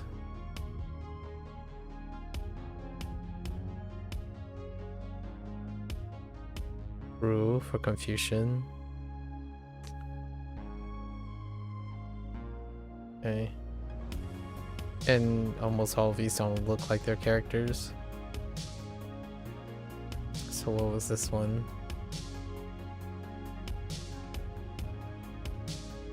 T. Except for this one. E.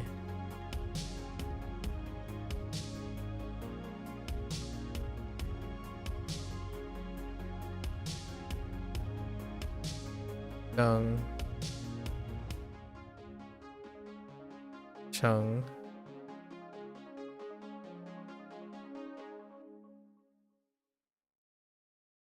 Done.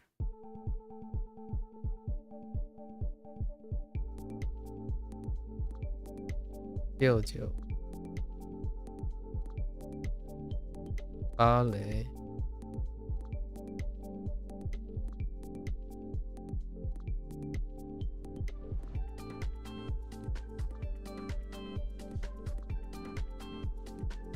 What incarnation? Oh, Trey. Beige. What?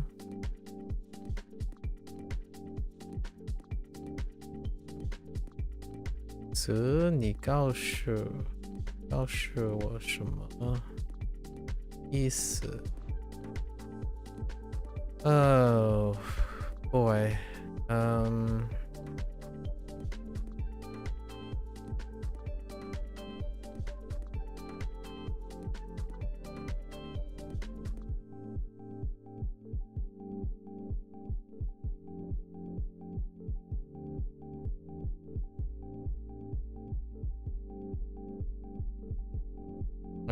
Peng. Oh man, Peng is really. Bei Peng.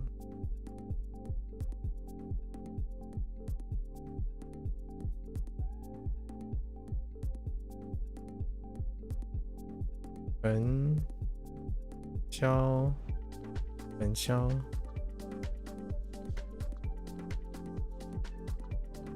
Niao Chao.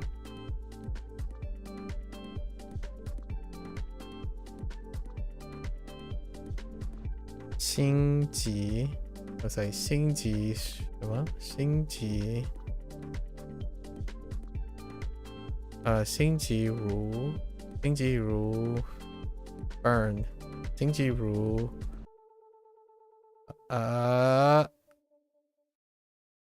星级如粉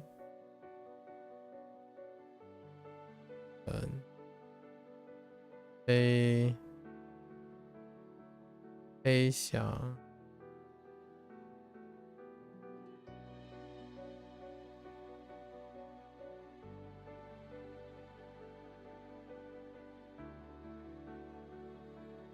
汉字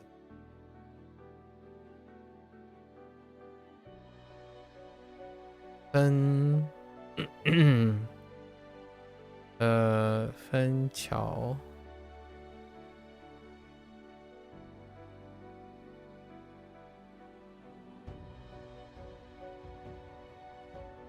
睁开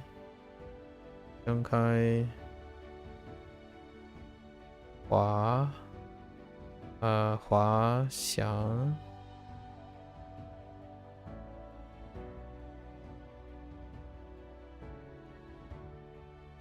地毯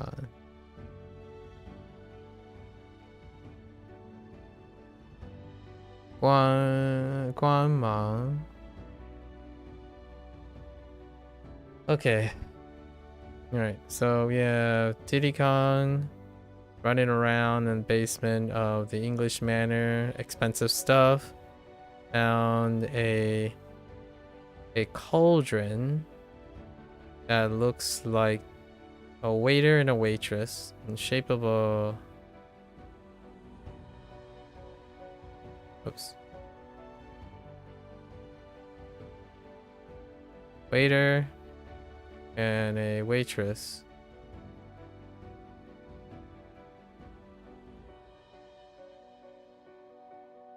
Holding up a giant eyeball.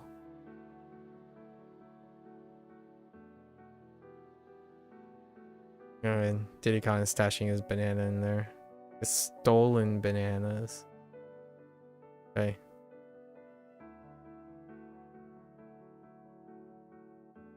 So Rudolph entering the house. I don't know. That's combing through his hair, right? Combing through his hair from the rain.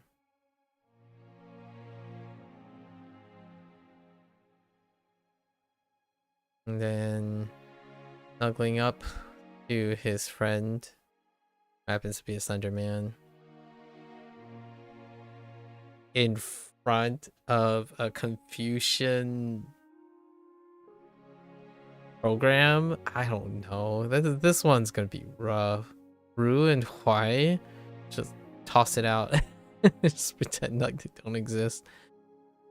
We're gonna have to use some emotional responses.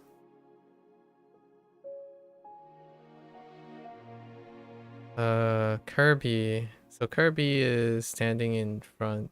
Kirby is in the bathroom of the house, helping a guy out, helping a guard out who is weeping, right? Is weeping from something.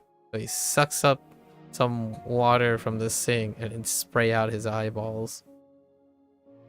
It doesn't have to be his eyeballs, but he's weeping because something, I don't know. Something got in his eye. Alright, Yoshi is in the bathroom. What's happening here? Yoshi... Oh, Yoshi is running to the bathroom, all excited like, being a goofball. He's carrying a plate overflowing with some fresh snowflakes. That's not. Yeah, some. How's that a snowflake? Oh well. Fresh snowflake. It's overflowing, so it's kind of like spraying everywhere. But he's trying to preserve it. Yoshi's weird. It's fine.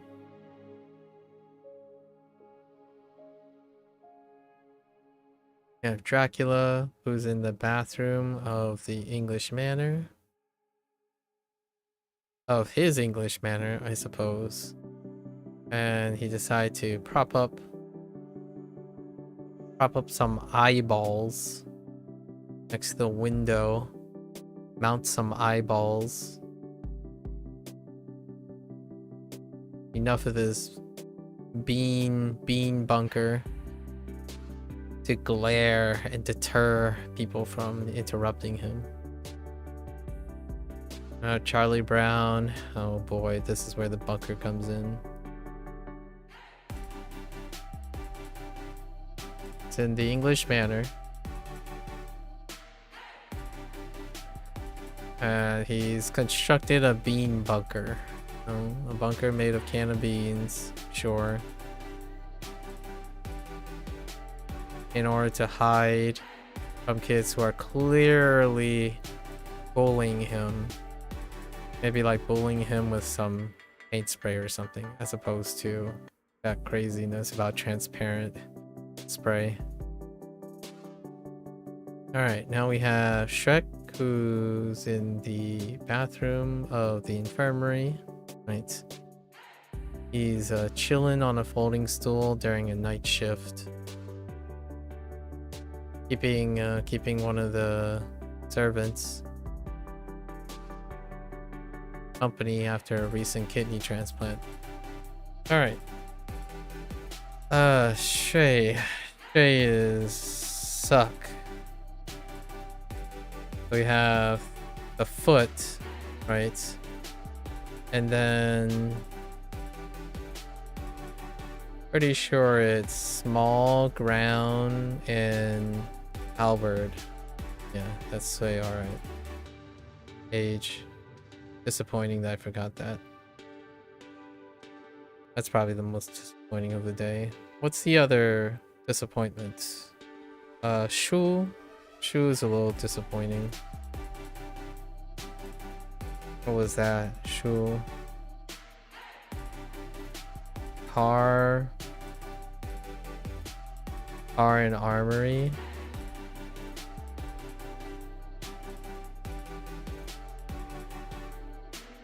Transport.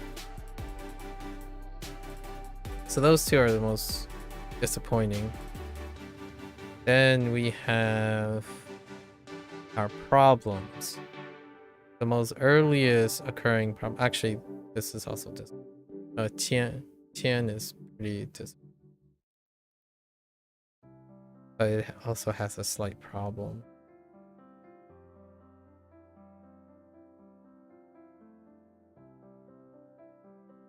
I'm drawing a blank.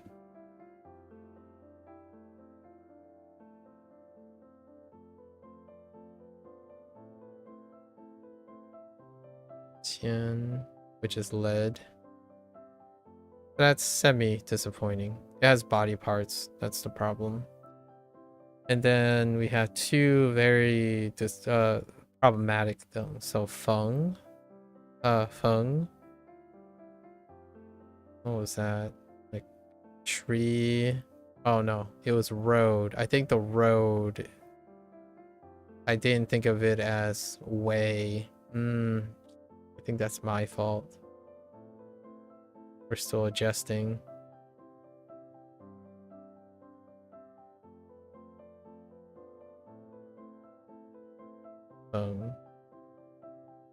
Come upon. I kept thinking of road and that didn't help me. Path. Path, that's what we're thinking of. Path. That's semi-problem. And then toe. Toe has been... Oh, no, this is toe. Whoops, sorry. That's not fun. This is toe. That's That's why. We're gonna change this to path, probably. Penetrate. Wait, what was Feng then? It also has path too, actually. Foreman? Foreman and... Yes. So they both have the same problem. I didn't think of path in either situation. Alright, so we gotta work on that. Road is so restrictive. Alright. So let's look at say first.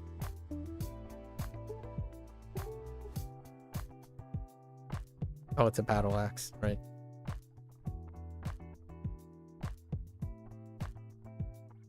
So Superman is in the bathroom of the beach house.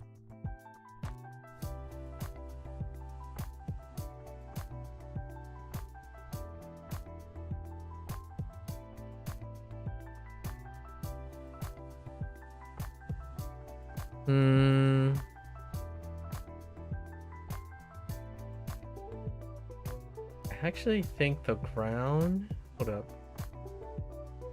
I feel like few and ground are very common. Is it though? Let's see. No, it's actually not that common. There's only... I swear there are more than these two. Or was that supposed to be fire? It's probably fire now.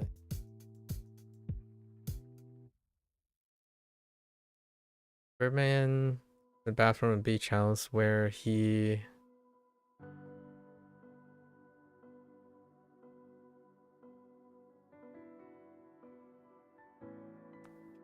this one not good in general.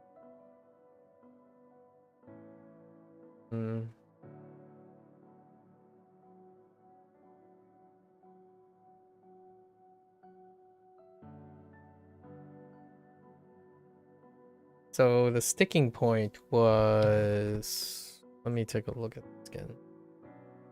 So the sticking point is the foot. The foot is what I got hung up on. I understood there were few things on the ground, but that doesn't make any sense for the few things.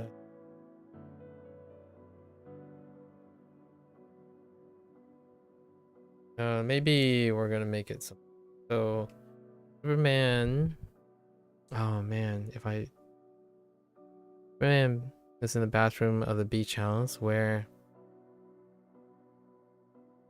he placed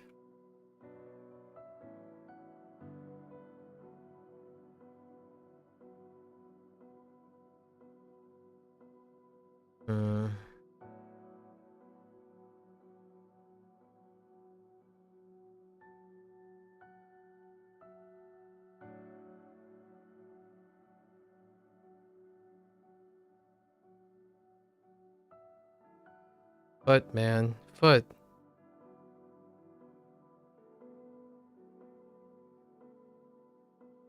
I don't know. Let's see. Where he used his super strength. And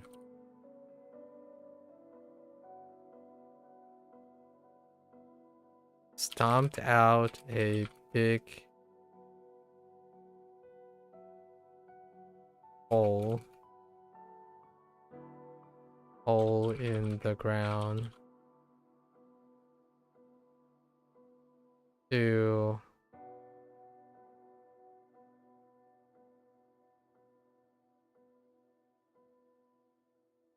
store few pieces with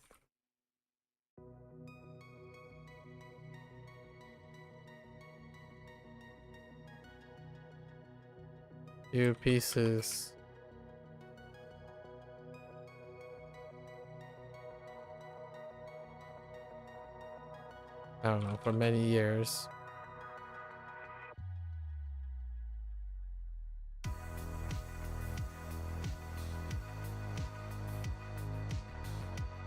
To, I don't know, hide away from aliens for many years. One of which is in ancient battle axe, I suppose. This is awful.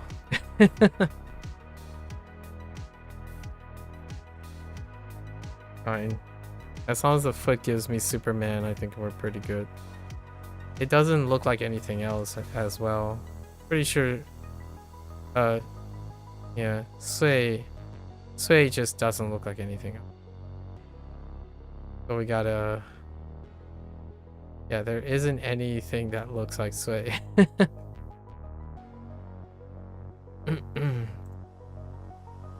Okay. Let's go to Hoang, which is to come upon. I think this one is okay, as long as I think of path. So I think we're okay here. Just gotta remember path.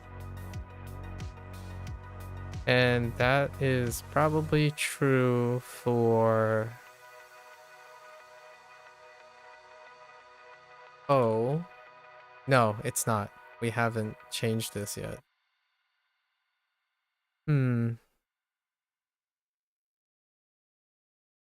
Bathroom. Okay.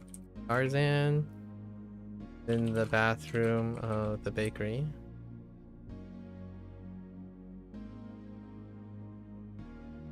Where he works. No. Penetrate.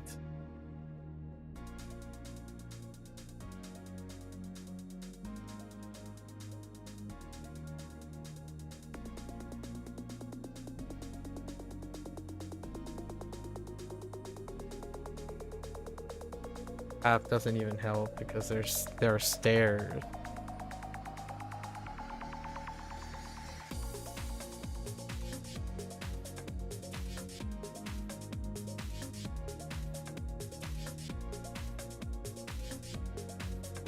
Transparent, seep, sparkling, and translucent.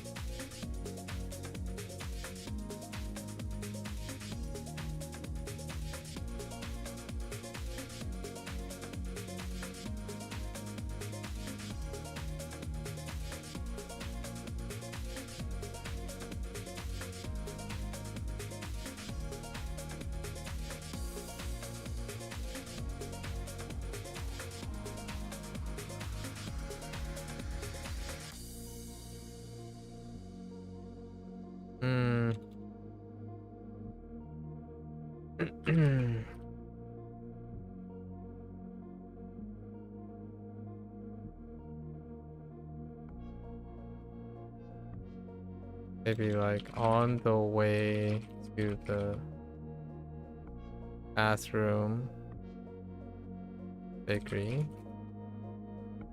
notice a bunch of grain stalks.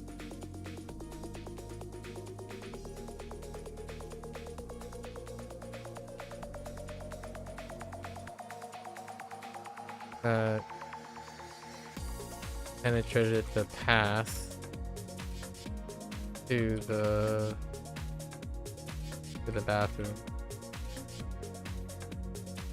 So I guess he picked up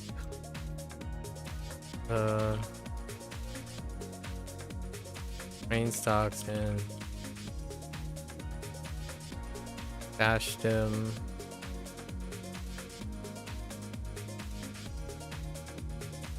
away in the bathroom storage. I don't know. That really sucks. It's just, yeah. Penetrate. I was thinking of changing penetrate. It's more like things that can get through as opposed to penetrate.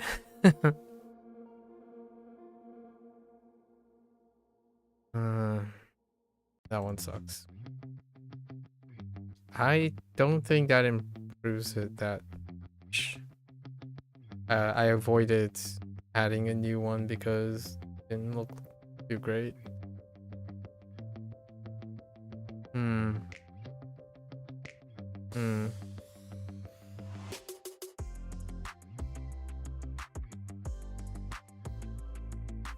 I have kanji?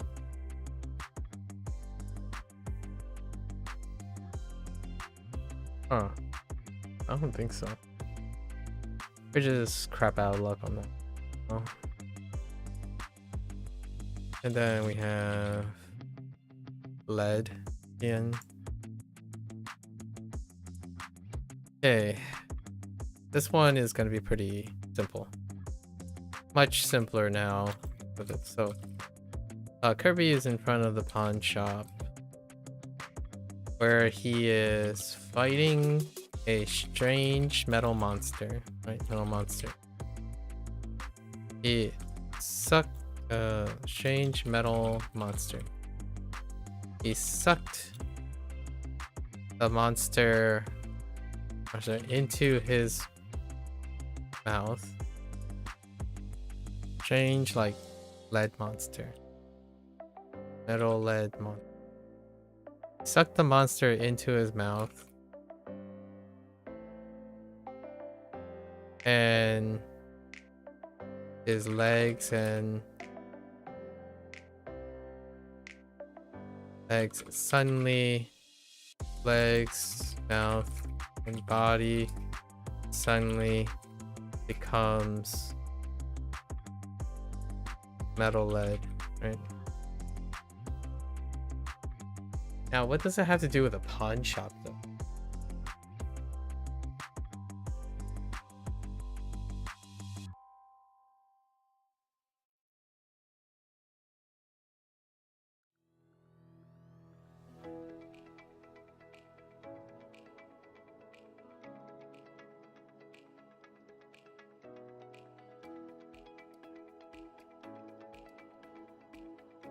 Guarding it?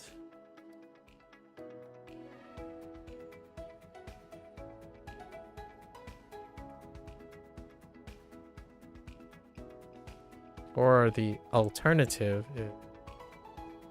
So Kirby is leaving the pawn shop, right?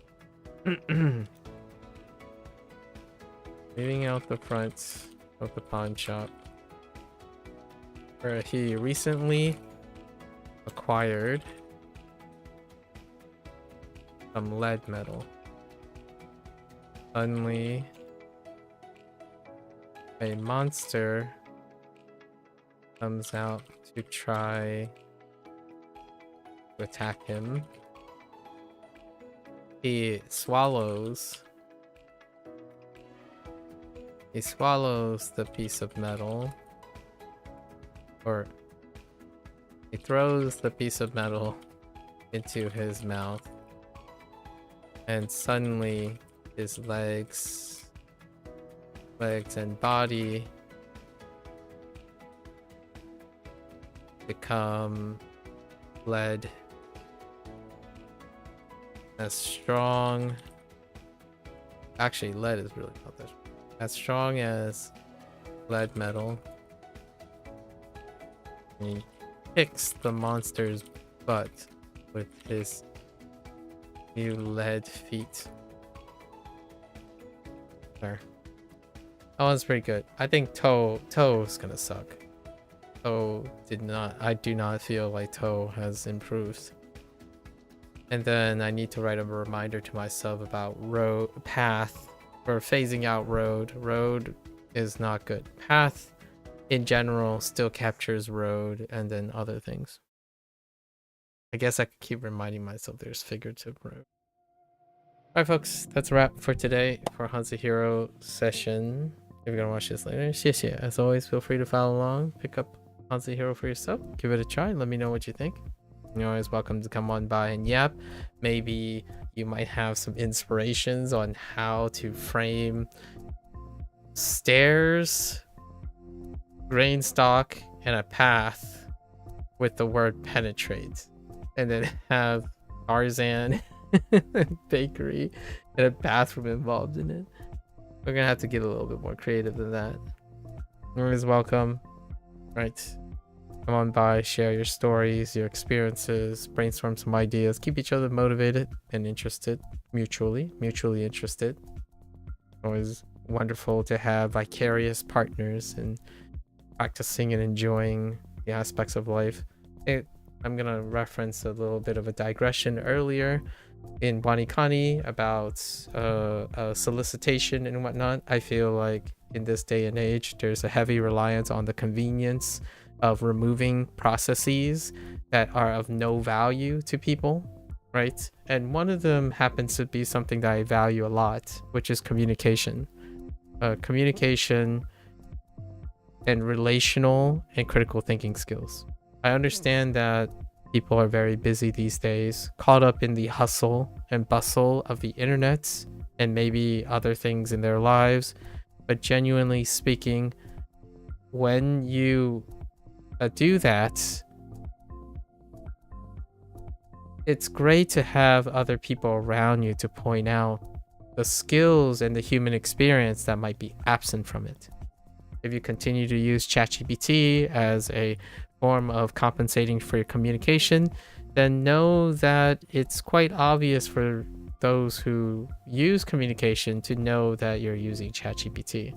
That is very similar to the learning experience, like language learning experience, as well as the art form, right? Creating art. I can understand that people don't have time for things, right? You don't want to practice things. You could care less about certain human processes. The understanding is that there's a mutual understanding, between me and the person I'm speaking to, is that when you don't do those things, you are unable to understand those things. The human process requires that despite having a lot of information that you can store and collect and memorize, there's no mutual humanity in it when you do not associate or retain and practice those things. So it becomes incredibly apparent when someone thinks they know something, but they don't actually understand it. And that happens very often with communication, language learning, and most forms of creative expression. Trying to sell on your expression without the ability to express and communicate, that is what the last couple weeks digressions were kind of revolving around. The value in communication is that it releases or elevates the gap between what you value yourself and how you communicate it with someone else. You can have tons of value and experience and have lots of things to offer. However, using ChatGPT or being overly exposed over the convenience of actually participating in the process of talking to someone or entering a business contract with someone, that requires a starting place. And I understand that the person that I was talking to might be starting their things. However, I'd like to highlight, and I attempted to try to point values in where there's lacking, right? If you're selling something and you think that your work is really good, know that you're selling it to someone. You're not selling it to something. You don't talk to people like they're a thing that serves you unless you actually understand yourself well enough to communicate that to the other person. And I think language falls under that umbrella too, where someone can say, oh yeah, I did this and I did this. That's the way to learn. And then you're talking to someone as though like, oh yeah, you should do this because I did this. So you talk to them like an object. You don't talk to them like you understood the process or the process that they're undergoing. That's basically declaring how limited your experience is. It's great that you know a way and an a experience that may be better or worse. The idea is you don't communicate as though that other person doesn't have any human experiences. At least in my opinion. I think it's a vicious cycle. I think most people nowadays online could care less about the process. So admittedly then, if you're talking to me, I really don't care about your results. frankly speaking. I care about how you achieve them. I prefer to understand the human process that was involved in it.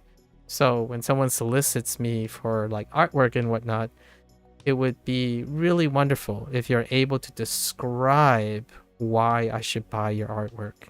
If you're still in developing the communication skills to actually understand and participate in the thing the person you're talking to.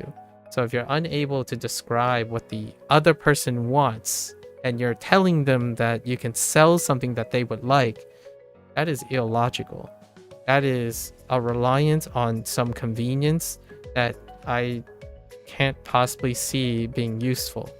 You could statistically try to analyze these things, but to me, I don't pay people for automated convenience. I pay and invest in people because they care about their own value and the value of the person they're talking to. So the more things become automated, the more likely that we don't relate to each other anymore. And how does this relate to language learning? Well, that's how it is. It mars the indirect toxicity. You might think like, how can you be indirectly toxic? Well, being apathetic can be interpreted as toxicity, or maybe like a vastly unintentional indifference, right? When you say something like, oh yeah, that thing, it didn't work for me. This worked for me. You should stop using that thing because this thing works better. That is unintentional toxicity. That is using facts like it's an excuse for a lack of empathy and attention to people's experience. I know it takes a long time and it can be hard and whatnot. It doesn't get any easier when the human experience is sidetracked over and over again. Sure, you can enter a prompt and vibe code your way to victory, to a product. You can vibe code your AI arts. You can vibe code your essay on how you can communicate your ideas, but those aren't your words. They are not in your own words. You did not create those words. You did not create that piece, and you did not... I'm missing one. You did not code that to your application. Now, that doesn't mean you can't use it to build yourself. Like, those are tools for a reason. It would be great to understand the impact of not doing something. So, unfortunately, to improve communication skills is to participate in it. And I mean, I'm a little bit of a romantic. It gets easier and perhaps rewarding as well if one appreciates the process of being able to do those things. If you don't have time, that's perfectly understandable. Like I said earlier, AI tools are there for convenience, and convenience depreciates the value of the lack of experience. So if you're coming around here and you're talking to me as though you learned your communication skills from AI, it really shows. Or you've sidelined certain skills because you don't think they're important or rewarding to your overall bottom line, then I am no stranger to telling and illustrating that. You want a client to be interested in your ideas, and you tell the client that you have cool ideas for the client. Explain how you know that. And I think it's near the end of the year, so we're getting close to the 100th person who solicited me and tells me that they have good ideas for me, and yet they rarely ever initiate by saying, hey, I've seen your content. You actually, I notice these things that you may be interested in. No, you don't. Like, what I mean is that would be a great way to start the conversation. If you started that, I would be more likely to believe that you have actual ideas that would be interesting to me. Otherwise, you can sell your ideas, right? Telling someone that you know what's good for them is very different than actually demonstrating you know something about them. If you don't know anything about them, how could you possibly know you have good ideas for them? And alternatively, if you have great ideas, sell your ideas. demonstrate that, show your portfolio and whatnot, which neither of those things happened in my conversation. And that's kind of an allusion to language learning as well. Language learning as a whole. When someone says, oh yeah, this tool, it's the best tool, describe it. Tell me, what's your process? Because I'm not buying the tool, I'm buying whatever advice you're giving me. So if you're saying, oh, the tool just works, I'm not buying that. I'm not gaining anything from it. At least in my opinion, because the most valuable thing that I would have to say is the experience and the process that I have the opportunity to either learn from or understand from the human being that is offering that advice. A tool doesn't come up to me and say, hey, I understand how you feel. This is my advice. Not yet anyways. You can try to make an argument for AI coming up to you. That's kind of what Microsoft is trying to do and stuff, you know, having AI analyze and all your data and your traffic and then trying to produce a result that's focused on pattern recognition. So that to me is why I feel that this stuff that I'm talking about is almost guaranteed. It's almost guaranteed to happen even more frequently in the future, where individuals find that thinking for themselves, having agency, and being interested in the human experience is no longer incentivized, because you could easily press a button, have a result, and get that instant gratification with no sense of delayed gratification or the application of the idea of doing something. So yes, it would be very rational to save time by hitting that button to create a result that you can't explain. In fact, that kind of reflects the dangers of AI generated content, because even the individuals who invent it, or quote unquote invent it, or contribute to the rise of AI, do not understand why AI behaves the way it does, and therefore it creates concern, as opposed to, yeah, let's just vibe. So whenever you're clicking on that generator, like, oh yeah, this guy speaks fancy, and then let's generate a comment with ChatGPT, those words tell me that you're not that person, at least in my opinion. And art, same deal. Like, oh yeah, you can argue something like, oh, I can fool this guy into believing that AI art is real. You can't, because the way that I would go about it is not looking at the art. It's looking at the artists. So if you present to me a work of art that is yours, I would ask you, please describe your process of how to make the art. Give me enough sufficient detail to convince me that your art is not AI by explaining how you made it. That would be how I go about it, because I rely on communication to understand the human experience. If you can't describe the human experience, then by default it's AI, or it's not of your passionate things. Now, hear me out. You could make the art and it's really good and you have problems expressing it. But here's the thing. When you're making the art, and even if you have problem expressing it, it comes out human. Because if you have problems expressing it, you will still have the ideas and the things you can describe that you did. People who have both, who has poor communication skills, are relying on automation and still generate things that they themselves do not make, they will not only have nothing to say, they will also say nothing despite the difficulty. So it's very startlingly clear when you did not and didn't practice nor participate in it. And language learning is a great stopgap, because if you're asking yourself, how do I remove and automate all the thinking out of language learning? I am not surprised that in the future, you will struggle to internalize and understand the language you're learning.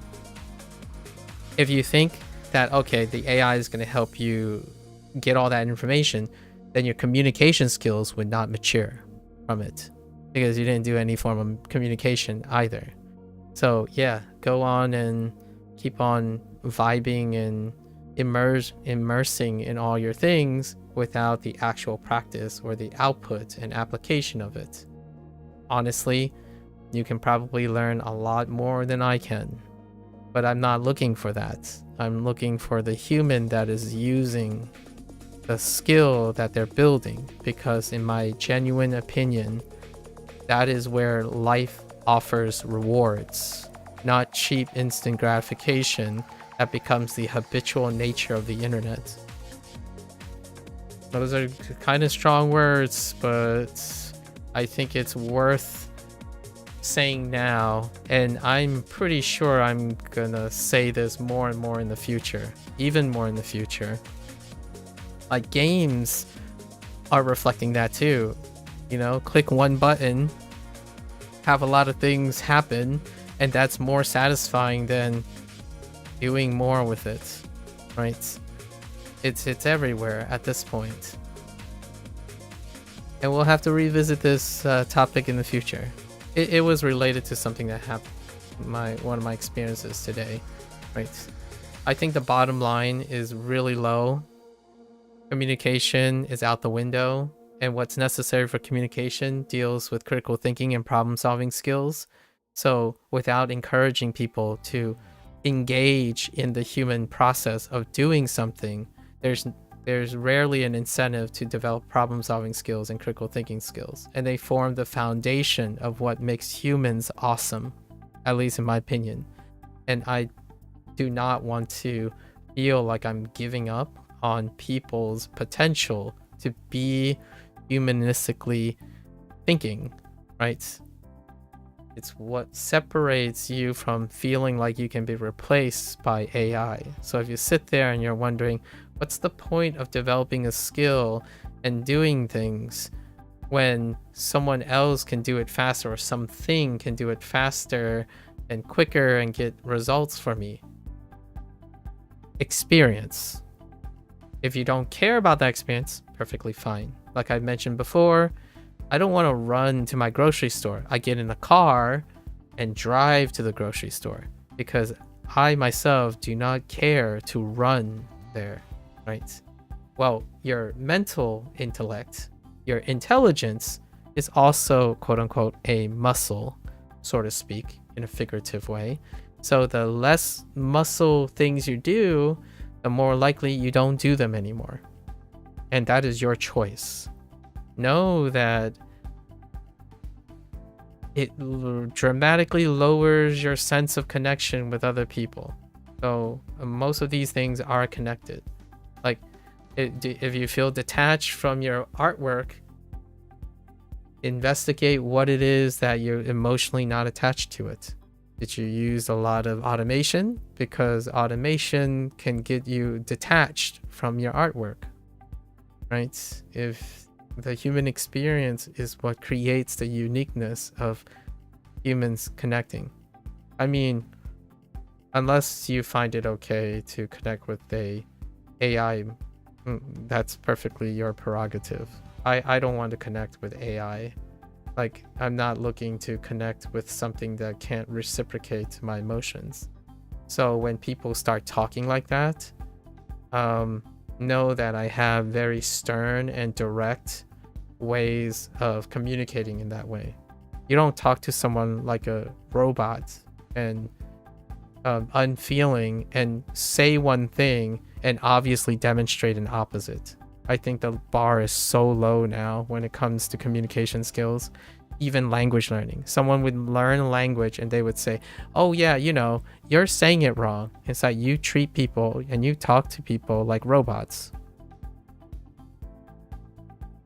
At least in my opinion, especially the English, because I still speak English. So whether, and if you go on to learn Japanese, I don't believe that's going to change. Like, if your mindset is so heavy in your native language, the odds are it still can change, but the odds are lower when you learn another language. You will still be getting those responses where people don't connect with you. You might still find frustration when someone barely knows as much Japanese as you, and they are able to wonderfully communicate in a human way with other people. despite your higher proficiency in Japanese, because you didn't focus on the human aspect, the ability to communicate, right? That is what limits one's internalization and retention when it comes to learning a language. Yes, reading a lot of books gets you something. Connecting with the books that you've read and expressing what they mean to you, that's human. The actual facts, the objectives, can give rise to human perspectives on things. The actual facts and the observations in history, they don't create value until humans create value from them. You can say the sky is blue, it has no value unless someone appreciates that the sky is blue. How does it make you feel? Have you looked at the sky lately? Those are the things that create value. Value is a human construct, at least in the way we perceive it. So, next time when you enter that AI generated thing or do something convenient, you can kind of ask yourself, is that process valuable to you? I know that I don't want to heat my water, so I'm going to use a kettle, right? I don't want to go and collect firewood there are things that there are obvious answers, and then there's communication. And I feel like the bar is so low right now, a little disheartening. I won't give up though. So perhaps this would be one of those things I will reflect on, and I want to often end with this sentiment. You are more than free to come on by, yap about your grievances, practice being discreet while analyzing the things that bother you in the day, or maybe something I said bothers someone. The idea is engaging in it makes it less difficult in the future. I think avoidant behavior is now made as a business convenience. Like, I used to thought it was great that my screen calling, when someone robocalls me, I respond with robocalling. But there is also not talking to human beings to resolve problems, right? I think one of the general underlying things that I've seen that is very common between people who are consistently having problems resolving things and wanting to improve their lifestyle, their livelihood, is largely the most simplest route is to avoid that it is anything to do with them, and also make it as convenient as possible so that they never have to practice how to solve that problem in the future. Hopefully, and hoping and wishful thinking consistently that when the problem gets solved in some cheap and really efficient way, that the next time it happens, you won't be just as angry, if not angrier, or uncontrolled thing happens because you did not spend time understanding what it is that happened. Like, why were you even angry the first time? I think those things become harder and harder over time. So it's why I say this is that person that I spoke to today gave me the impression that they've gone through the same communication routine maybe 1,000 times over, right? Because when they say it, it's all manufactured to me. It feels like, okay, what are you gonna say? Hello? Okay, may I ask you a question? Like, okay, go on. And it feels so routine, as though like the life got sucked out of the person. The person is not even interested, in my opinion, in the way they communicate. And then when you look at their portfolio and whatnot, which is why they sell art, right? It looks like they're trying and it's working, but I don't think it's what they think that's communicating. Now, I give the person the benefit of the doubt. Maybe they're young and they're inexperienced and they're hoping for more experience. So good luck to them. I've already shared with them with another artist that I know. They probably have better appreciation than I do. The idea is You gotta work on it. The communication that I had with this person was completely void of human experiences. It's so fascinating and disappointing at the same time that you could talk to someone for 30 minutes and learn nothing about them other than platitudes, automated responses, and routines that makes them portray them as professionals, and that's fine. Then when I treat them as professionals, you see that they don't treat their actual reputation and public image as a professional. That's a double loss. I can't get behind someone who, like, it's difficult for me to get behind someone who wants to be professional and don't treat it as a professional courtesy, and then someone who says they understand me without ever demonstrating anything about empathy in their communication skills. That's kind of the occurrence nowadays. Every year, I have about 100 of these in private. Like, I get solicited with a DM, and they even have the thing about adding you as a friend. Like, that is using a mechanics. Like, even adding friends, sending private messages and whatnot, they have lost their human communication. Like, what does it mean to you? Like, here's an open rhetoric for those who want to share their hot takes with me. Does it even mean to add friends anymore? What does it mean to even have a main account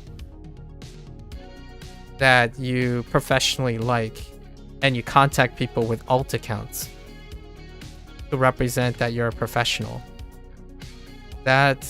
All that stuff is important to me. It might not be important to other people. I sure as heck would feel a little display of concern for my own professional integrity if my first thought is, oh yeah, in order to get someone to trust me and buy my things or engage in collaboration, I should do ways of obfuscating my skills that I already think I have something to offer. If you think you can sell me art, then why is it that you make it so difficult to know what you're selling? And then if you think you know what's interesting to me, why do you make it so difficult for me to know if you knew anything about me? Which admittedly was none. Like, nothing at all. That's like asking, what should I do with my life to ChatGPT? You couldn't answer those questions in the beginning, so you couldn't answer them in the end. Like, if you go and say, I'm bored, let's go ask ChatGPT for what to do with my time. So, no initiative, right? I think soliciting for side hustles lack any form of initiative. The vast majority, 90+% of people I talk to do not have the initiative of knowing that humans are worth more than the results. As in, humans are worth more and can be transformative when you interact with another human being than focusing on some objective or some really asinine short-term goal. Like, you are worth more than that, and I actually think you are worth more than that. So if you don't think you're worth more than easy, quick grift, like easy, quick grift and instant dopamine and instant gratification, feel free to come on by, because I would love to hear how you're not worth more than an easy grift. The reason why I say this is because if you think you're only worth an easy grift, then you treat others like they're an easy grift. And what it is an easy grift? Telling others unsolicited advice, thinking it'll help them without knowing anything about them. Selling them something without knowing anything about your client or anything about yourself, or how the client sees you through the things you express. That is easy grift. And I think in my opinion, most people owe more respect to themselves and to others in return.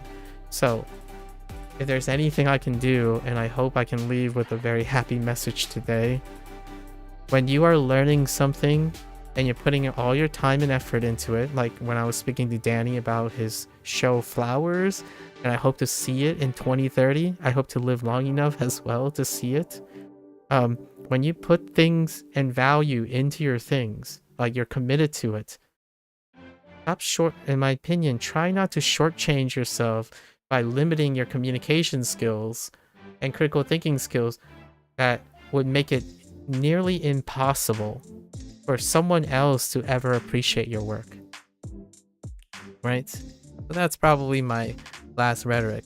You're worth more than that. So try to get a grasp and and network and have a support system that reminds you that your time is valuable. The human things you do are valuable, and having other humans around who also empathize with that, or maybe even contest emotionally, that is the human experience and the human process that I feel is completely void nowadays. You can sit in your own room and not feel any of that anymore. And it shows by how people do business and talk to each other. So, you want someone to spend hours talking about the things you love and the things you do and making it a little, maybe just slightly less difficult, expressing that to humans that would like to hear it and see it. That is something I can possibly do. I mean, I could literally do it, right? So hopefully that would be a more positive spin on things. Find someone, talk to someone, interact with them, get feedback. Stop being try not to be embarrassed that you're having a human experience. I almost feel like all the conveniences make it so that human experiences are the hardest things to do, not the easiest thing to do. It's wild that I'm saying this, that having human experiences is the most difficult thing that the vast majority of people do. They try their best to avoid as much human experience as possible, and still begin to be puzzled by why they don't feel reward and satisfaction and feelings and empathy and stuff. You don't, because one of the major contributors is your entire life is spent trying to suppress and do and automate and perform without the necessity to have any form of that connection. And a counter argument would be like, oh well, Chinese and Japanese, like Eastern culture, when they're in public, they are very professional and they suppress their emotions. So, yeah, but they don't do it at home. They still go home thinking that, yeah, they've done a good day's work. This food is delicious because I've earned money to reward myself with this food. Those things still happen. Nowadays, all I hear is, oh yeah, tomorrow I'm gonna go to work. What are you gonna do? You're gonna work to stay alive. And I'm like, what does alive mean? Oh no, paying bills, getting good at something, but I don't feel any reward from it because all I'm doing is day in, day out, and I'm barely getting good enough. Okay, we gotta talk. Or you gotta talk to someone. You gotta hang out with some friends who can give you some value, right? Because if it's not coming from within, it's gonna be tough moving forward. At least in my opinion. Feel free. I will try my best. If you're ever in the neighborhood, I'll try my best to at least tell you that it is worth your time. Doing things is worth your time. Sometimes some of the most enjoyable things and rewarding things in life is actually something that you didn't like and you worked really hard on it. Not the other way around. Cheap instant gratification is plenty. If you need those things, they're always going to be there. There's so many sources of cheap, easy dopamine instant gratification sources. What there isn't is a balance for the human experience. So sometimes when you say it's not the destination, it's the journey, I'm not convinced. 9 out of 10 times, I'm not convinced the person I'm talking to believes that.